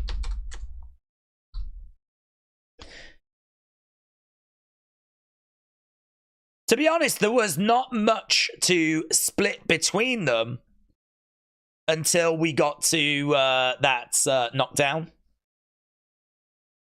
There wasn't much in it.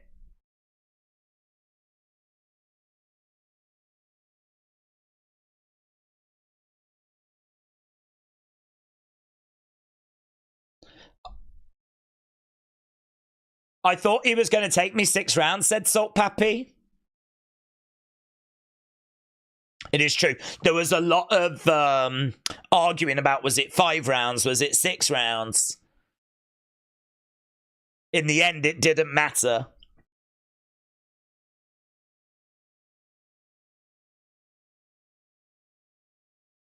More knockouts. Slim.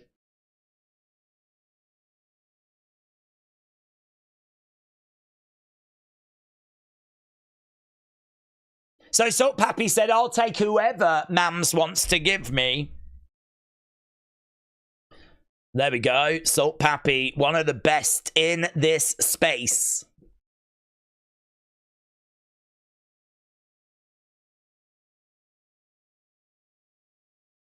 Knockout of the night, said KSI. Mams is in, is really pleased.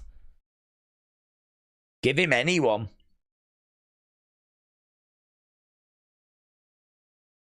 He was the guy. I mean, Salt Papi, for a lot of people, was the #1 guy. That loss to Slim really hurt him. The loss to Anthony Taylor hurt. But I think the loss to Slim proved he is not the guy. But he is one of the guys.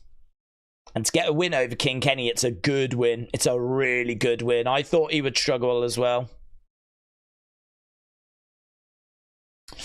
How long until Gibbs fight? Don't know. It's the only fight that's left. They said that fight would start at 10 UK time. Right now, it's 7:30. Like, they really have got this wrong. They've really got this wrong. But I think we'll get a KSI Gib announcement, said Ethan. Salt by TKO, said LaLau. Did Salt win? Damn, said Wayne, he did. Hopefully we see blood in the Gibber Slim fight. Let's go, said Matthew.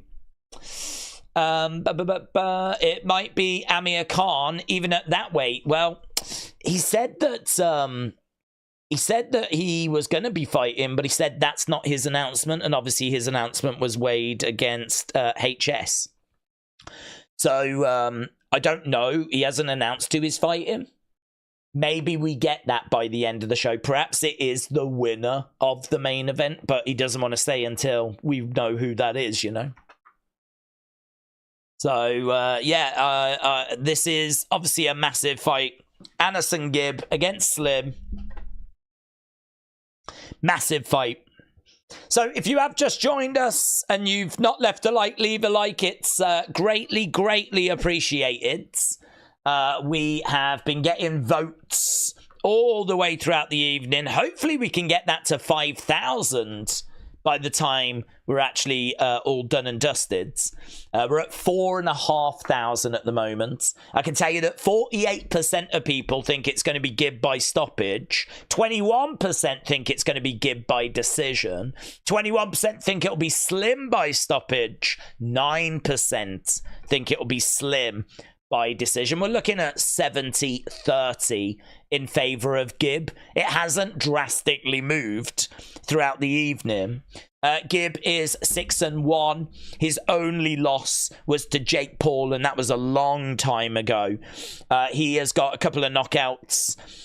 He has got decent cardio, decent endurance. He's very aggressive, but there are some defensive questions. He has been hit. He is hittable. So defensively, there are some questions. But he's quite small. He's quite stocky. He's shredded. He's got a great physique. He is going to need to pressure Slim. He is a very consistent fighter. You know what you're going to get out of him, and he delivers that.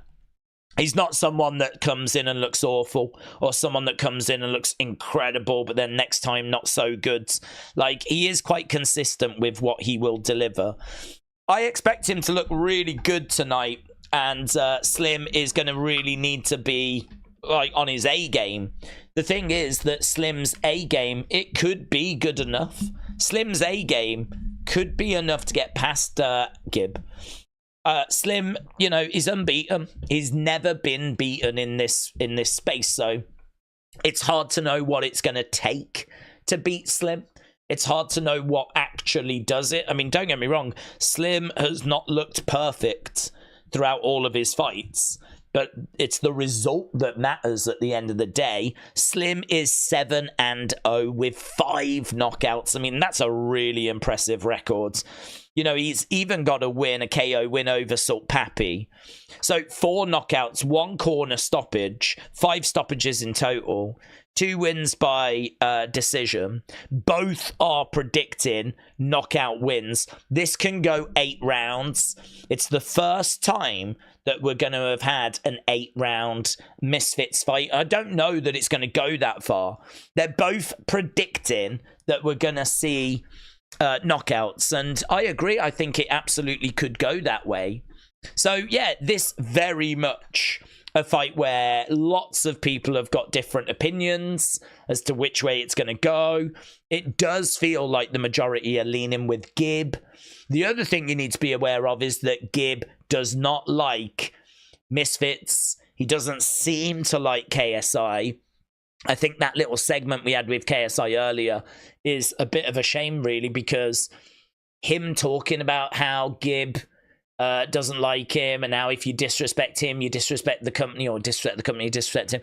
It kind of feels like he's playing up that kind of rivalry, which makes me think that rivalry is maybe not as strong as what they want us to believe, which is a real shame, you know, that they're kind of painting that picture, because if they kind of played it a little bit more subtly, if they played it with a little bit of nuance, I think you've got a good story there about this outsider that wants to come in and beat the best of Misfits and show up Misfits. And there might even be a degree of truth to it, but I don't know. You do start looking at some of the stuff that's gone down tonight, and it's like, how much of that is real? How much of that is them, you know, telling a story, you know? So there will be that concern over it. I agree. I think a lot of this is exaggerated. I think it's exaggerated because if GIB does win, it will be KSI against GIB. Because KSI against Amir Khan just doesn't make sense to me. It doesn't make sense to me because Amir Khan is just... he's a proper boxer who I know has been retired for quite a while, right? And I know he's not in his peak or his prime anymore. But... you know, he's still someone that knows how to box, and I think that would be a real test for KSI. If KSI could get a win over Amir Khan, though, that would be absolutely huge. I just don't know that he could or would. And I don't know that defeat is what he needs this close to a Jake Paul fight. So, I don't know. I don't know. I wouldn't be shocked to see the winner of this get KSI, and that be the fight that's announced at the end. So, yeah, which way does it go? Is it going to be GIB? Is it going to be Slim? Are we about to see Slim lose his undefeated streak? Or is it going to be that GIB suffers another loss? Either way, KSI wins. KSI against GIB is perfectly acceptable. KSI against Slim is perfectly acceptable. It's just which way is it going to go? I didn't know that Slim was trained by Andre. Andre trainer. If he didn't get knocked out, GIB will win on points because of output, said Johnny. Who won out of Kenny and Papi, said DJ. It was Papi. GIB is going to smoke Slim, said Sparkahone. KSI rumored to be fighting Dax, said Edward. All right, they're making their way. I can't believe how early we are getting to this fight. I can't believe that this fight that was rumored to be starting at 10 o'clock, it looks like Slim is already making his way. They really should have had a musical act or something, you know? Like, a musical act now at least would have killed like 15, 20 minutes. But it looks like we're going to be going to the fight, so might not have to wait too much longer. We saw Slim backstage. He was making his way. And right now we've just got the pundits. Get in your thoughts, though. Get in your thoughts. Which way do you think this is going to go? Make sure you vote in as well. I'd love for that to get to 5,000. It's at 4,600 right now. We need about 300 more votes. Again, likes. No idea where we are. But if you haven't left a like, leave a like. It is greatly appreciated. And yeah, we are just getting a little bit closer towards our main event of the evening. Days, do you think that KSI would beat Salt Papi? I think so. Yeah, I think so. I think KSI legitimately is the best fighter in Misfits. I think that he is someone that, you know, I mean, he's been doing this before any of these people. He's one of the OGs. Of course, him and... I don't actually know the first fight. I can't remember the very first fight, but I think KSI might have been like the second fight against, was it Joe Weller? I think there was Joe Weller and someone first, and then I think it was KSI and Joe Weller. So I sort of feel like, I don't know if KSI has been really putting the work in since that moment. But I certainly think since Misfits started, he's been putting the work in. Because I think he knew that he was going to be used and he was going to be fighting on a regular basis. And we know that he wants that Jake Paul fight. So as good as the talent is that we see in Misfits, I think that KSI is, you know, right in that mix as well. And I've got KSI as being better than Salt Papi, better than Slim. It's a gamble, though, because if he fights them and loses to them, does that take a little something away from him and Jake? Because all of a sudden, is Slim and Jake, like, you know, if Slim beats KSI, is Slim and Jake the real fight, you know? I think it's always going to be KSI Jake that people want to see because of their popularity and the beef, you know? But actually, all of a sudden, then, it isn't the best versus the best. I think as of right now, not only is it the popularity, but it is also seen as the best versus the best. And you do run the risk of sacrificing that. So if KSI does face GIB or Slim next, he is running a bit of a risk. You know, a loss to Amir Khan, I think you can take that. I think that would be expected.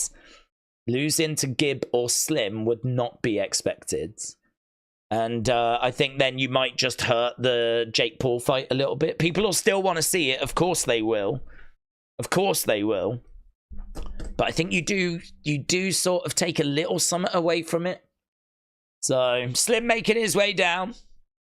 If GIB loses, do we think KSI will fight Slim? I think so. There's not really a need to fight GIB. It's going to be really hard to, you know, call GIB out if he's just lost. You know, I think really the way I see KSI is I see him as the best in Misfits. So surely you take on winners, not losers. So I think it's the winner of this that could get the opportunity at KSI. And I think that would be maybe the final warm-up fight before Jake in the summer or late 2025. I mean, look, KSI said he's going to fight early 2025. I don't think that's going to be Jake. I don't think that's going to be... I think they're going to want a real long build for that, you know? Here's GIB making his way out. Why is this taking so long, said Roof. Actually, it's not... I wouldn't say it is, but I think they're kind of taking their... I think they're really getting, like, things to quite quick. Gotta remember that the word on the street was this fight was meant to be taking place in 2 hours. That's how quickly we've got through this card. There are websites that said this fight was expected to be about 10 o'clock, 10:15 UK. Right now it's coming up to 7:45. So, yeah, when all's said and done, we'll probably be done by 8:30. I wasn't even expecting to be at the co-main event by that point, so. GIB has made his way down. Do we think KSI beats GIB? Yeah, I think he's better than everyone in this space. I think he's better than GIB as well. I know that GIB has kept improving, but listen, Jake beat GIB, so KSI should beat GIB. I know it doesn't work that way because GIB has improved, and I think it'll be a harder fight, but I think that KSI should be able to get past GIB, yes. Listen, KSI is getting ready for Jake, and I don't think there would be much argument that Jake is the best in this space. Anyone that wants to argue that is probably a KSI fan that's going to try and say KSI is better, right? But really, outside of that, I would imagine most people would agree that Jake is the best in this space, in this influencer space. You could even make the argument he's stepped out of the influencer space. But only fleetingly. I mean, not much. Only fleetingly. So yeah, I've got Jake as, like, you know, the top guy, and then I've got probably KSI next. But it's hard to judge KSI because who's he fought? You know, and this is the concern really, is that, you know, he fought Tommy Fury and he ended up losing just like Jake did. And really, his other wins are what? Swarmz, who just looks awful. I mean, he's won one fight, and that was by, I think, corner stoppage. Pineda, he beat Pineda, who, do you know what I mean? I don't think anyone's got Pineda near the top of Misfits. I think he's solid, he's fine, but you know, I don't think anyone's talking about Pineda the same way we talk about Salt, Papi, or Slim. So, you know, I don't think those wins have aged brilliantly. Didn't he, like, go up against Joe Fournier, who, like, just looked awful? So, I mean, that fight just didn't really do anything. Flipping, who else did he fight? Who else did he fight? Tommy Fury, he lost. I don't know. It's so hard to know where KSI is. I do believe he's putting the work in. And, you know, he got wins over Logan, of course, back in the day. Mentally, I've got him ahead of Slim and Salt Papi. The truth could be very different. If he actually stepped in there with these guys, the truth could be quite different. We might have our eyes opened. Actually, he's not where we thought he was. This is why I very comfortably got Jake beating KSI. Very comfortably. I think Jake beats KSI easily. But there is a lot of guesswork there because, to be honest, we don't see KSI all that often.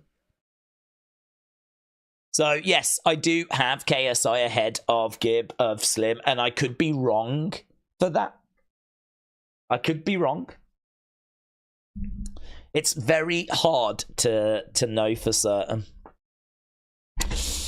What I do know for certain is we are going to end our poll, and we didn't get to the 5,000. I take the L. I take the L. We didn't achieve it. That was my life's goal as well. I spent my whole life working towards that 5,000 votes, and we've ended on 4,700, so. Just like Deji, I'm going to go away and reflect. Right, here we go. We've got Slim and GIB in the center. Both of them have had their intros. The time for talking is still here, because otherwise you won't know what's happening. But we've got GIB, we've got Slim. This is our main event. It's gone the way that it's gone all night. It's about 70-30 in favor of GIB. Slim in green and black. GIB in white and gold. And we are underway with our main event. This, of course, can go 8 rounds. Slim on the outside. Yep. Jab to the body there by GIB. GIB, definitely stockier. He's got a bit more to him. You know that when GIB throws the shot, I do worry about Slim. Slim taking a couple of shots there on GIB, but GIB using some good footwork. Jab coming in there by GIB. Both of these guys circling around each other. A little bit of excitement as Slim was backing GIB up in the corner. Slim coming forward with a right hand, but in the clinch. GIB has got Slim up against the ropes. Referee coming in. KSI, I mean, I wouldn't listen to KSI on commentary. KSI is going to be very biased in favor of Slim, of course. Every time Slim gets close, all I can hear is KSI screaming. So here, look, we've got Slim trying to throw in a shot to the midsection. They're getting in close. Little dig coming into the side of the head there by GIB. Little shots coming into the body. Referee comes in, separating both fighters.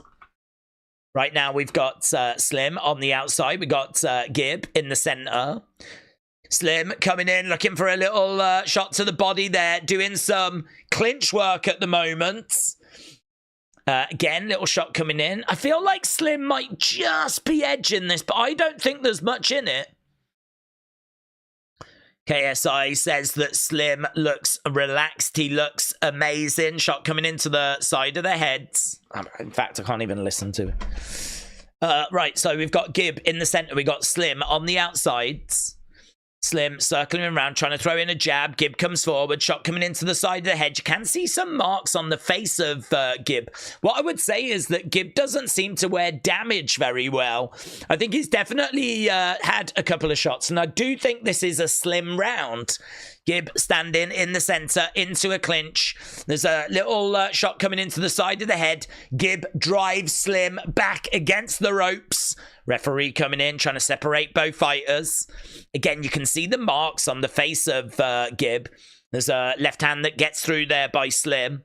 GIB is looking a little bit more frenetic at the moment. Nice shot coming forwards. It looks like GIB trying to make the most of this clinch work. Lots of clinching in this main event. Referee coming in, separating both fighters. And he's telling Slim to go back to the corner. That is the end of the round. I think that might have just been a Slim round. It was quite scrappy. It was quite scrappy. And I think that Slim just edged it. But Matthew thinks it was a GIB round. PK Boss thinks it was a GIB round as well. But Haunted Sessions said RIP GIB. Let's go. Slim said top up. Yeah, people have maybe got different opinions on that first round. For me, quite scrappy from GIB. You can see the damage on his face. There was a couple of nice shots in there by Slim. I think that might be the difference maker. The stuff in the clinch, the stuff they throw in there, that doesn't always score, to be honest, whenever you see that, because it's hard for the judges to see it. Those kind of shots more wear the opponent down. I think both guys were getting bits through in those moments. We are back underway. And we are... Where we go? There we go. Right, Slim coming forward. Again, these shots in the clinch. Referee coming in, just separating both fighters. Slim keeping his guard up quite high. We've got GIB in the center. GIB moving back and forth. Both guys' footwork pretty good. Lots of movement in there. Slim trying to let his hands go. And nice little left hook shot getting through there by Slim. GIB trying to go a lot more central, straight down the middle. I think what we're seeing from GIB is we're seeing a few more hooks, whereas with GIB, a lot more straight down the middle. He drives Slim back into the corner. Referee coming in, separating both fighters. You can see another hook shot there by GIB. Slim keeping covered up. Body shots coming in by GIB. GIB going to the body. Slim trying to find a way forward. GIB backing up a little bit. And GIB just really struggling to land anything of significance here. Yeah, there was a big left hand, but he missed it. GIB with a big left hand, and he missed it. What I like about the pace of this fight is it does feel like both fighters are very aware that this could go 8 rounds. And it does feel like both fighters are offering something and are looking and are trying. Oh, lovely little shot there by Slim. Lovely little right hand there by Slim. GIB backing away. GIB trying to find a way forwards. Slim covering up. Body shot coming in there by Slim. GIB in a clinch, throwing in a couple of strikes. Slim backing up. Referee separating both fighters. GIB circling round. Slim in the center. We got just over a minute to go in round number 2. And again, not loads in this round. GIB certainly not landing anything significant, nothing huge. Just lots of little shots. I would say that Slim similar. I sort of feel like GIB needs to land something just to change the momentum, really. Body shot coming in there by GIB. Shot coming into the side of the head. It still feels like with 30 seconds to go, this could be either person's round. GIB in the center. Slim backing up. GIB bouncing around. Slim head movement. Ducks down. Tries to come forward. Lovely counter shot there by GIB. That was nice. 20-odd seconds left to go. Jab coming in there by Slim. Footwork by GIB. Doesn't mean anything. Just trying to get himself into a slightly better position, trying to find a way forwards. By the time he does close that distance, like it goes into the clinch, he drives Slim back into the corner, but he didn't do it with shots. He tries to come forward, some body shots. Oh, I did love that left hand there by Slim. I think that might be another Slim round. I'm struggling to find what you would give the round to GIB for. GIB is like moving and like trying to find a way forward, but I find that Slim is throwing and getting the odd little thing through. Neither guy really landing anything huge of real significance. But yeah, I think it might be Slim. It's one of those where like we're looking at the replays here and but again, you know, they're going to be biased in Slim's favor, of course. A lot of the work that we're seeing from GIB is in the clinch. When they're quite close and the referee's trying to separate them, you're seeing GIB throw in these like shots. But again, you know, what referees are picking up on those. And, you know, as much as he's throwing them, Slim's throwing in some stuff as well. Tricky this. Tricky. Not much in it. I think it is a very tight fight, but I do have Slim ahead personally. Right, GIB is in the center. Slim throwing out a jab. We got Slim in the middle with GIB on the outside. Again, is trying to find a way forward. Slim throwing out a jab. And we got GIB on the outside. Nice body work there by Slim. Goes to the body, goes upstairs. Jab coming back there by GIB. Slim backing up as GIB is in the middle. Again, trying to throw in a straight left. Think he just fell a little bit short. Slim in the center. GIB on the outside, circling round. Slim keeping an eye on GIB. GIB trying to find a way forward. He just can't land anything crisp. Lovely hook shot there by Slim, but it fell short. And again, he's constantly throwing this right hook. GIB comes forward, scrappy. Slim had his head down. Don't think anything really landed there by GIB. Referee having a word with Slim. These rounds feel like they are anyone's rounds, really, but you know, like if GIB was to land a couple of really nice looking shots now, it'd probably be enough to give him the rounds. But neither can really, or haven't landed anything of true significance. Right now, we got both guys just out of striking range. GIB trying to find a way forward. Body shot coming in there by Slim. Don't think it landed. Again, trying to... Oh, there was a lovely right hand there by GIB, but Slim ducked, and it just sort of glanced the body. Hook shot coming in there by Slim. Slim is... I think he knows that this is relatively comfortable. He's not really being tested too much. GIB is just trying to close this distance. Trying to explode foot. That was better. That was much better by GIB. Came forwards. Couple of shots. There was a little uppercut in there as well. Yeah, that was quite good. That was quite good by GIB. Slim trying to come back. Oh, here we go. Lovely right hand there by Slim. Nice right hand by Slim. GIB grabs him. Drives him against the ropes. Body shot coming in there by GIB. Referee coming in, separating both guys. GIB standing in the center. Slim on the outsides. Circling rounds. Jab coming in there by Slim. I feel like both guys have had moments in this round. Lots of movement by GIB. I mean, like, he's moving. End of the rounds. Yeah, so what are you seeing? Let me know. Let me know. I do think this is a real tricky one. I honestly am looking to see where... I feel like 2-1 would probably be fair because it is that close. But if I'm being brutally honest, I don't know what round I would give to GIB.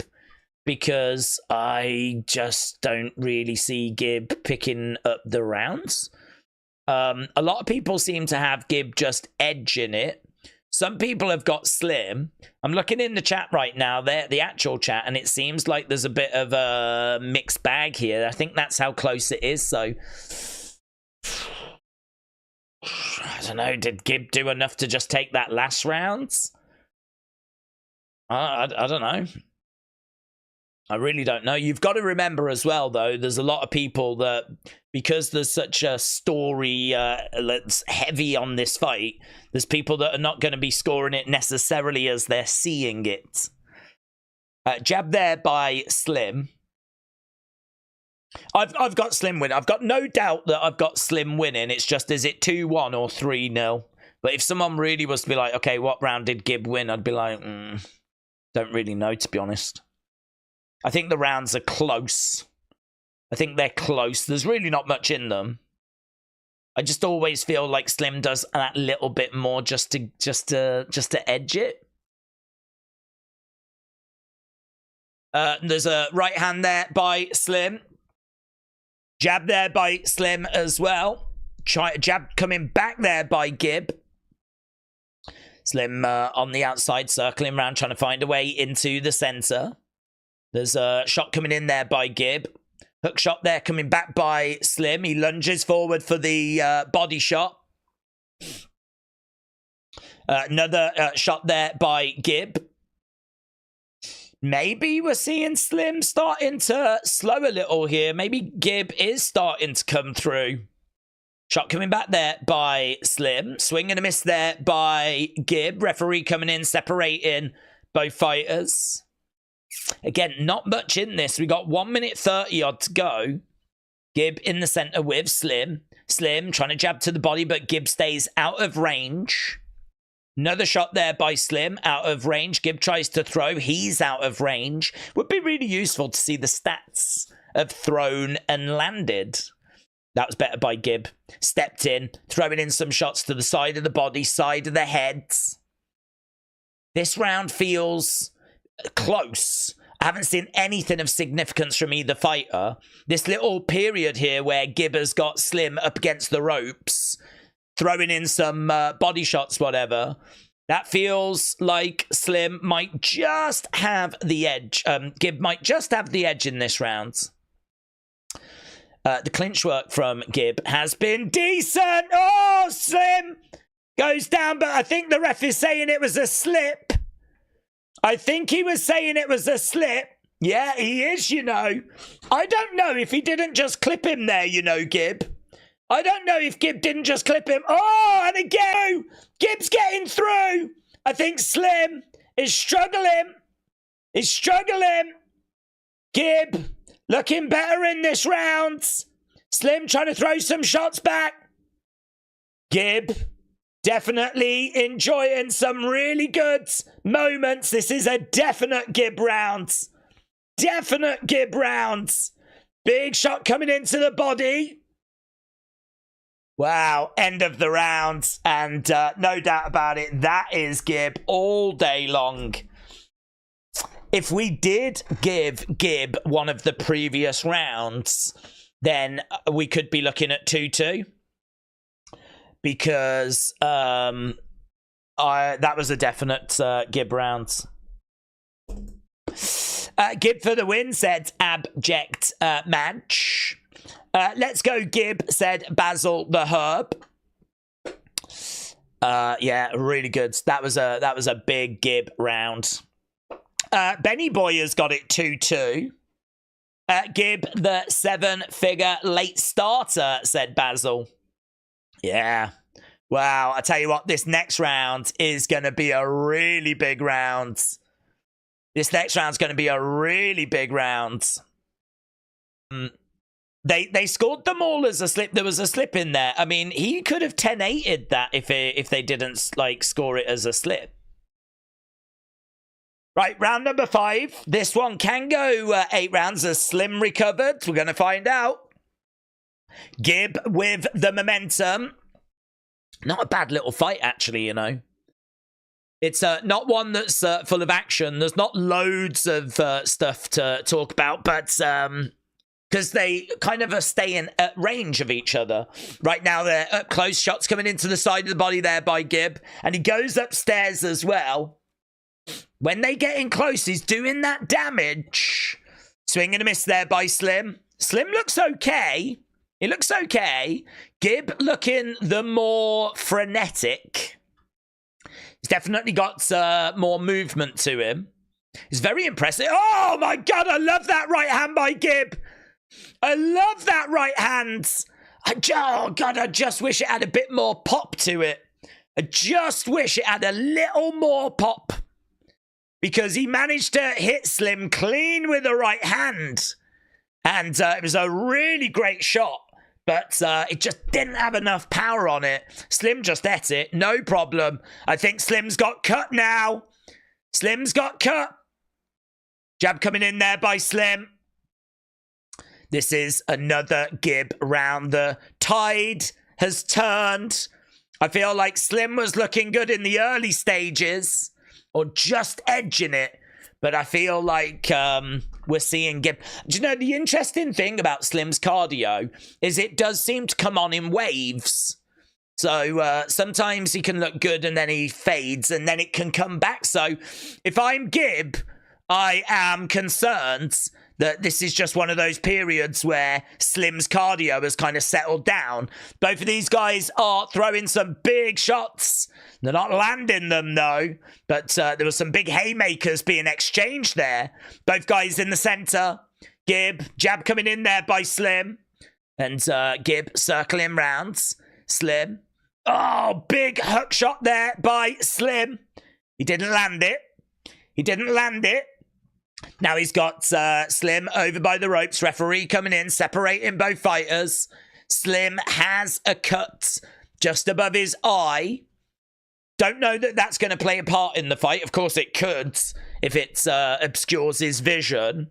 But right now, hook shot there by Slim. We got GIB coming forward. Referee coming in, separating both fighters. Having a word with GIB. GIB trying to find a way forward. Oh, lovely shot. Love that right hand. Great work by GIB. And Slim eats it once again. Slim eats it once again. Yeah, that is a definite GIB round. I have got, I think we might be looking at 3-2 GIB, but one of those rounds is close. As I said, one of those rounds close. 3-2 GIB though. And I think these last 2 rounds, he's looked, it's been no problem. No doubt. No, not even close. GIB rounds, these last 2 rounds. No idea what they're saying on commentary. JJ has been bigging up Slim. So I didn't want to listen to that. I didn't want it to colour what I was seeing. GIB in the corner. How the tables have turned, said Hamza. Shotter has got it 3-2 to Slim. Yeah, that's where, I mean, I've got it 3-2 GIB, but one of the rounds is really close in my mind. So if you've got it 3-2 Slim, I'm not down on that. I've got it 3-2 GIB at the moment, but yeah, thankfully, this is going to keep on going. We are in round 6 of 8. Into a clinch. Slim has come out. Shots coming in. We go over by the ropes. Referee might have to separate them. No, they're still clinching. GIB drives Slim back against the ropes. Referee is in. Here we go. Look, Slim keeping his hands up. GIB, nice footwork, gets out of there. Conditioning is really impressive from GIB. I mean, he's moved so much, constantly moving.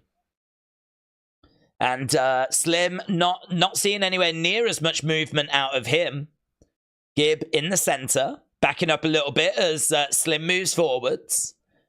GIB on the outside, circling round. Slim trying to find a body shot. GIB with a solid jab. Jab coming back there by Slim. And nice, good head movement there by GIB. Gets underneath that shot into a clinch. Referee coming in, looking to separate both guys. We've got GIB in the center, Slim on the outsides. Some body shots coming in there by GIB. Slim trying to come back. Oh, was there a right hand there by Slim? Couldn't see if that landed. Bad angle, but if it was a good shot. Nice jab there by GIB. Referee coming in, separating both guys. Want to see something good here by GIB. Oh, that was quite nice, but it was on the guard. Nice 1-2 there by GIB. Counter shot coming back there by Slim. GIB digging into the body.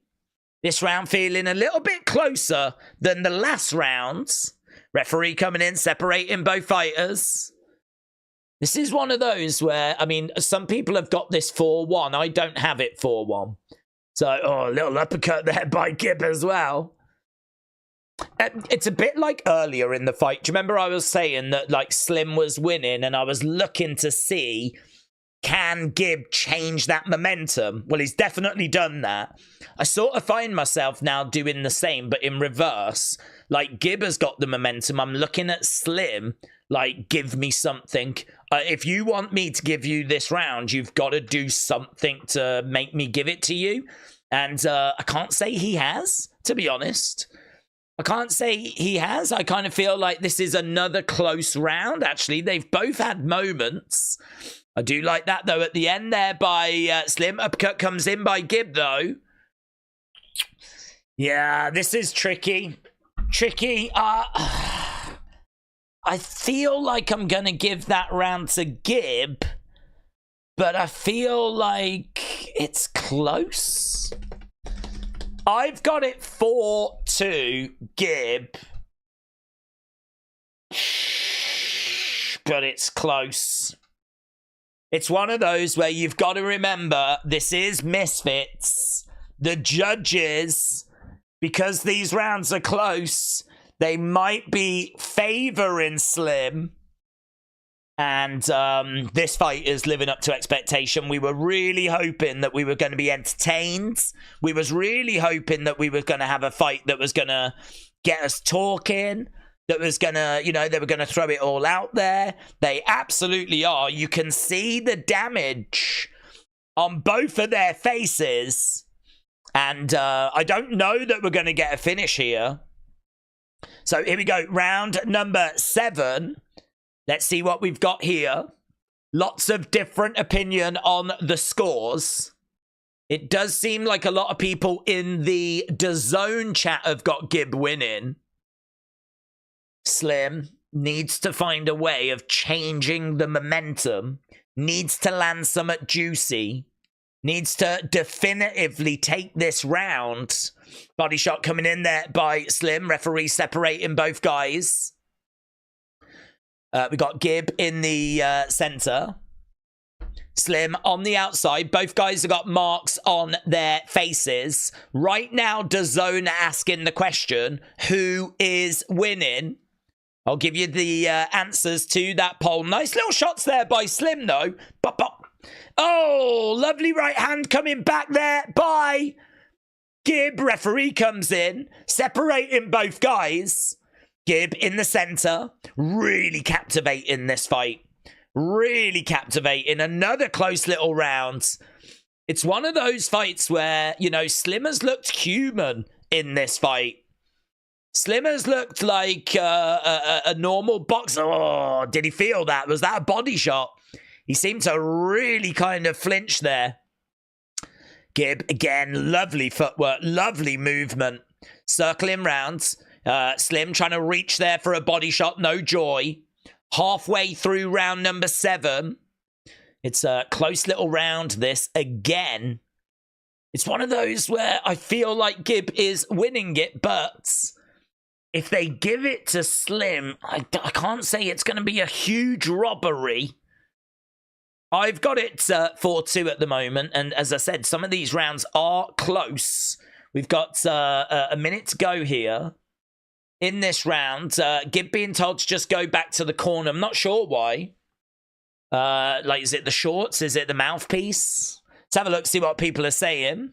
Get it done, Slim, said KG. Slim 3-3, said Snake Lover.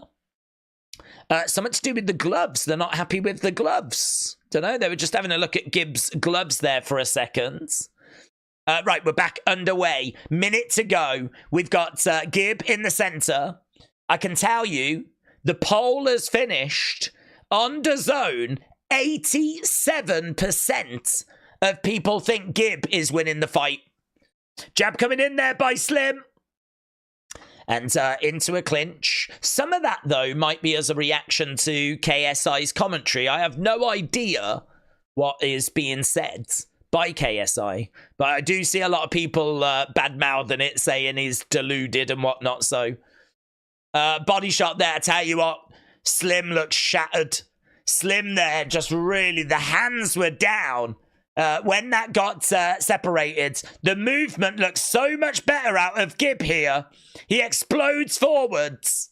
And I definitely want to hear what KSI is saying about this, because it just looks better from GIB.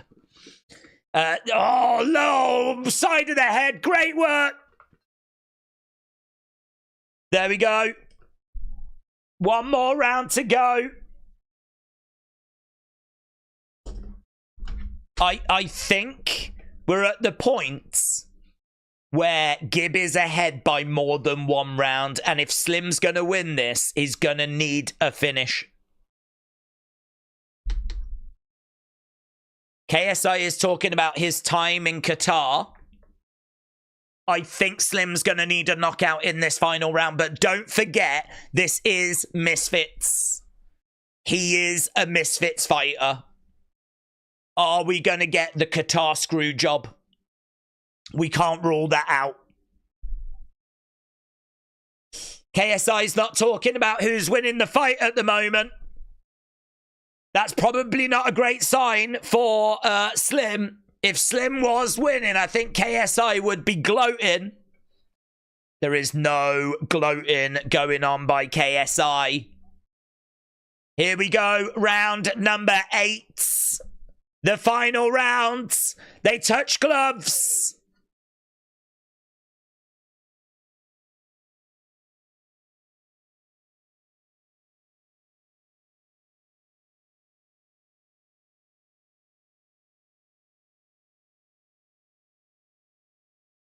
Wow, KSI just said, I think right now it's 5-2 to Slim. KSI is scoring it 5-2 to Slim.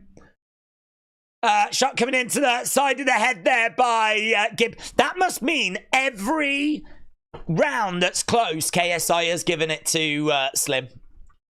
Every close round, KSI has given it to Slim. So KSI says it's 5-2 to Slim. The official has come in, separated both fighters. Jab coming in there by GIB. Shot coming into the side of the head. Jab there by GIB. Into a clinch. GIB has definitely, delivered here. He's definitely performed. I don't think that I mean, like, look, maybe he's telling the truth. I don't know. I have no idea. But I don't think that does KSI's, popularity any favors. I think people would respect it more if you, legit told the truth. I don't know. Call me old-fashioned. I think people like the truth. Slim in the middle as GIB moves forwards. Jab coming in there by GIB. Shot coming into the side of the head. I tell you what, man. The judges' scorecards are going to be absolutely fascinating on this. Shots coming into the body. KSI is praying for a robbery, said Deji. How would it be 5-2, Slim, said Combat Blades. Well, listen, KSI doesn't like GIB. GIB has said that he's going to come in here and show that he can beat the best that Misfits has got to offer. Slim is absolutely one of the best they've got to offer. And right now, GIB, again, moving forwards, trying to throw in a combination of shots. I really love the conditioning of GIB. I've got to give him a lot of praise for that. Constant movement, constant footwork, constantly trying to find a way of moving forward. Slim's been a bit of a punching bag, to be honest. He is throwing shots, though. Some of these rounds have been close. It definitely seems like KSI has scored all of those close rounds for Slim. But, yeah, Slim trying to find a way forward. GIB circling round on the outside. I think GIB knows that he's got it, or at least thinks he's got it. That is the end of the fight. Well, there we go. Which way is this going to go? 87% think GIB has won that fight.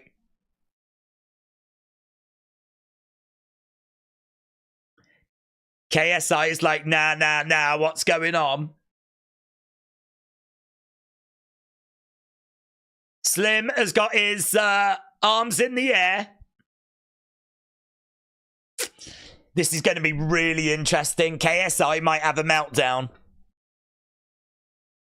KSI might be about to have a flipping meltdown.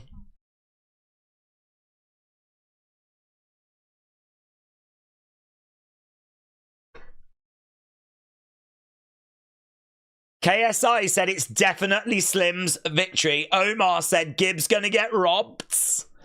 KSI is crying, said Deji. Come on, Gibber, said Little John. Well, let's ask our community, shall we?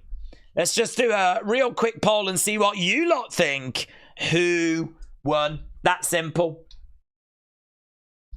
Who won? Is it Slim or is it GIB?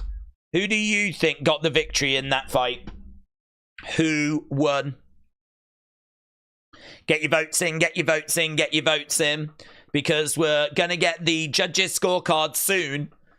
And then we'll see what you lot thought compared to what the judges are about to award. And don't forget, this is Misfits. I don't know who provides the judges, actually. Legitimately don't know where the judges come from. So who is it that is going to be awarded the victory? I do think, personally, GIB won.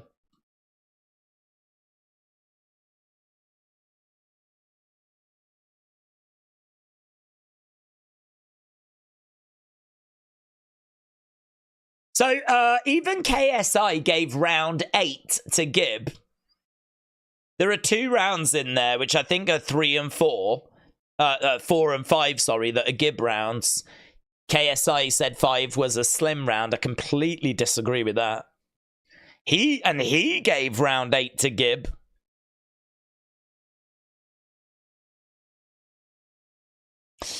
Is he trolling? Do you think he's trying to make out like this is a robbery, and so that when it does go to GIB, and he knows it's going to go to GIB, do you think then he's going to be like, no, it was a robbery, I watched that fight, there's no way, blah, blah, blah? I don't know. I don't know if he's just deluded. I don't know if he's desperate. I don't know if it's all of the above. Yeah, I mean, a lot of we're seeing a lot of the footage here, and a lot of the footage is GIB looking good. Even KSI is like, who's editing this footage that's making GIB look so good? Plus, then he looked at the poll, and there was 87% of his own fans saying GIB won.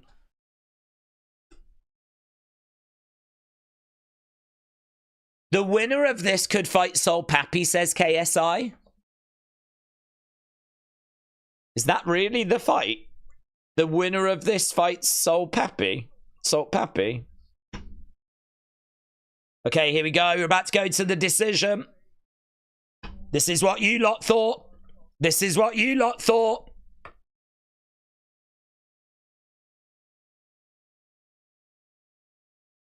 $76. $76. There's booze.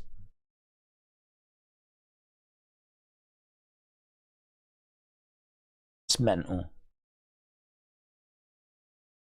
Majority decision win. No way. Gibbs got it. Gibbs got it. Gibbs got it. He stormed the castle. He is the champ. Slim's O has got to go. GIB has crashed into Misfits and taken the title. KSI said he can't believe it. He said he can't believe it. Well, he better believe it. What are these judges smoking? How can you be so out of touch? So, one of the judges, yeah, what are they smoking? Because one of them scored it 76-76. What the flipping fight were they watching? One judge, how did one judge have it 79-73, right? How did one judge have it that wide? Another judge 78-74. And then another judge was like, nah, it was even, 76-76. I mean, these are pretty crazy from the judges, but it doesn't really matter. Look, the result is in. One of the judges, not sure what they were watching. I completely agree. I'm the best fighter in influencer boxing, says GIB.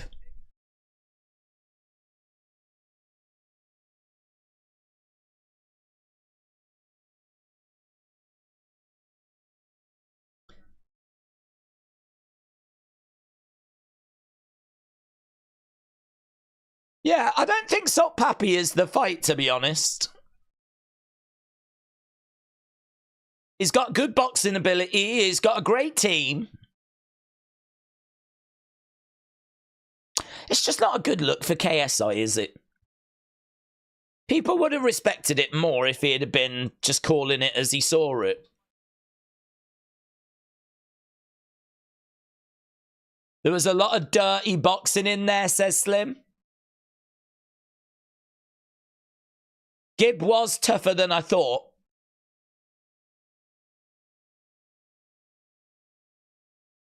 Slim said he wants to run it back. He feels it was close.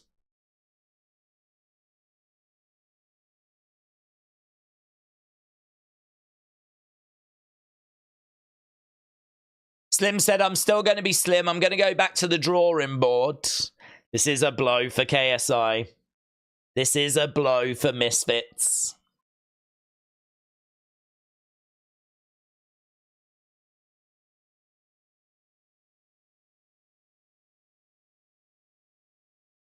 I will be back and I'll be back stronger. Yeah, it's KSI we want to hear from. I want to see him. Is he at ringside, like crying or something into his microphone?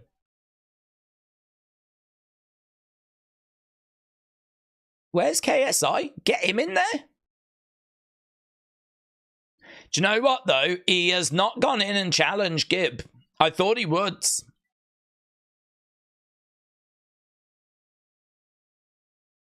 the awards coming up next. He doesn't deserve a rematch, said Omar. He had a professional trainer as well, said Abu Baker. At least Slim accepted defeat, said Up Top Loop Loop. Gib did it, said Mr. V19. 7676. Bro was smoking something, says get good lol. Gib did, said Alicio. Slim not a sniper anymore, said did. Of course he wants to run it back, said Eric. KSI is just trolling to keep people talking, and it's working because Twitter is flaming him, said Wayne. Yeah, but I just don't think it's the right approach because I sort of feel like KSI...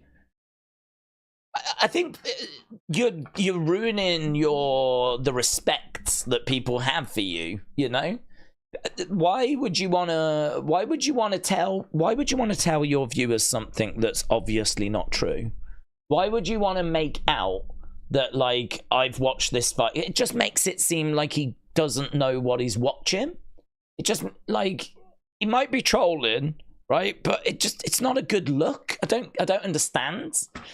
If the benefit is to get people talking, I feel like you're trading off some of your kind of the respect. Do you know what I mean? You're sort of like selling a little bit of respect people have got for you, and what you get back is, well, people will talk about you. They'll talk about how much of an idiot you are, to be honest. They'll talk about how wrong you was, that you were so adamant that Slim was going to win. Not one of those 3 judges had Slim winning. Not one. And one judge had it 76-76 and he got booed. People in the building that weren't listening to the commentary, that just watched the fight, they booed. So, like, 87% of people, like, on DAZN said that Gib was winning. Like, perhaps he was just blind to it. Perhaps he was so desperate. Or perhaps he thought he could con people into believing Slim had won, or... I don't know, or perhaps he is trying to play into a bit of a story, or... But I think if he is lying to people, like, perhaps secretly he thinks that Gib did win it, but I'm going to say it was Slim, right? I feel like what you're trading off there is some of the respect people have got for you. You're trading off some of your honesty, some of the respects, and it can't be good that people think you're a clown. Yeah, I mean, that's a clown moment for KSI. You don't get to KSI's level because people think you're a clown. Why would... Well, I just don't get it. I don't understand. I just think it would have been much, much better if he'd have been like, I can't believe this. Someone's going to have to stop Gib. Do you know what I mean? Like, I thought Slim would do it. He's tried, but... I don't know, man. Perhaps I need to really think about who I'm facing. Do you know what I mean? People would have more respect for that. Then it would be like, go on, KSI. Instead of this, like, I think Slim would. It's a bit like the flipping segment we had to watch with Wade. You know, people are excited for Wade being back, but you presented it in the most cringe way possible.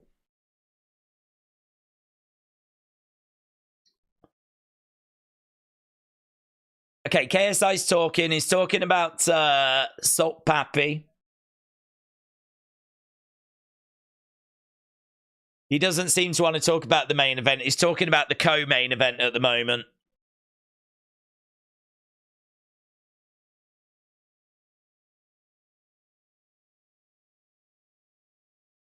Salt Papi gets knockout of the night. And very much deserved.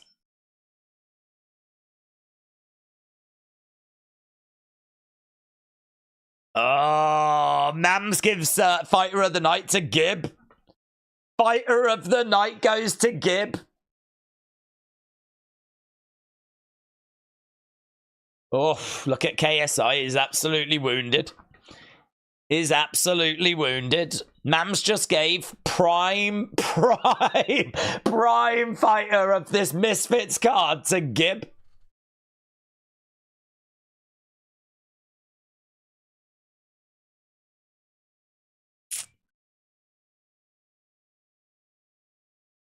KSI setting the fight up was embarrassing. Like, you can clearly see his agenda to promote Misfits over honesty, said Lucy. Yeah, I just don't get it. I don't know who's advising him. I feel like, I don't know, has he lost touch a little bit? Has he lost his way a little bit? I don't know, is this what you should do? Perhaps, I mean, listen, who am I to question what KSI does? He's flipping killing it. Do you know what I mean? He's more successful than I'll ever dream of being, so who am I to question him? But it just doesn't strike me as the right strategy. It doesn't strike me as the right thing to be doing. Not when the alternative is you could set up a really big fight between you and Gib. Perhaps he doesn't want to do that because, well, not that he's worried he'll lose, but if he did lose, then maybe that would just take the edge off him and Jake Paul.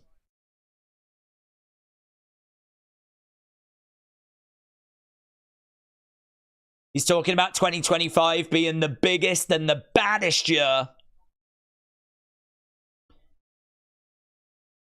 I want to knock out all my opponents.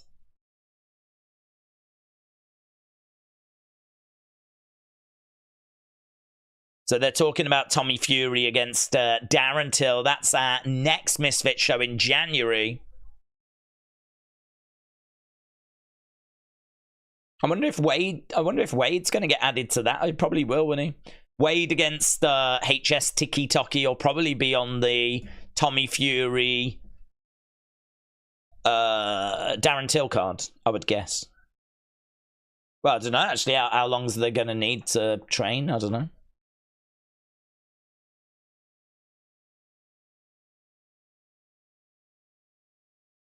Oh, where does the winner go from there? KSI said you're looking at him, so that's where KSI's sights are. KSI is looking at the winner of Tommy Fury, Darren Till, right. That's why he is not interested in Gib.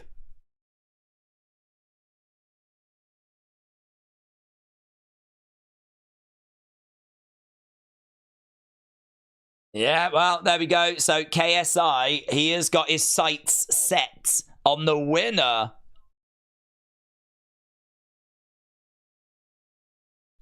of Darren Till against Tommy Fury. The show has kind of come to a conclusion. 20-9. Wow. Wow. At least he ain't Jake fight diffs and old retired men, said Neil 2D. KSI's afraid of Gib, said Ryan. Scared to fight Gib, said Omar. I tell you what, there's a consensus there, isn't there? There's a consensus that he might be a little bit fearful to fight Gib. Genuine, I don't know. I mean, I don't know. I don't know. I think, to be perfectly truthful, I think he would fight him if, like, we'd got past the Jake Paul fight and he just needed a fight for Misfits. I think he would fight him. But because this year, I think, is building up to the Jake Paul fight, I think that every move they make is very, very strategic. And I think they know that they need to get wins, good wins, and the right opponents as they build towards Jake Paul. If Darren Till wins, that is best case scenario for KSI. KSI will be praying for a Darren Till victory because Darren Till has got no sort of previous serious boxing experience. KSI would fancy his chances against Darren Till. Tommy Fury, it was quite close, and I would imagine KSI has been training like a madman. So I would imagine that KSI really thinks he stands a decent chance against Darren, and he's been in there with Tommy, and I think he's put the work in, and I think he's thinking, I can do it, right? So I think he's probably looking at that as like, right, if I can get the win there, that's going to set me up really good for Jake then. The AnEsonGib one, I mean, AnEsonGib's not a massive name outside of the influencer boxing scene. So I kind of feel like that one it's a bit of risk and maybe the reward isn't as great. Maybe the reward there's not kind of tempting enough, you know? So I don't know that he's scared. I'm not sure I quite subscribe to it. I think that he's probably looking at it and he's like, well, it wouldn't be an easy fight, but it's also a fight that doesn't carry much upside for me in the grand scheme of things, you know? I mean, Tommy Fury is a much bigger name than AnEsonGib. But listen, Gib has definitely upset the apple cart there. Gib has definitely rocked the boat. He has given Slim his first defeat. He is now a Misfits champion. KSI is fuming about it. And I would imagine that his fuming is probably legit, right? And I don't know. I mean, look, it gives them options, doesn't it? Gives them options. They can always do Gib against K. If Gib keeps winning, they can always do Gib KSI at some point. But I do think this year coming is going to be that Jake Paul fight. If the big Gib KO'd Slim, I would want KSI Gib. But it was just went the way we thought it would go, said Neil to D. Tommy said KSI was harder than Jake Paul, says Edward. Ethan said Gib isn't KSI level, but Gib isn't ready to fight KSI, said Ethan. Days, I think you're bigger than the Nightmare KSI. Yeah, this certainly here. I agree. You would run rings about LSI. Yeah, I would. I'd be running away from him. And if you take your beanie off, you would be unleashed. Listen, mate, I know where I belong, and it is behind a microphone. I have no doubt about that. I only need to look in a mirror to know that. So, I know my place. Get Good said, I am so happy it wasn't robbed. Amir said, see you tomorrow. See you tomorrow, my friends. We're just going to get a few final thoughts. I kind of feel like we've been commenting on the fight so much. I'd like to get a few people's thoughts. He doesn't want to fight Gib because he's avoiding to fight a friend. They are friends, said Frosty. Yeah, I do think they're a lot closer than they're letting on. I agree. Josh, really, Gib beats KSI. I think he isn't going to be any close because KSI has got quick movement, said Ethan. Gib won, said Omar. Gib won, yes. The glaze from KSI was crazy, said Zion. Edward said, do we think KSI Tommy rematch? I think so. I had their first fight as a draw. No way Tommy won that fight. Yeah, I think we get KSI Tommy rematch. Spartan said, Days, what a stacked week this week. Who should Gib fight next? Well, I think it probably will be Salt Papi. To be honest, it probably should be KSI. But I don't mind the story of you've come here to beat the best. You beat Slim. But we all know that Salt Papi is right up there with him. So if you really want to claim that you've beat our best, you have to get past Salt Papi as well. Salt Papi is in that conversation. So that kind of delays it, you know, a little bit. And obviously then if he loses to Salt Papi, then the win over Slim doesn't mean as much. But if Gib beats Salt Papi, then of course KSI's got real problems because all of a sudden he's really losing options, you know? So I don't actually disagree with the Salt Papi fight because Salt Papi's coming off a good win against King Kenny.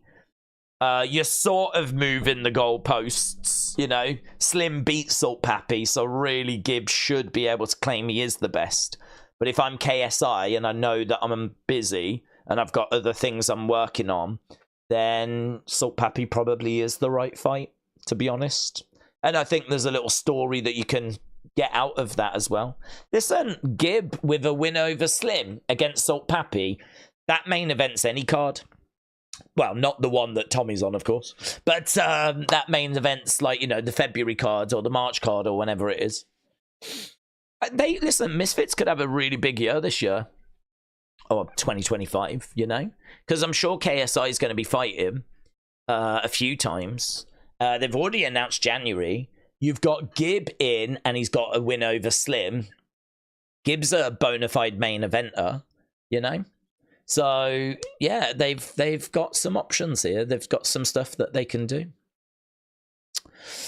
Do we think that KSI fights Amir Khan? I don't think so. I mean, he just said there that he quite fancies the winner of Tommy Fury against Darren Till. He didn't suggest that Amir Khan is next in line, you know? So I sort of feel like no, to be honest. I mean, like, unless Amir Khan comes after, but I really don't recommend that fight because Amir Khan is a legit fighter.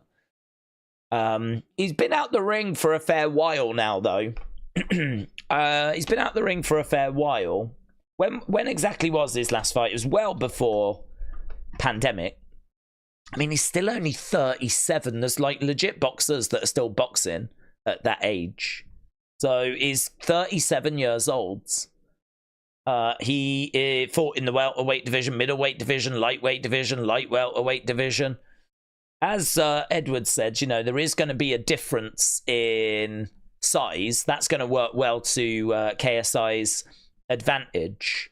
Apparently, he was competing up to 2022. So he must have had a fight. I don't even remember that fight. He must have had a fight after lockdown. I would have said his last fight was 2018, 2019. And then we went into lockdown.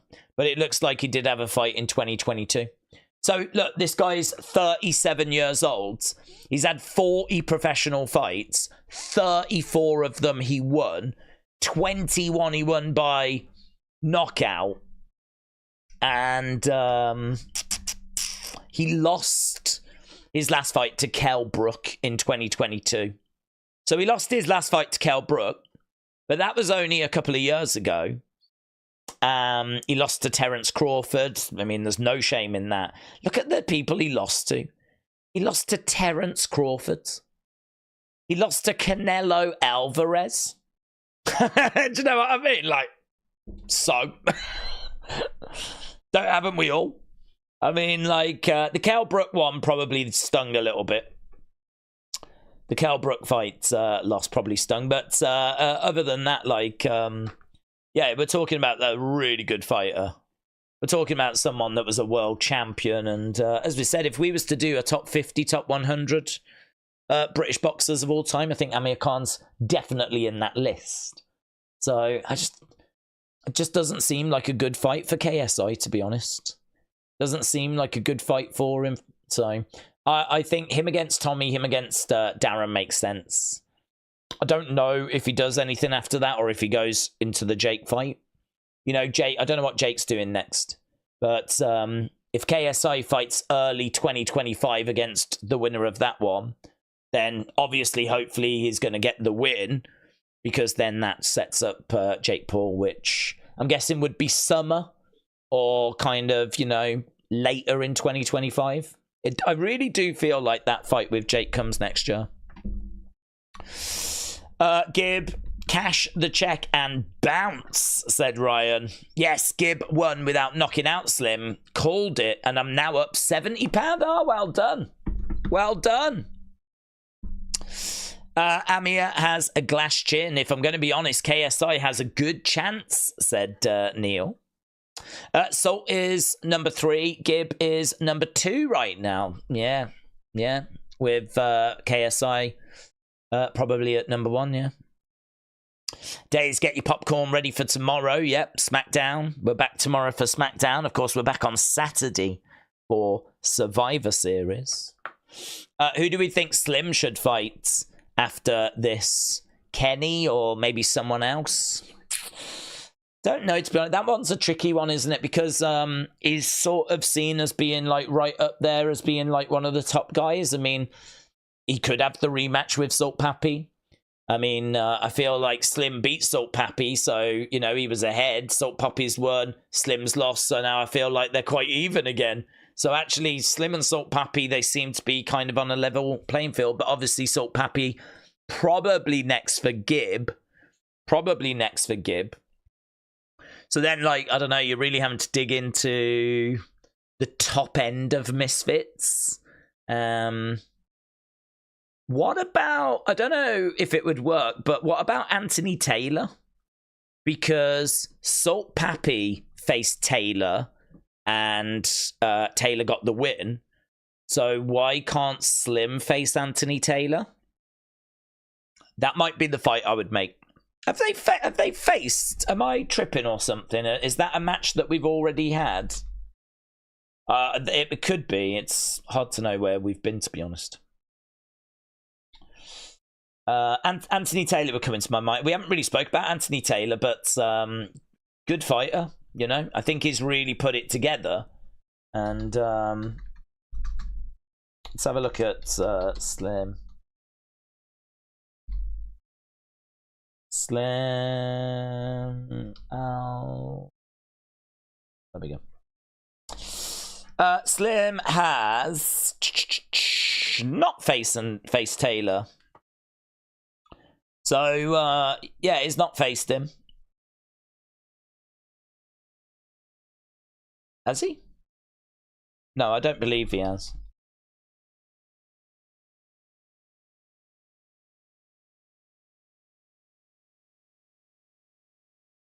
Yeah, no. I don't think Anthony Taylor goes by a different name, does he? Sometimes it's hard because obviously there's a lot of people that go under different names than their actual names. And if you go on Tapology, you've just got a list of people's actual names. So I'm trying to look at these names going, are any of these Anthony Taylor? I think Anthony Taylor might be Anthony Taylor's real name, though. So I don't believe he has. If I'm wrong on that, I apologize, but I don't believe he has. So I think, yeah, Anthony Taylor might not be the worst shout. I think that could be a really fun fight. Hasbula. Dream match. Dream match. AR said, how you doing? I am a fan. I wanted to join the stream to talk about Slim and Gib. I personally think that Slim won, said AR. Do you think so? I had Gib winning. I thought Slim started off well. But then I thought Gib came through around the third round. I've no doubt that rounds 4, 5 were Gib rounds. 6, 7 are starting to get a little bit close. But I think there was enough in them for Gib. And to be honest, by the time we were getting to round 8, it felt to me like Gib was ahead by more than 1 round. And so I didn't even really score the last round. But actually, even KSI gave the last round to Gib. So I didn't even bother scoring the last round because I was of the mindset that really I think Gib's ahead by more than 1 round. One judge scored it, a draw. The other 2 judges went with Gib. 87% of people on DAZN went with Gib. We did a poll that was about the same. I don't think there's any robbery or anything here. I feel like it was Gib, to be perfectly truthful. But all I'll say is you're not alone, because KSI certainly seemed to be under the impression that Slim got the win, but I don't know how much KSI actually believed that, you know. Gib definitely won. I saw a lot of punches to the back of the head, which I didn't like, but Slim didn't complain, so it is what it is, says Mezaver. Spartan said, usual hugs and a warm teddy bear. Edward said, Dave's quick question. Do we think that KSI has power? Do you think he has more power than Jake? I think KSI has got power, yeah. I mean, I've heard people that have been in there with him say that he's got good power. There's no way of knowing for us how it compares to Jake. You just have to look at who they've faced, the quality of the opposition, and kind of judge it off that. So I genuinely don't know who possesses more power out of the 2 of them. I mean, I feel like it's probably similar, but again, the level of competition that KSI has faced, I think, is low. I think it's low. I mean, him beating FaZe Temper means nothing. Him beating Swarmz means nothing. Him beating Pineda means nothing. Him beating Joe Fournier, to be honest, it doesn't mean anything. They're fights for him to work his way up, right? But, you know, looking back at them now, they don't mean anything. So, you know, what can we judge him on? If we judge him on Tommy, Well, he didn't get Tommy out of there, but then neither did Jake. So I don't really know what we're meant to judge KSI on. So listen, this is going to be a big year for KSI. If you're a KSI fan, then you know, this is going to be a big year, because whoever he fights now, they're going to be tough fights. You know, we just said if he fights Amir Khan, I don't think he wins that fight. So if he did, that'd be a hell of a win for him. If he fights Tommy, well, he lost to Tommy, so if he now beats him, that's a good win. If he ends up fighting Darren Till, I've got KSI as a firm favourite, to be honest. In boxing, I think KSI wins. In MMA, Darren Till would kill him. But in boxing, I think KSI wins. So I'm kind of hoping Tommy beats Darren. And then we'll do the Tommy KSI rematch. And that'll be huge. That'll be a big deal. That'll be a big deal. So, yeah, hard to judge power, to be honest. Right, with that being said, we're going to wrap things up. This was, you know, we're getting towards the end of the stream. I want to say a big thank you to everyone that joined us. The show ended quite a while ago there. Obviously, plenty of talking points.